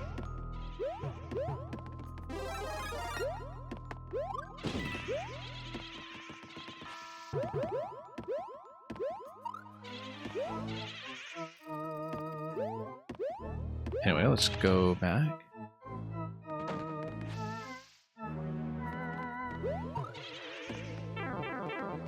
Whatever. Oh, yeah, never mind. We do need that.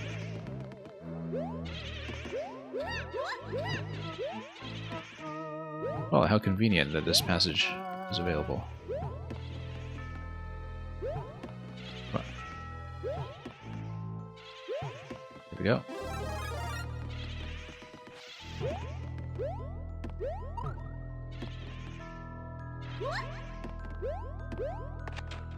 Anyway, let's proceed.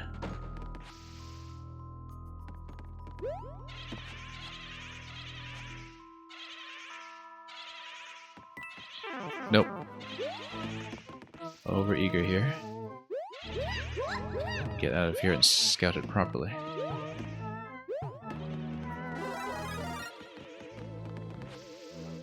Yeah, you die past checkpoint later. That's a long reset. If the solution we are going for is taking a spring through.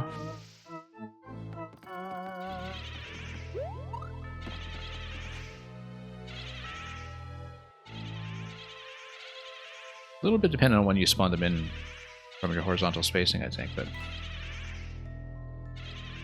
because we're in a pretty rough position.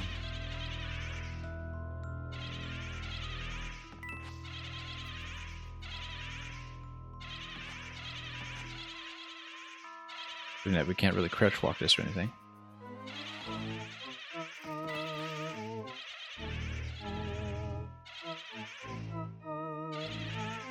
Check all these stretch boosts along the way. Okay.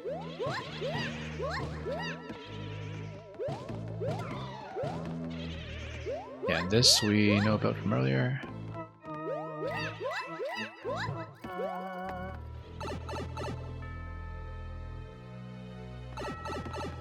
Okay. We'll check around. Oh, interesting. For people who check around. And of course we know about this. And this. Nothing else up here though.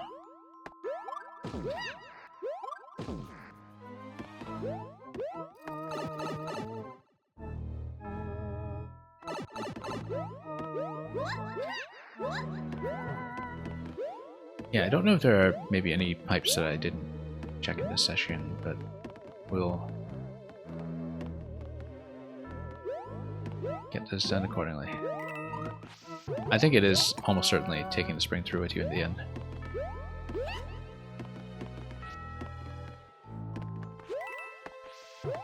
Anyway, let's open this up first.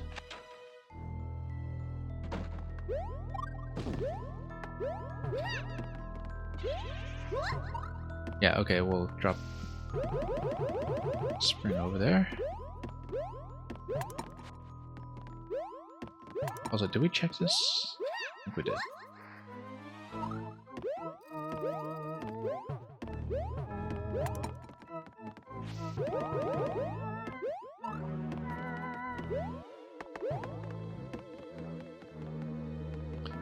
Then we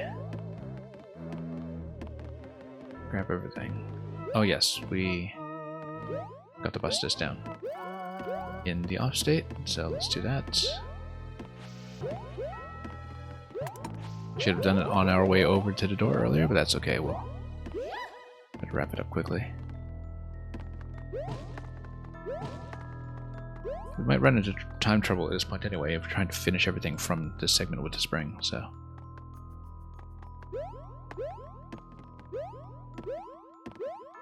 We'll see.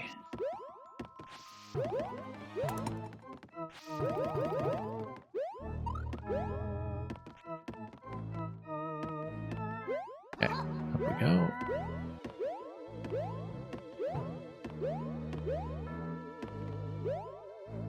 Yeah, this here we leave it and we drop our shroom on it.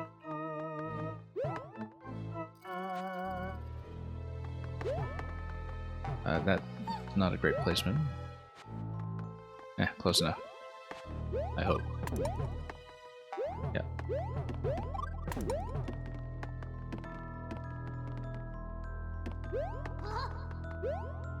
Oh, and we actually needed to damage here, so never mind. We need to go to the boo side before we do this one.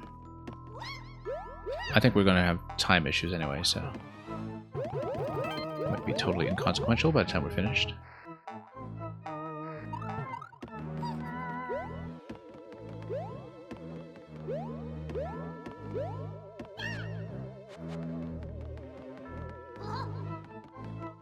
Hang on.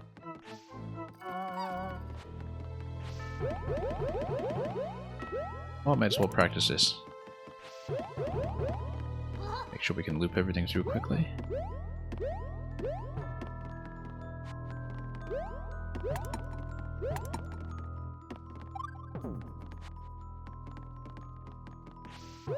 Then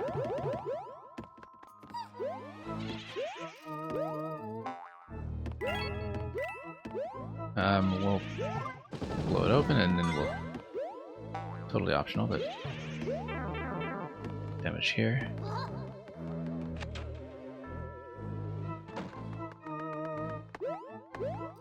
And we do still need the on-off switch. Yeah, to start in the on state. So we're going to run out of time, but we'll try to show something off. Yeah, 10 seconds is not going to happen. And the idea, you just place this, got the mushroom. Yeah, we just needed to fix some ordering issues, and that should have been it.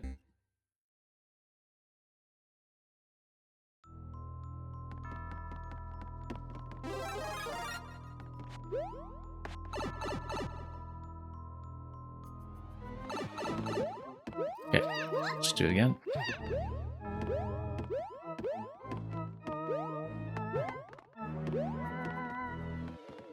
First things first, let's toggle the switch.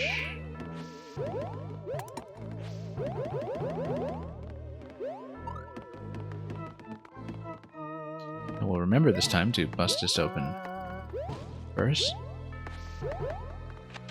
Let's break everything we can.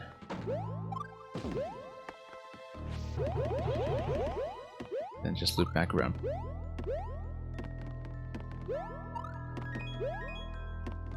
Fairly straightforward once you see it.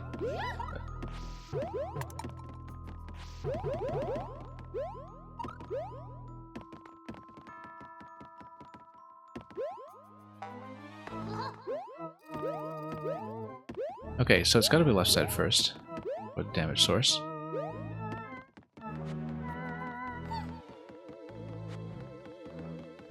Yeah, let's toss it over here.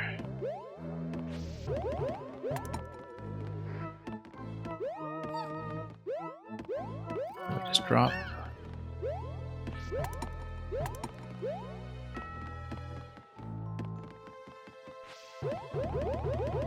And proceed.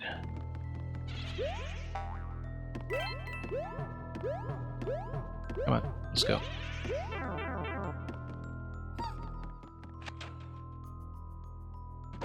I didn't really mean to go there. Let's just continue.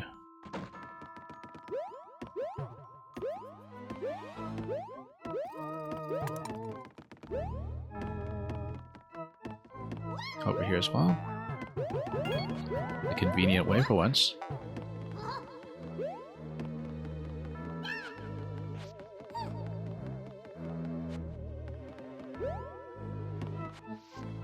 Green pipe down there, that was the way I came in, right? I think so.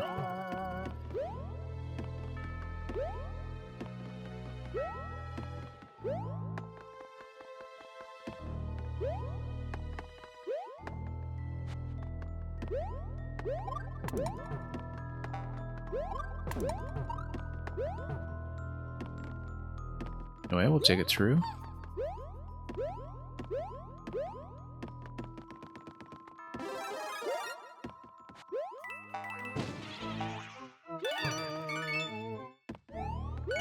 Then we'll be able to toss it through anyway. We'll go through here. And we're going to attempt to take this through and keep it. Have to watch it that we don't despawn it.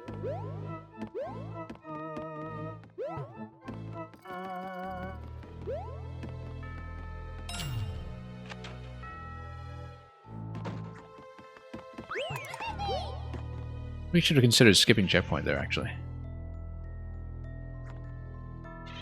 Looking at these boos carefully too, making sure there's nothing disguised here that I should know about. Okay, so we can take damage and proceed. What if I just take damage now and just do the maze?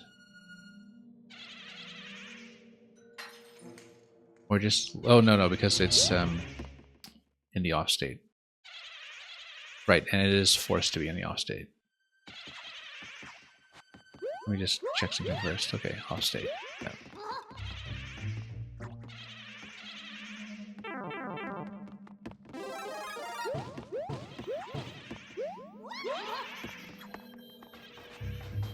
Something tells me that maybe doing it this way was not great.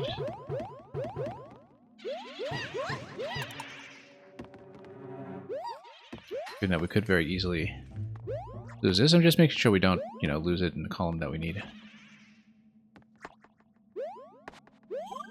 Or in somewhere that would make it unobtainable. Yeah, as long as we keep it reasonably close. We obviously can't take it past this point, so...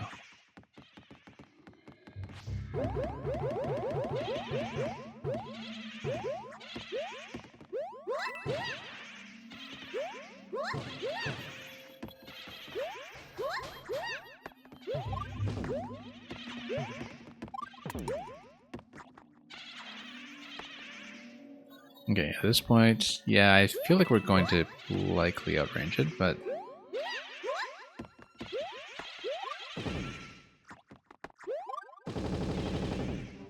On the other hand, maybe not.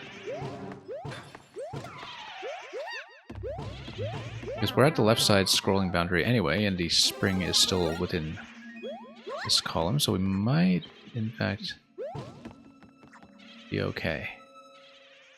Just leave the booze all the way to the left. Oh, maybe that's not a great idea. On the other hand, if we bounce like this, then we can go like that. Nope, and then we lost it. Okay, we don't want to die here because we went to a lot of trouble of getting the spring, but we can boost.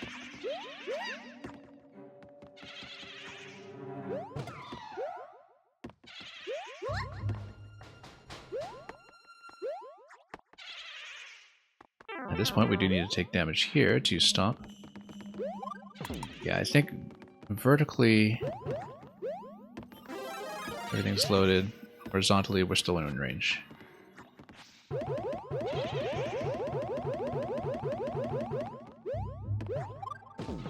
So it's just a matter of whether I'm able to go back there when I need to in order to pick it up again. We're not, because I left it on this. Okay, we messed up. We messed up. I should have just left it here. Can I just take damage from the booze if I can? But even so, okay, no, this drops. No, there's nothing here. There's nothing here. Yeah, the passage is not actually open. You can bounce on top of the spike balls all you like. You can get above the flagpole all you like, but that doesn't actually get you anywhere. So...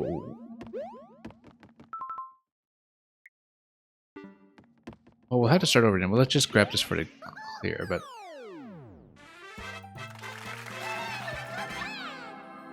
then let's see what I missed. Because we did not see an anniversary room.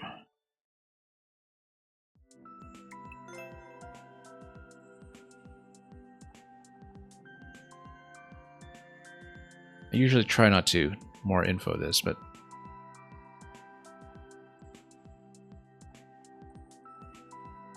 I'm just scanning over this quickly to see if anything looks particularly suspicious.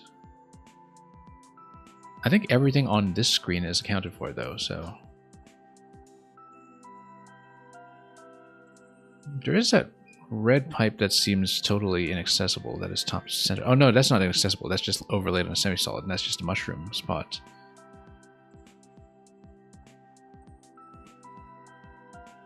There are a lot of things here that look like walls that are actually semi-solids. And yeah, I'm just looking over this layout quickly, left to right. I think we have seen everything here. I don't see any kind of exit door that we don't already know about, unless maybe there's something buried underneath one of the blue stacks.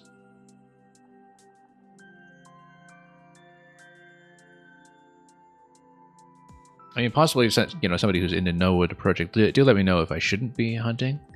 Obviously, I come in with the assumption that everybody will have the secret room, but we need to look at this carefully. It might be something like going up the green pipe where the spring was dispensed. We didn't check that. Yeah, Symphyz. Yeah, I'm thinking that the one thing I didn't check was the green pipe where the trampoline comes down. And I was thinking about that location already anyway, and it's actually a fairly obvious one to look at as far as pipes go, so. Anyway, Symphyz, hope you enjoyed watching the playthrough. Thanks for coming in and verifying that. Yeah, no, I assumed that everybody had the secret room going on, but...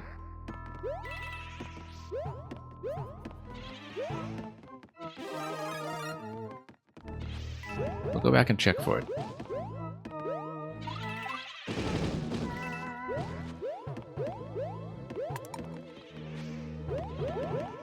I'm also looking at those segments with the booze on the side. And possibly there's something going on.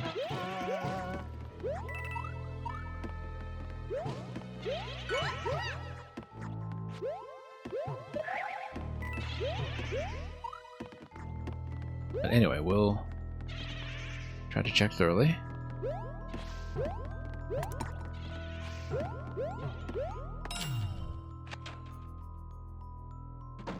And yeah, Symphyz, it's my pleasure to play it.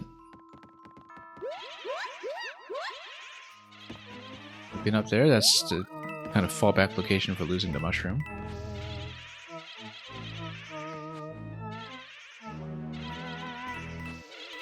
Oh, we could have just made it that time.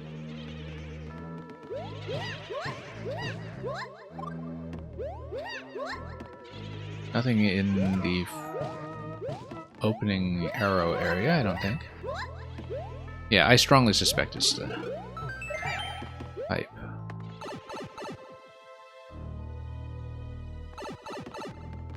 And we checked the top segment over here. We checked this corner over here. There's obviously nothing that is an open passageway on this side. I mean, this is, you know, if you have the mushroom already, this is the way to go anyhow.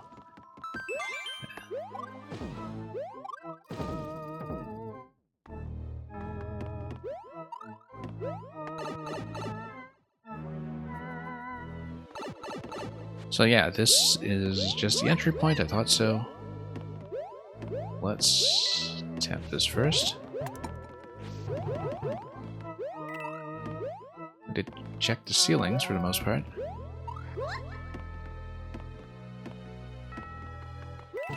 And it's clearly within reach once you toggle the state, so let's just try that.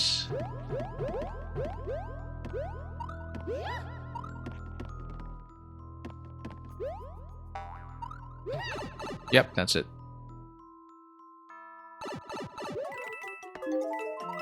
Yeah, I was thinking it earlier too, I just forgot to check it after repeating through it.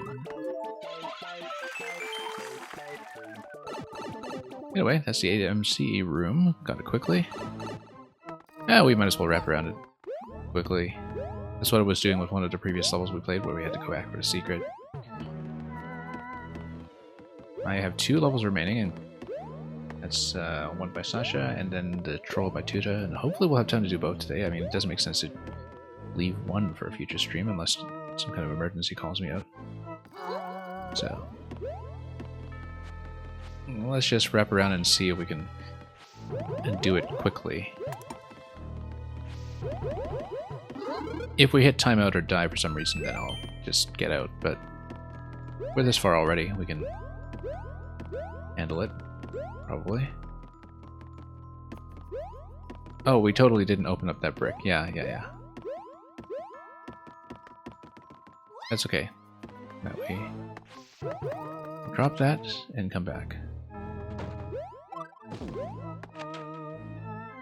Toggle some more.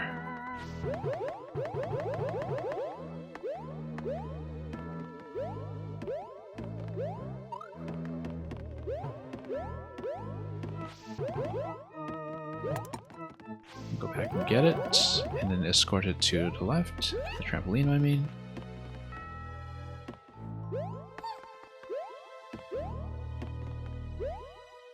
I already cleared it twice. Oh, I guess I did. Yeah, I know, but you got such a huge clear rate on this. Let's keep it nice and inflated if we can. I don't think I technically did it in a single segment either, did I?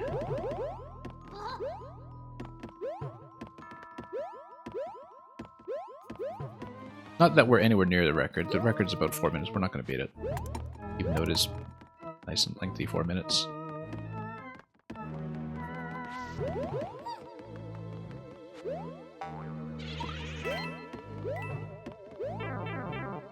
Okay, let's grab this. And take it back this way. Grab this one.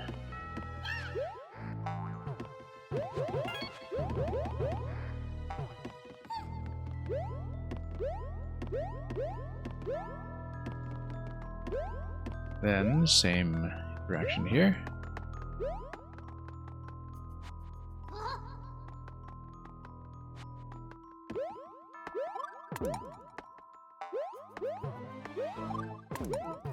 We'll go downstairs to grab another one.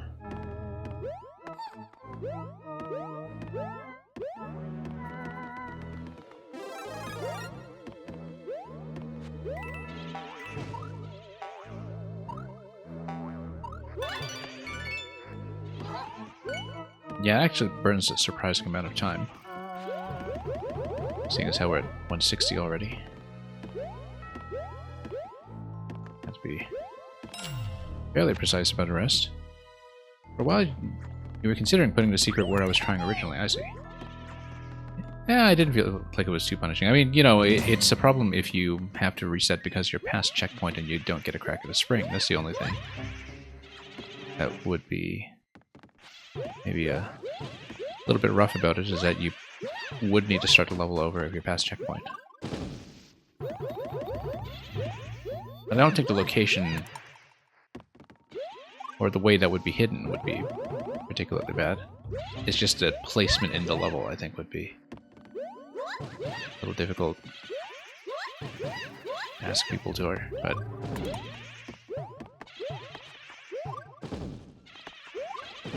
yeah, because, you know, when I see held objects like the trampoline, that feels like the obvious thing to try.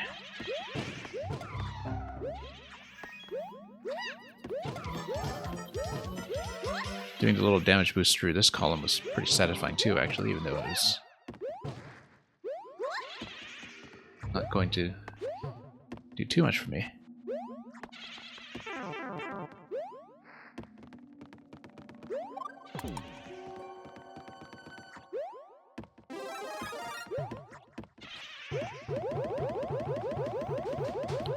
Anyway, let's wrap around. 70 seconds, we can do it.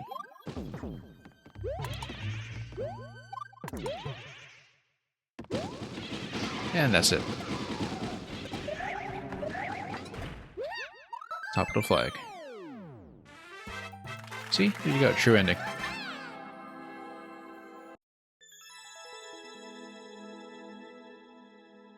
Okay, thank you for that, Semviz. 2 to go. There's Tuta and there's Sasha. I played a couple of platforming levels by Sasha before. Also a previous participant in 7MMC. Oh, here's a little bit of Undertale for you. For all I remember of Undertale, which is not much. I played it once back in 2015 when it launched. And didn't really go through it exhaustively for the alternate endings or routes.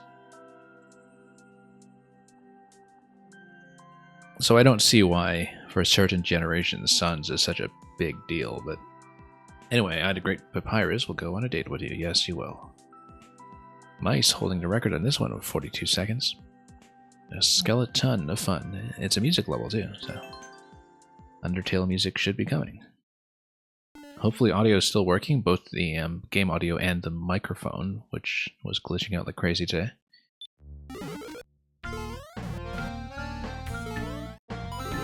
Okay.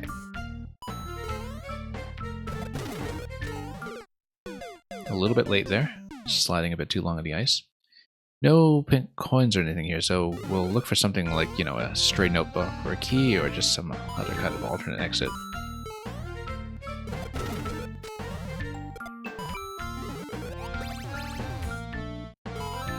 That note block looks suspicious, but you never know. I mean, I played enough of these music scrollers to kind of think about that as a common way to hide a secret exit, but we haven't played enough of this to see anything about it, so... Mang's telling me it's working, that's good to know.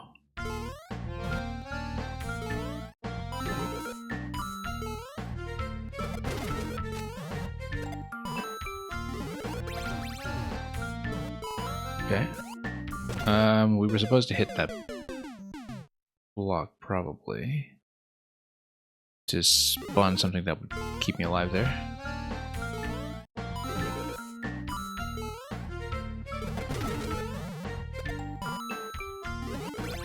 Yeah, when I played Undertale, I remember thinking that one thing that was very clear to me was that Toby Fox was from a music composition background. Because that's the thing he did before Undertale, and the thing that he mainly studied, and I could tell. Because there was a certain finesse to the soundtrack that... Oh, we don't have enough ice momentum this time, I think. We kind of need to bounce against the wall, and yeah, we need to get on top of the note block, actually, and probably drop something that will give me safety before the swamp hits everything there.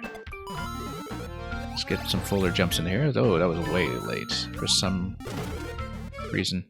Yeah, because you basically need to drop that POW and then wrap around it and then run forward.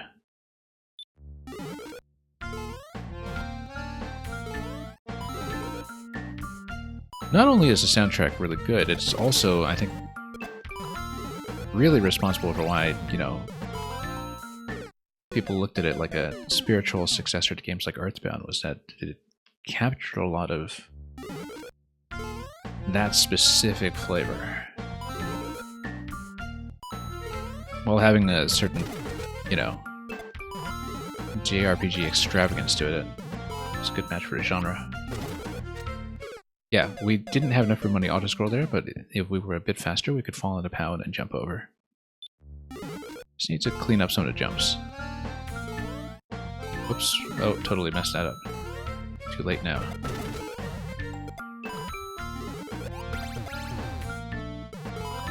Nope, too early on that. Really need to come off the edge.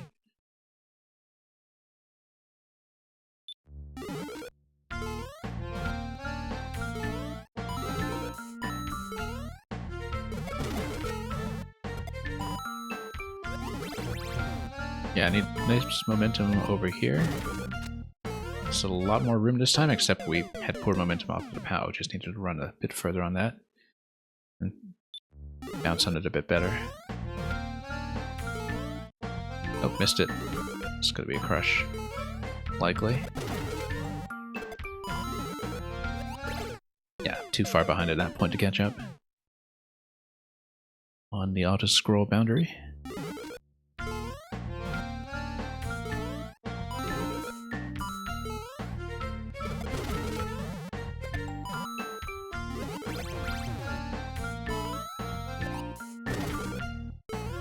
No, losing too much momentum as you're falling down to the POW. I do need to kind of hang right towards it, but it seems to be a little bit tricky there. Just because, you know, the friction from the ice physics sometimes is a bit of a problem. You really do need the direction you're going in to cooperate with you.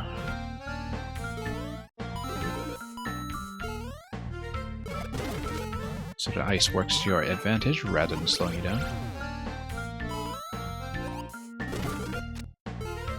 Okay, there we go. Oh, way too far. And then that's the end of that section, actually, so... I thought it was a short bounce, but then leaned in too heavily to that short bounce, I suppose.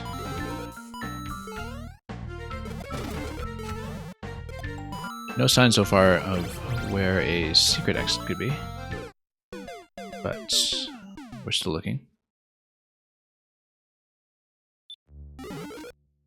Yeah, in the absence of pink coins, it probably is something like a key that you can hit at some point, or just an alternate passage you need to sneak into. No, too early every time on a conveyor.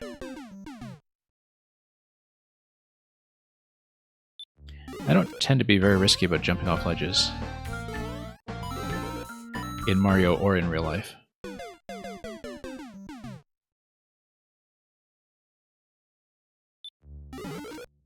I'm losing momentum hitting that note block. Yeah. Yeah.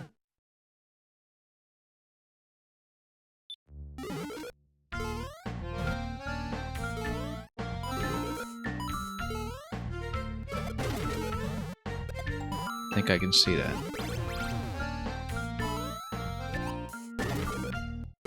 Just a bit of a habit.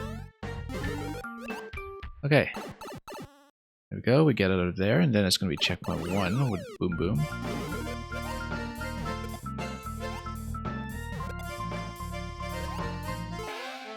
And then damage boost over here. Oh, lost a bit of momentum there that time. That's okay, a bit of a blind read for me the first time, so we expect a certain amount of trouble to figure out where the shorter bounces are. Yeah, we had pretty bad positioning going there. And definitely got slowed down a little bit.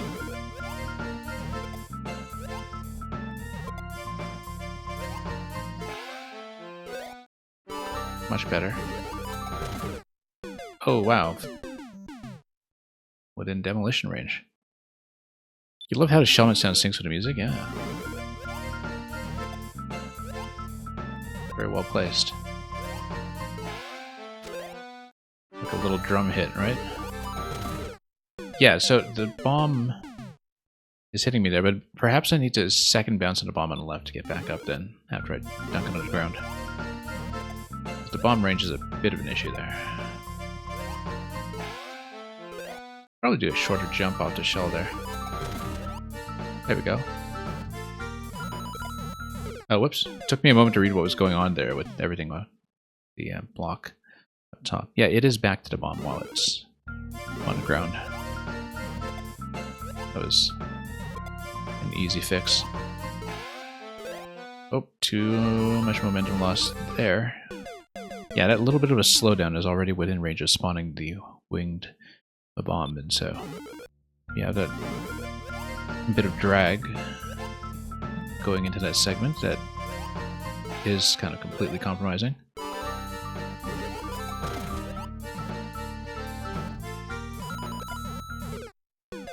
For some reason I keep losing track of my character during that interaction when the shell is being dropped. I just lose sight of her for a moment, it seems. Probably just because of all the object overlap going on. And that I'm so close to the screen boundary.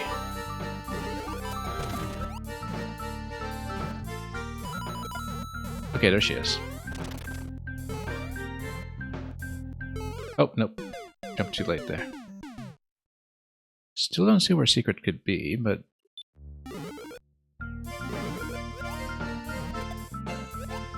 we'll keep going. Really good spacing on this level for a music auto-scroller. So you're not just, you know, hugging a tight ceiling all the time from high notes.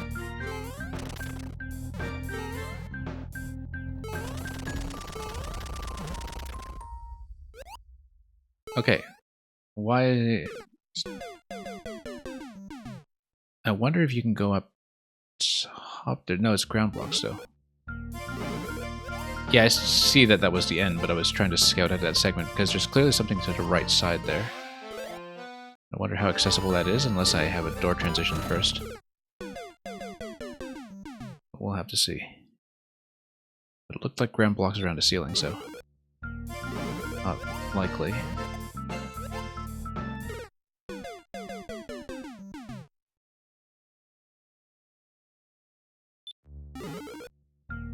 Yeah, there's a generous amount of vertical space on this level for a music auto-scroller.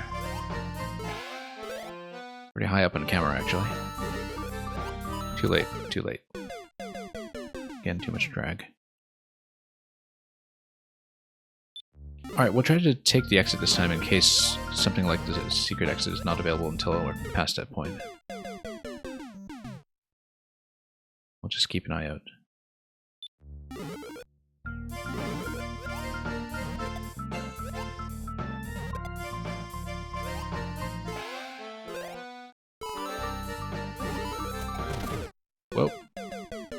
Oh, I see. It was because of the wall kick there.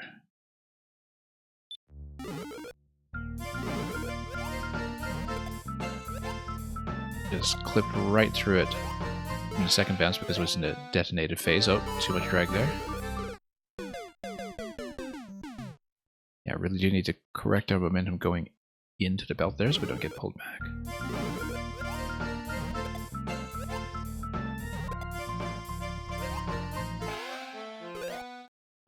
Better.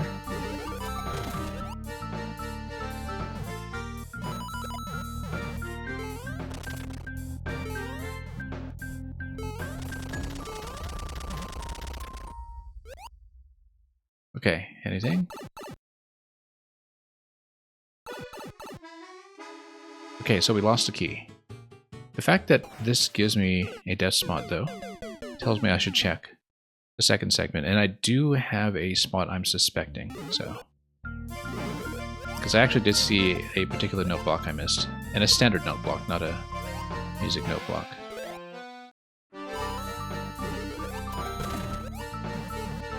Nope, not that one.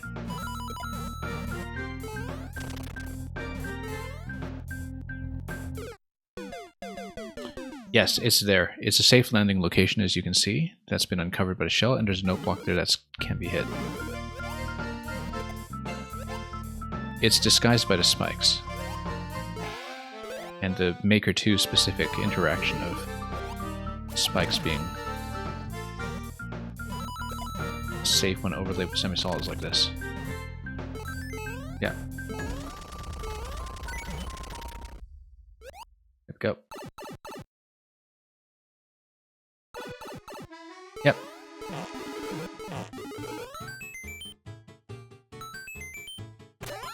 Yeah, hard one to see. But we got it. And look at that. Is this Sans or Papyrus? I can't actually tell the difference. I can tell the difference between the typefaces, but not between the characters. Anyway, let's make it all the way up. I suppose it's supposed to be Papyrus given the level here. The lanky one is Papyrus, yeah, that's right. Like I said, it's been a long time. Guess we... I wonder if we can do something with that snowball, actually. You're not just going to give me a snowball there for no reason. There's gotta be something. Oops. Oh, except it's SMB1, so we can't do much with it. I was hoping to kick it down. Where's here? Let's...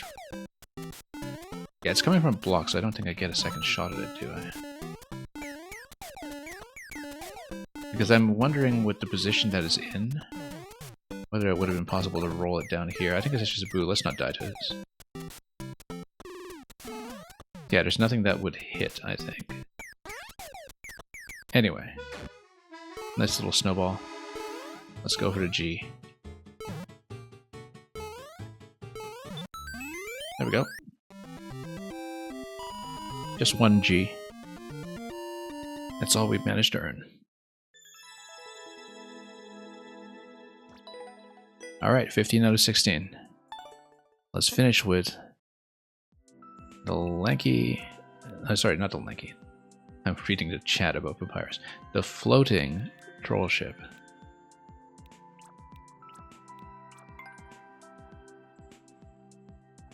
I can feel it, trolling in the air tonight. Tuta, who previously contributed the one of the honorary troll levels in 7MMC as well, which remarkably stayed up, unlike the other one, unlike the Goom level.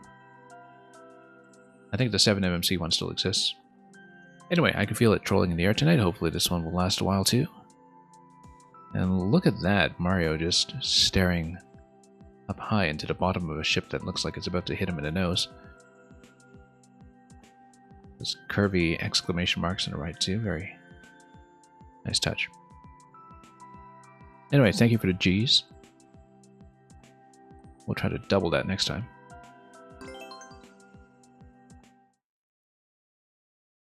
We'll see if we can finish it up.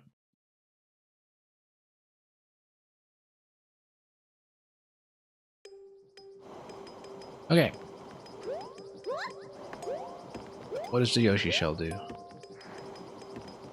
drop it and it just goes.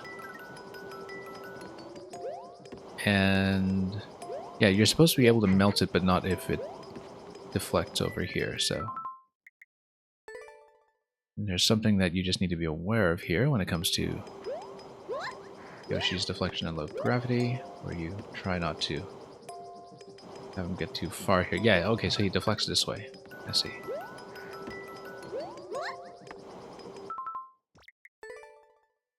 So possibly, what we do instead is we sneak over. Interesting.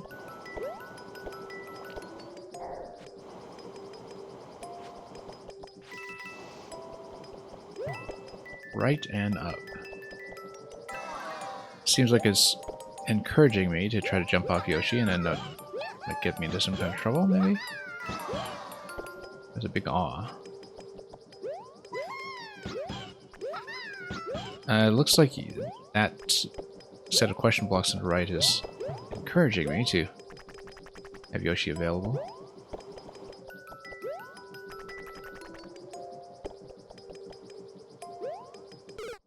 Just checking. You never know. But there's a bit of a Yoshi check there. Oh, I think I know what's going on. That probably... there's something like an ice block there that we melt if we're not careful. I see, yeah, and it would go left and that's over. So we need to be cautious about Yoshi melting ice, or we just need to outpace a projectile, perhaps.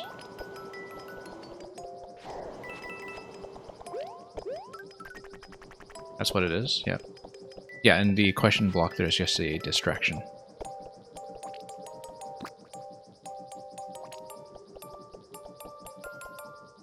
I guess we just go through it. And yes, the spit here is a problem as well because it blocks you. So. I have to watch out for airship physics here.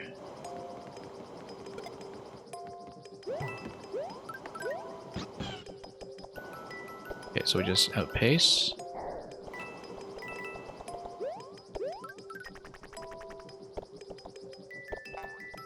And I guess we just... no, trying to spit left with that. Almost beat that. Yeah, I was trying to spit left and then we just had the button pressed in the wrong order slightly. I knew what I wanted to do there, but actually getting it done was a different question.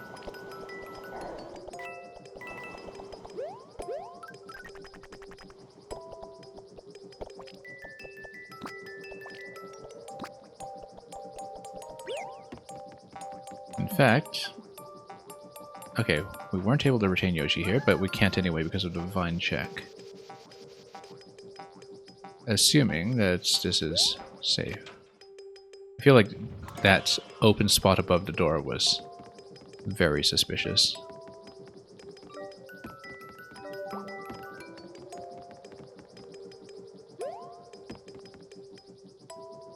We were supposed to catch the mushroom prior to this.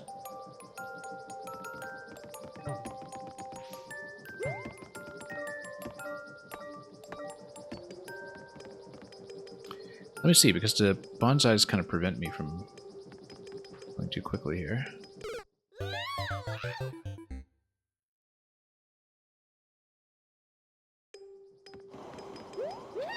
We'll go back there and we'll see what that's all about.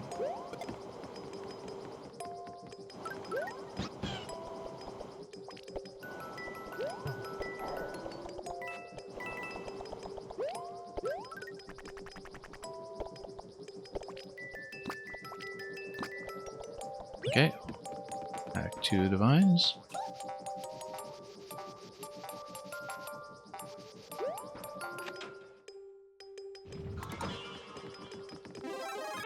Yeah, mushroom is hidden by that. Problem, though, is that we took a second point of damage there.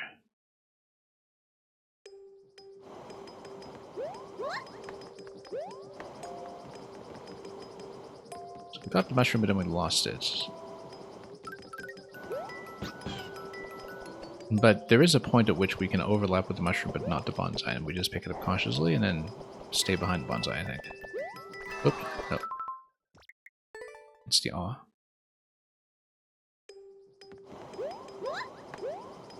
And nope. That's the troll experience, just going to stumble right into things that we've already learned about and corrected all the time. 300 seconds on this one too, interestingly enough.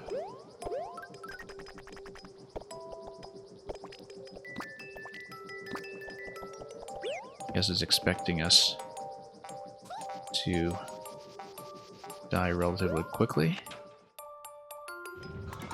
We do want to do that. There we go. We back out a little bit. That's all it is. Yeah, it's hidden by the smoke trail. That's nice, actually. I didn't know about that particular concealment being that opaque. And that's why I'm not really too much of a troll person. We don't know basic stuff like that. Yep, mushroom check. I feel like the propeller is very suspicious here. That, yeah, of course it goes up, but...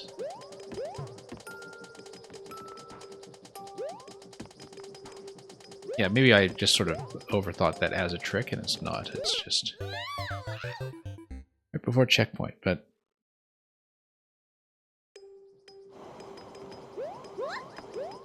we'll see what that's all about. Maybe that just guarantees that we have access to the propeller after. Oh, thank you so much for the raid, Sky2N.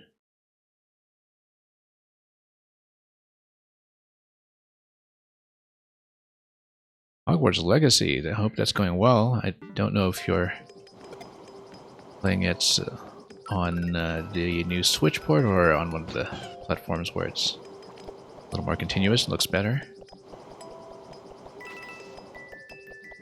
I was basically kind of waiting to see if the Switch port was adequate because, you know, I kind of need a big PC upgrade before I can play it well on the PC, and so I've decided to hold off for now, but it's been a wait. PS5, yeah, exactly. As Nintendo guy. Yeah, no, I think it's the right choice. Like, we're kind of getting late enough into the Switch where I've become reluctant to pick up ports until I hear about them first, because I know that I'll be likely transitioning to newer hardware soon, so... anyway, I hope you're doing well. Let me know which house you were sorted in.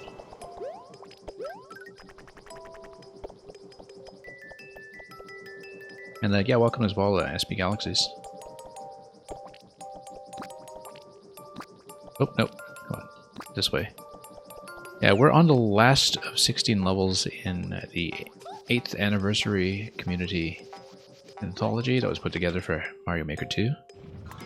So we're on level 16 out of 16. And it is a troll. It's the honorary troll level. And you were in Hufflepuff. House of the Loyalty Rewards. Okay. So we come up here to grab it, I think. I see. The thing that's supposed to trick you out here is leading you into the wrong spot to grab this. And of course it also gives you the propeller if you respawn here, although notice that we are in the off state. That there might be a forced death depending on what the developer route is. Yeah, so this is a crush over here. It's there to trick you into, well, not having a camera view of where you're going. Oh, and then this is kind of an anti-soft lock, I guess. The kind of thing that's only fun once. There we go.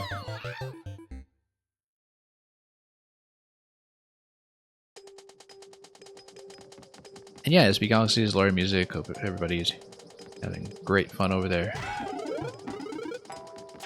And yeah, you don't want to hit the clown car because it stops the propeller, so you take to death here.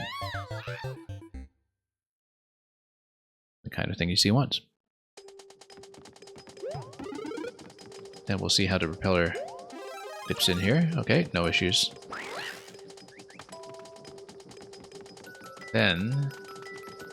I don't know if we are supposed to lose it, but we won't find out until the next room. Yes, we are supposed to, because otherwise you can't enter the door. Thwomp's gonna hit the bell. Obviously, we should be going... Well, I mean, I bet the Thwomp's just going to try to go to the right here. Or not. Did it take too long with this? Probably. Because now the fire car is unobtainable. Okay. Oh, look at that. It's a down Thwomp. Which means that the trick here is it's trying to trick you into picking up the POW and then being forced to throw it. But regardless, we need to deal with the clown car. So let's just take the death here and figure out what we missed. It seems like there was room to spin over the Thwomp, but no, that's okay. We'll determine this later.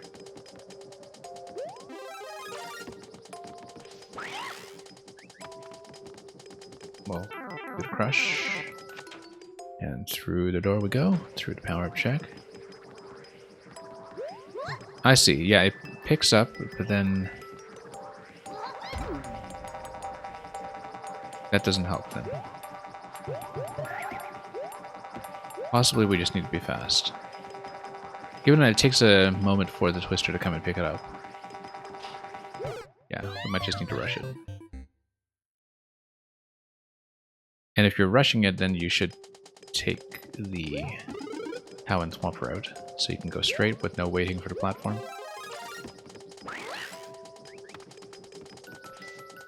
Oops.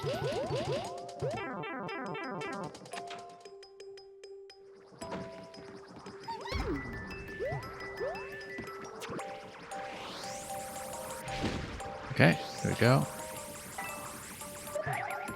Then we figure out what's going on here. Interesting. Spike ball, yeah, thought so. And is it going to roll the way I want it to? It's not. Yeah, you duck under it and then you go up, and yeah. I think I knew that mechanically, but doesn't hurt to check. Hurts a little to check, but not much. What's a couple of deaths between friends? Where Mario levels are concerned?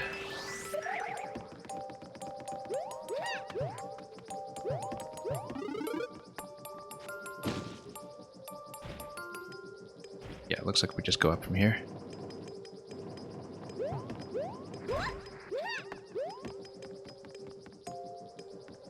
Okay, this is bait, and we'll take it. Oh, nice. That it's actually just within the mole activation box, and then it kills the bomb. That's a nice trick.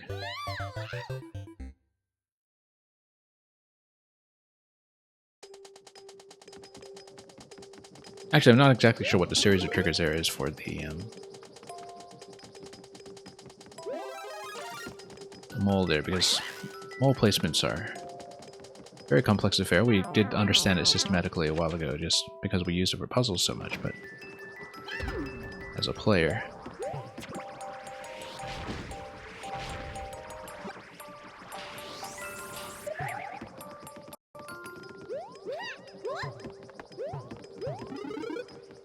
But, yeah, I was kind of wondering what the trick would be for the 50 coin, because it wasn't necessarily self-evident. So, that was kind of a fun surprise, which I guess is what a lot of troll levels try to do. Yeah, we can't take too long with it. It's actually a delaying tactic.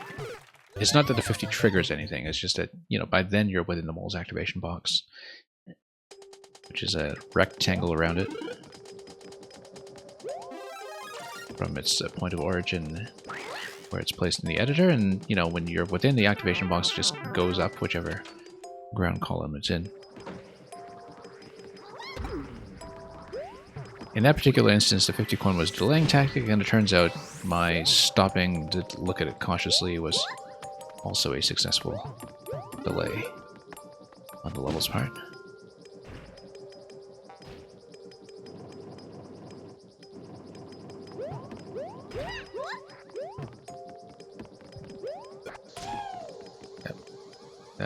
drop it off the track.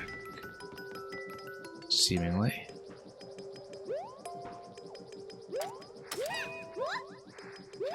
Thought it might be something like that, except now we drop like that.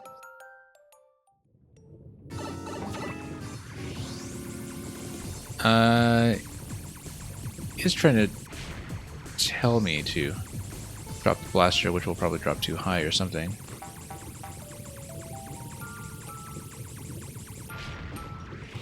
Yeah, I thought so. But then how do we avoid it? Maybe, yeah, I probably could sneak over and just hit the block like that. I was thinking it might be something like that, but I didn't know if the clown card could go that low safely. I remember there was some kind of Maker 1 to 2 engine change with something like that as well, but it's been long enough that I don't remember. I might be wrong about that. We were pretty fortunate in terms of getting around the Cheep Cheep and the trampoline that I was able to just get it on one attempt.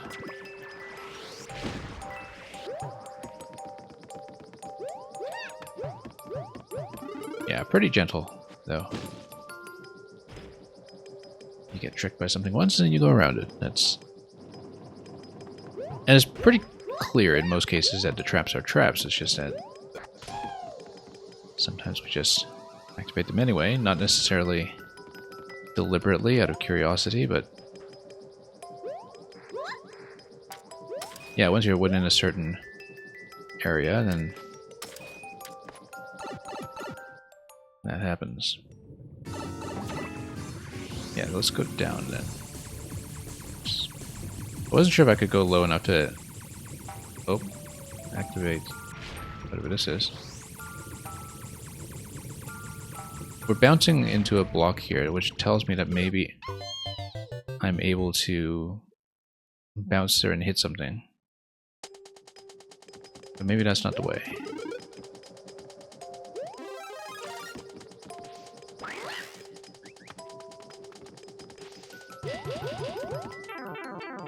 Or maybe that's the block that is suspending the blaster too high. I'll do a bit of a height check on it in terms of counting the number of tiles, and then we'll see what kind of situation it is, because the clown car is definitely bumping into something in that corner, but it doesn't look like it's destructible. Maybe a note block or something. But if it's not destructible, then I think we need to rethink a couple of things about what we're doing there.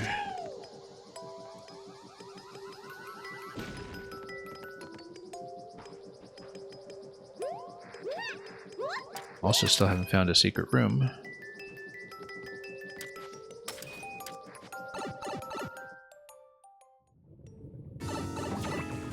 The netting there was actually a suspicious location too, I think. Oh, you know what? It's swimming. That's what it is. The trick is that it's a swimming segment. Because it's Night Castle, and we should have noticed that. Checkpoint 2, yeah, we see the flagpole, actually. We just needed to walk there. And yeah, I didn't think that would just be a freebie there. And the thing is, we don't need to hit those blocks ourselves. We do need to be within flop range, but I wonder if that means that I would be required to be tall going there or something. But I don't know what the flomp's activation range is there right now. Whoops. Nope. Hang on. Walk right into that one again. Now, we haven't seen a secret exit yet either, so...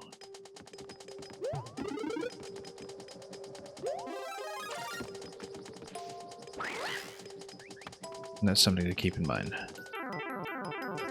It does look like the flagpole.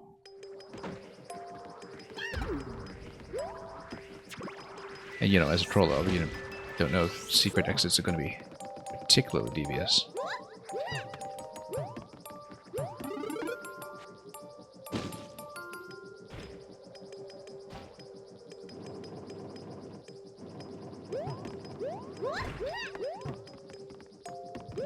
Okay, this.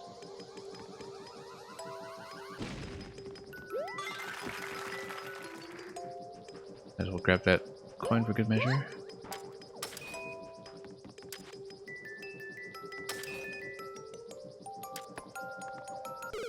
Nope. Okay. Guess not. I was wondering about that spot, but early enough that it was easy to check.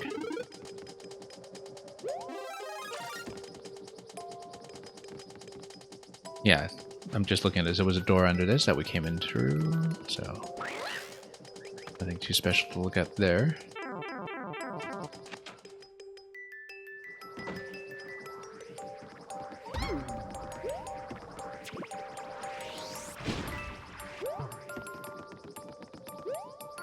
You know,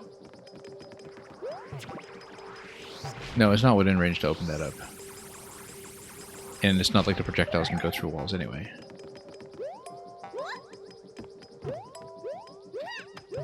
I was definitely looking at whether these hard blocks can also be dealt with.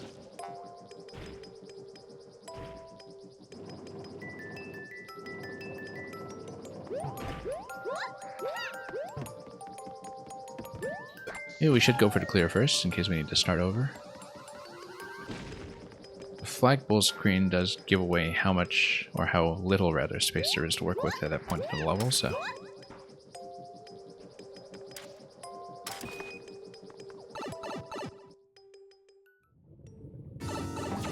Anyway, it's a flying segment, so...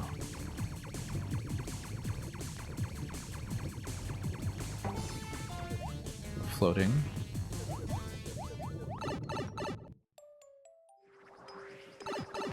Yeah, look at this semi-solid here.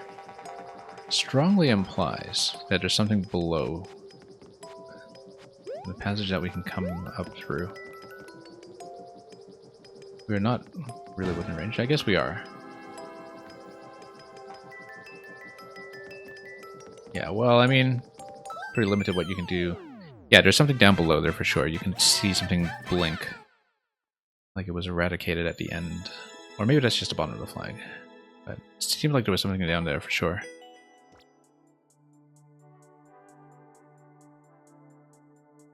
Yeah, we might as well wrap around it the whole way, although I don't know how close to the ending it will be. If it's a secret room that will spit you out by the ending, we should check that again. Fairly gentle clear, though. I think it was, if it's anything like how things worked last year, it was kind of part of the mandate for the MMC troll levels to be pretty gentle as an introduction to people who haven't really played this before, so it's, you know, easy to progress. Closest thing to any kind of anti-soft lock is not too annoying by the standards of how those usually work. But still a lot of these repeated execution traps for people not paying attention that still are hallmarks of the genre.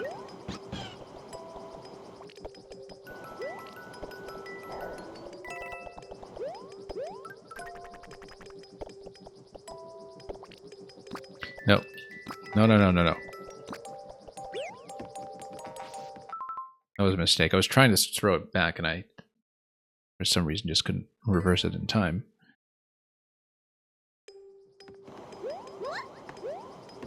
Anyway, every clear already. That was awfully quick.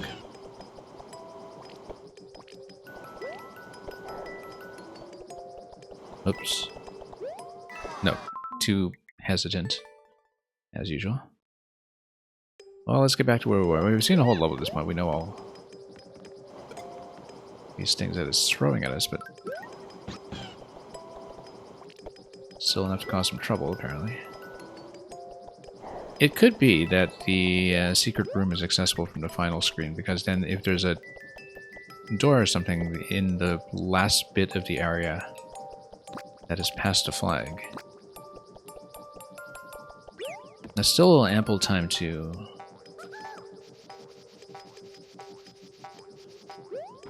put the player somewhere. This is something, right? Oh, I'm surprised that isn't something. That totally looked like something.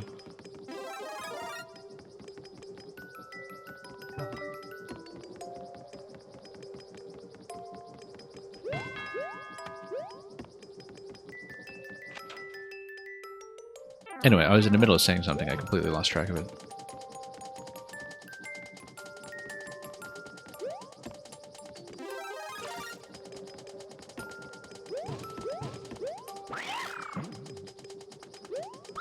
Well, let's retain the off switch. No, hang on.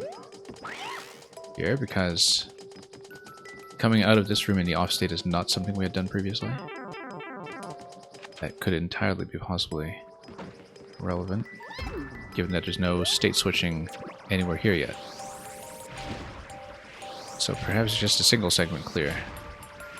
That would be a secret. We don't see any on-off switching at all, actually, from this point, so... This is definitely something we should suspect until we see any other on-off interaction past that point. Yeah, the fact that we don't see any on-off interaction past this point tells me that that could very well be something.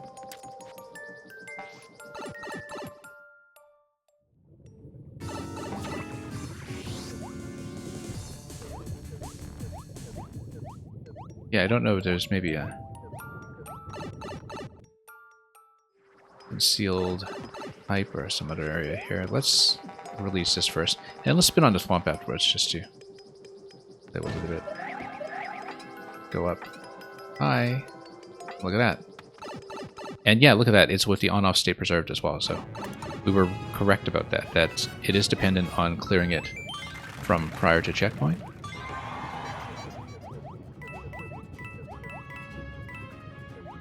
So we did have to restart in order to see this one.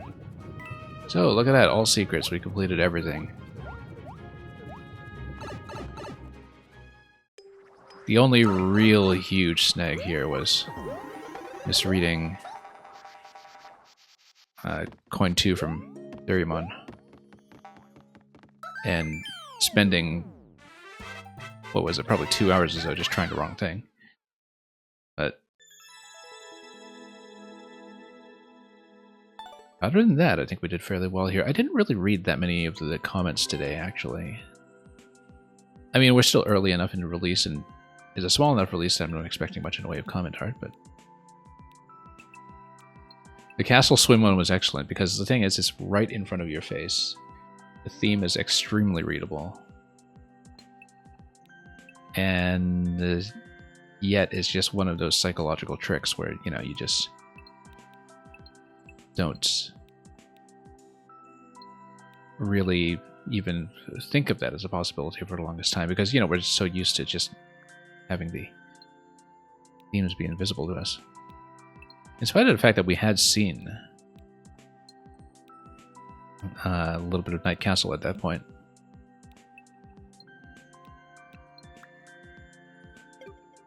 But yeah, very nice. Yeah, we didn't read some of the other ones today, I think, so let's take a look. Yeah, big spoilers, Radical. You are right, that is a big spoiler. Should have been a clear required in that one.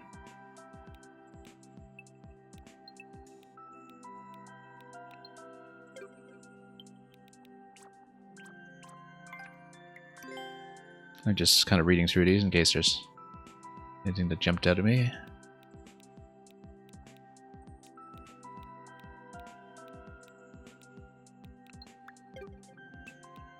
And yeah, we did see all the ones from last time, but I mean, they might have had some more comments since, but we're not going to go through too exhaustively. I should actually take off for today. I think I did read the ones on Gilmore. Read the ones on Sam Fizz. Let's take a look. This is, I think this was a re-upload, right, Sam Fizz? I know that I saw this come up twice on launch day. Can't even begin to guess where the balloon room could be. Well, yeah. Guess Shearwater needs to look more carefully. Yeah, it's funny because I'm pretty sure I did spot it and just didn't try it until I got to the end of the level and realized, oh yeah, I didn't actually try that spot. Because it's very easy to assume that I've just, you know, bumped into every pipe as a matter of habit. So we did finish this last time, but this was also a re-upload for some reason, so I don't know if there are new comments on it. Yeah, it's a fantastic creation. And, oh, I'm actually the only one who has commented on Therumon's level at all, because we put speed run into Secret Room in case anybody is doing that. Mars here had a real speed run, was 6 minutes, and then clear check time is 4 minutes 35. So lots of room for improvement for anybody who wants to go for it. Won't be us today though. Even the bomb fight in the second segment is something that I don't trust myself to do cleanly, even when we want to do it the standard way. Yeah, I realized he uploaded twice as well. I did see that it had moved up the list since my last session. Anyway, good luck to all of you in terms of these levels taking off. I mean, they're all starting with good likes ratios. They just need more plays on them, and particularly the re-uploads, and so hopefully they get a chance to really take off. Like Radicals must already be on a top list somewhere. He's got the crown, but he's had a crown for a while, I think. This was a great set this year. Small, I know, but there was just so much variety from one level to the next. Some excellent concepts, very good mix when it comes to length as well, and everything was actually quite gentle. A lot of people contributing easier levels than they normally would, just to kind of get lapsed or perhaps newer players back into things. Because the thing about the MMC and before them the YMM projects was that they were always very easy to recommend as a starting point for people who say, I don't have time to play much Maker. What do I need to see, and what do I need to see now? And these levels are doing all that without being at the expense of being interesting. And so yeah, 100% all secrets. I don't know who else has done that on stream so far, but I know there are some other people who have been very exhaustive secret hunters who have been looking at these, like B Suzuki, who always does the secret room tier list. I don't think he's on Theoremons yet though, so I'm really interested to see how he'll do with that. I'm sure he'll ace it. And yeah, hopefully you folks get to see more great plays on stream. And hopefully on my end I don't continue to have microphone problems, because we've had 2 consecutive streams now with commentary cutting out. We're going to send you folks on to somewhere else, so thank you once again to Sky2N as well for the big raid that came in near the end. I know we didn't have much time to keep you folks around and watching, but it's very glad to have you around regardless. I'm going to look for a raid, but in the meantime, thank you so much for joining me for 8MMC. We will have some new content coming soon between now and the end of the month. It'll be a mix of Maker and possibly some other things. And thank you so much for dropping by. As always, have a wonderful time playing everything that may be on your plate, be it these levels or new levels by the same makers or anything else at all. And above all, fare thee well.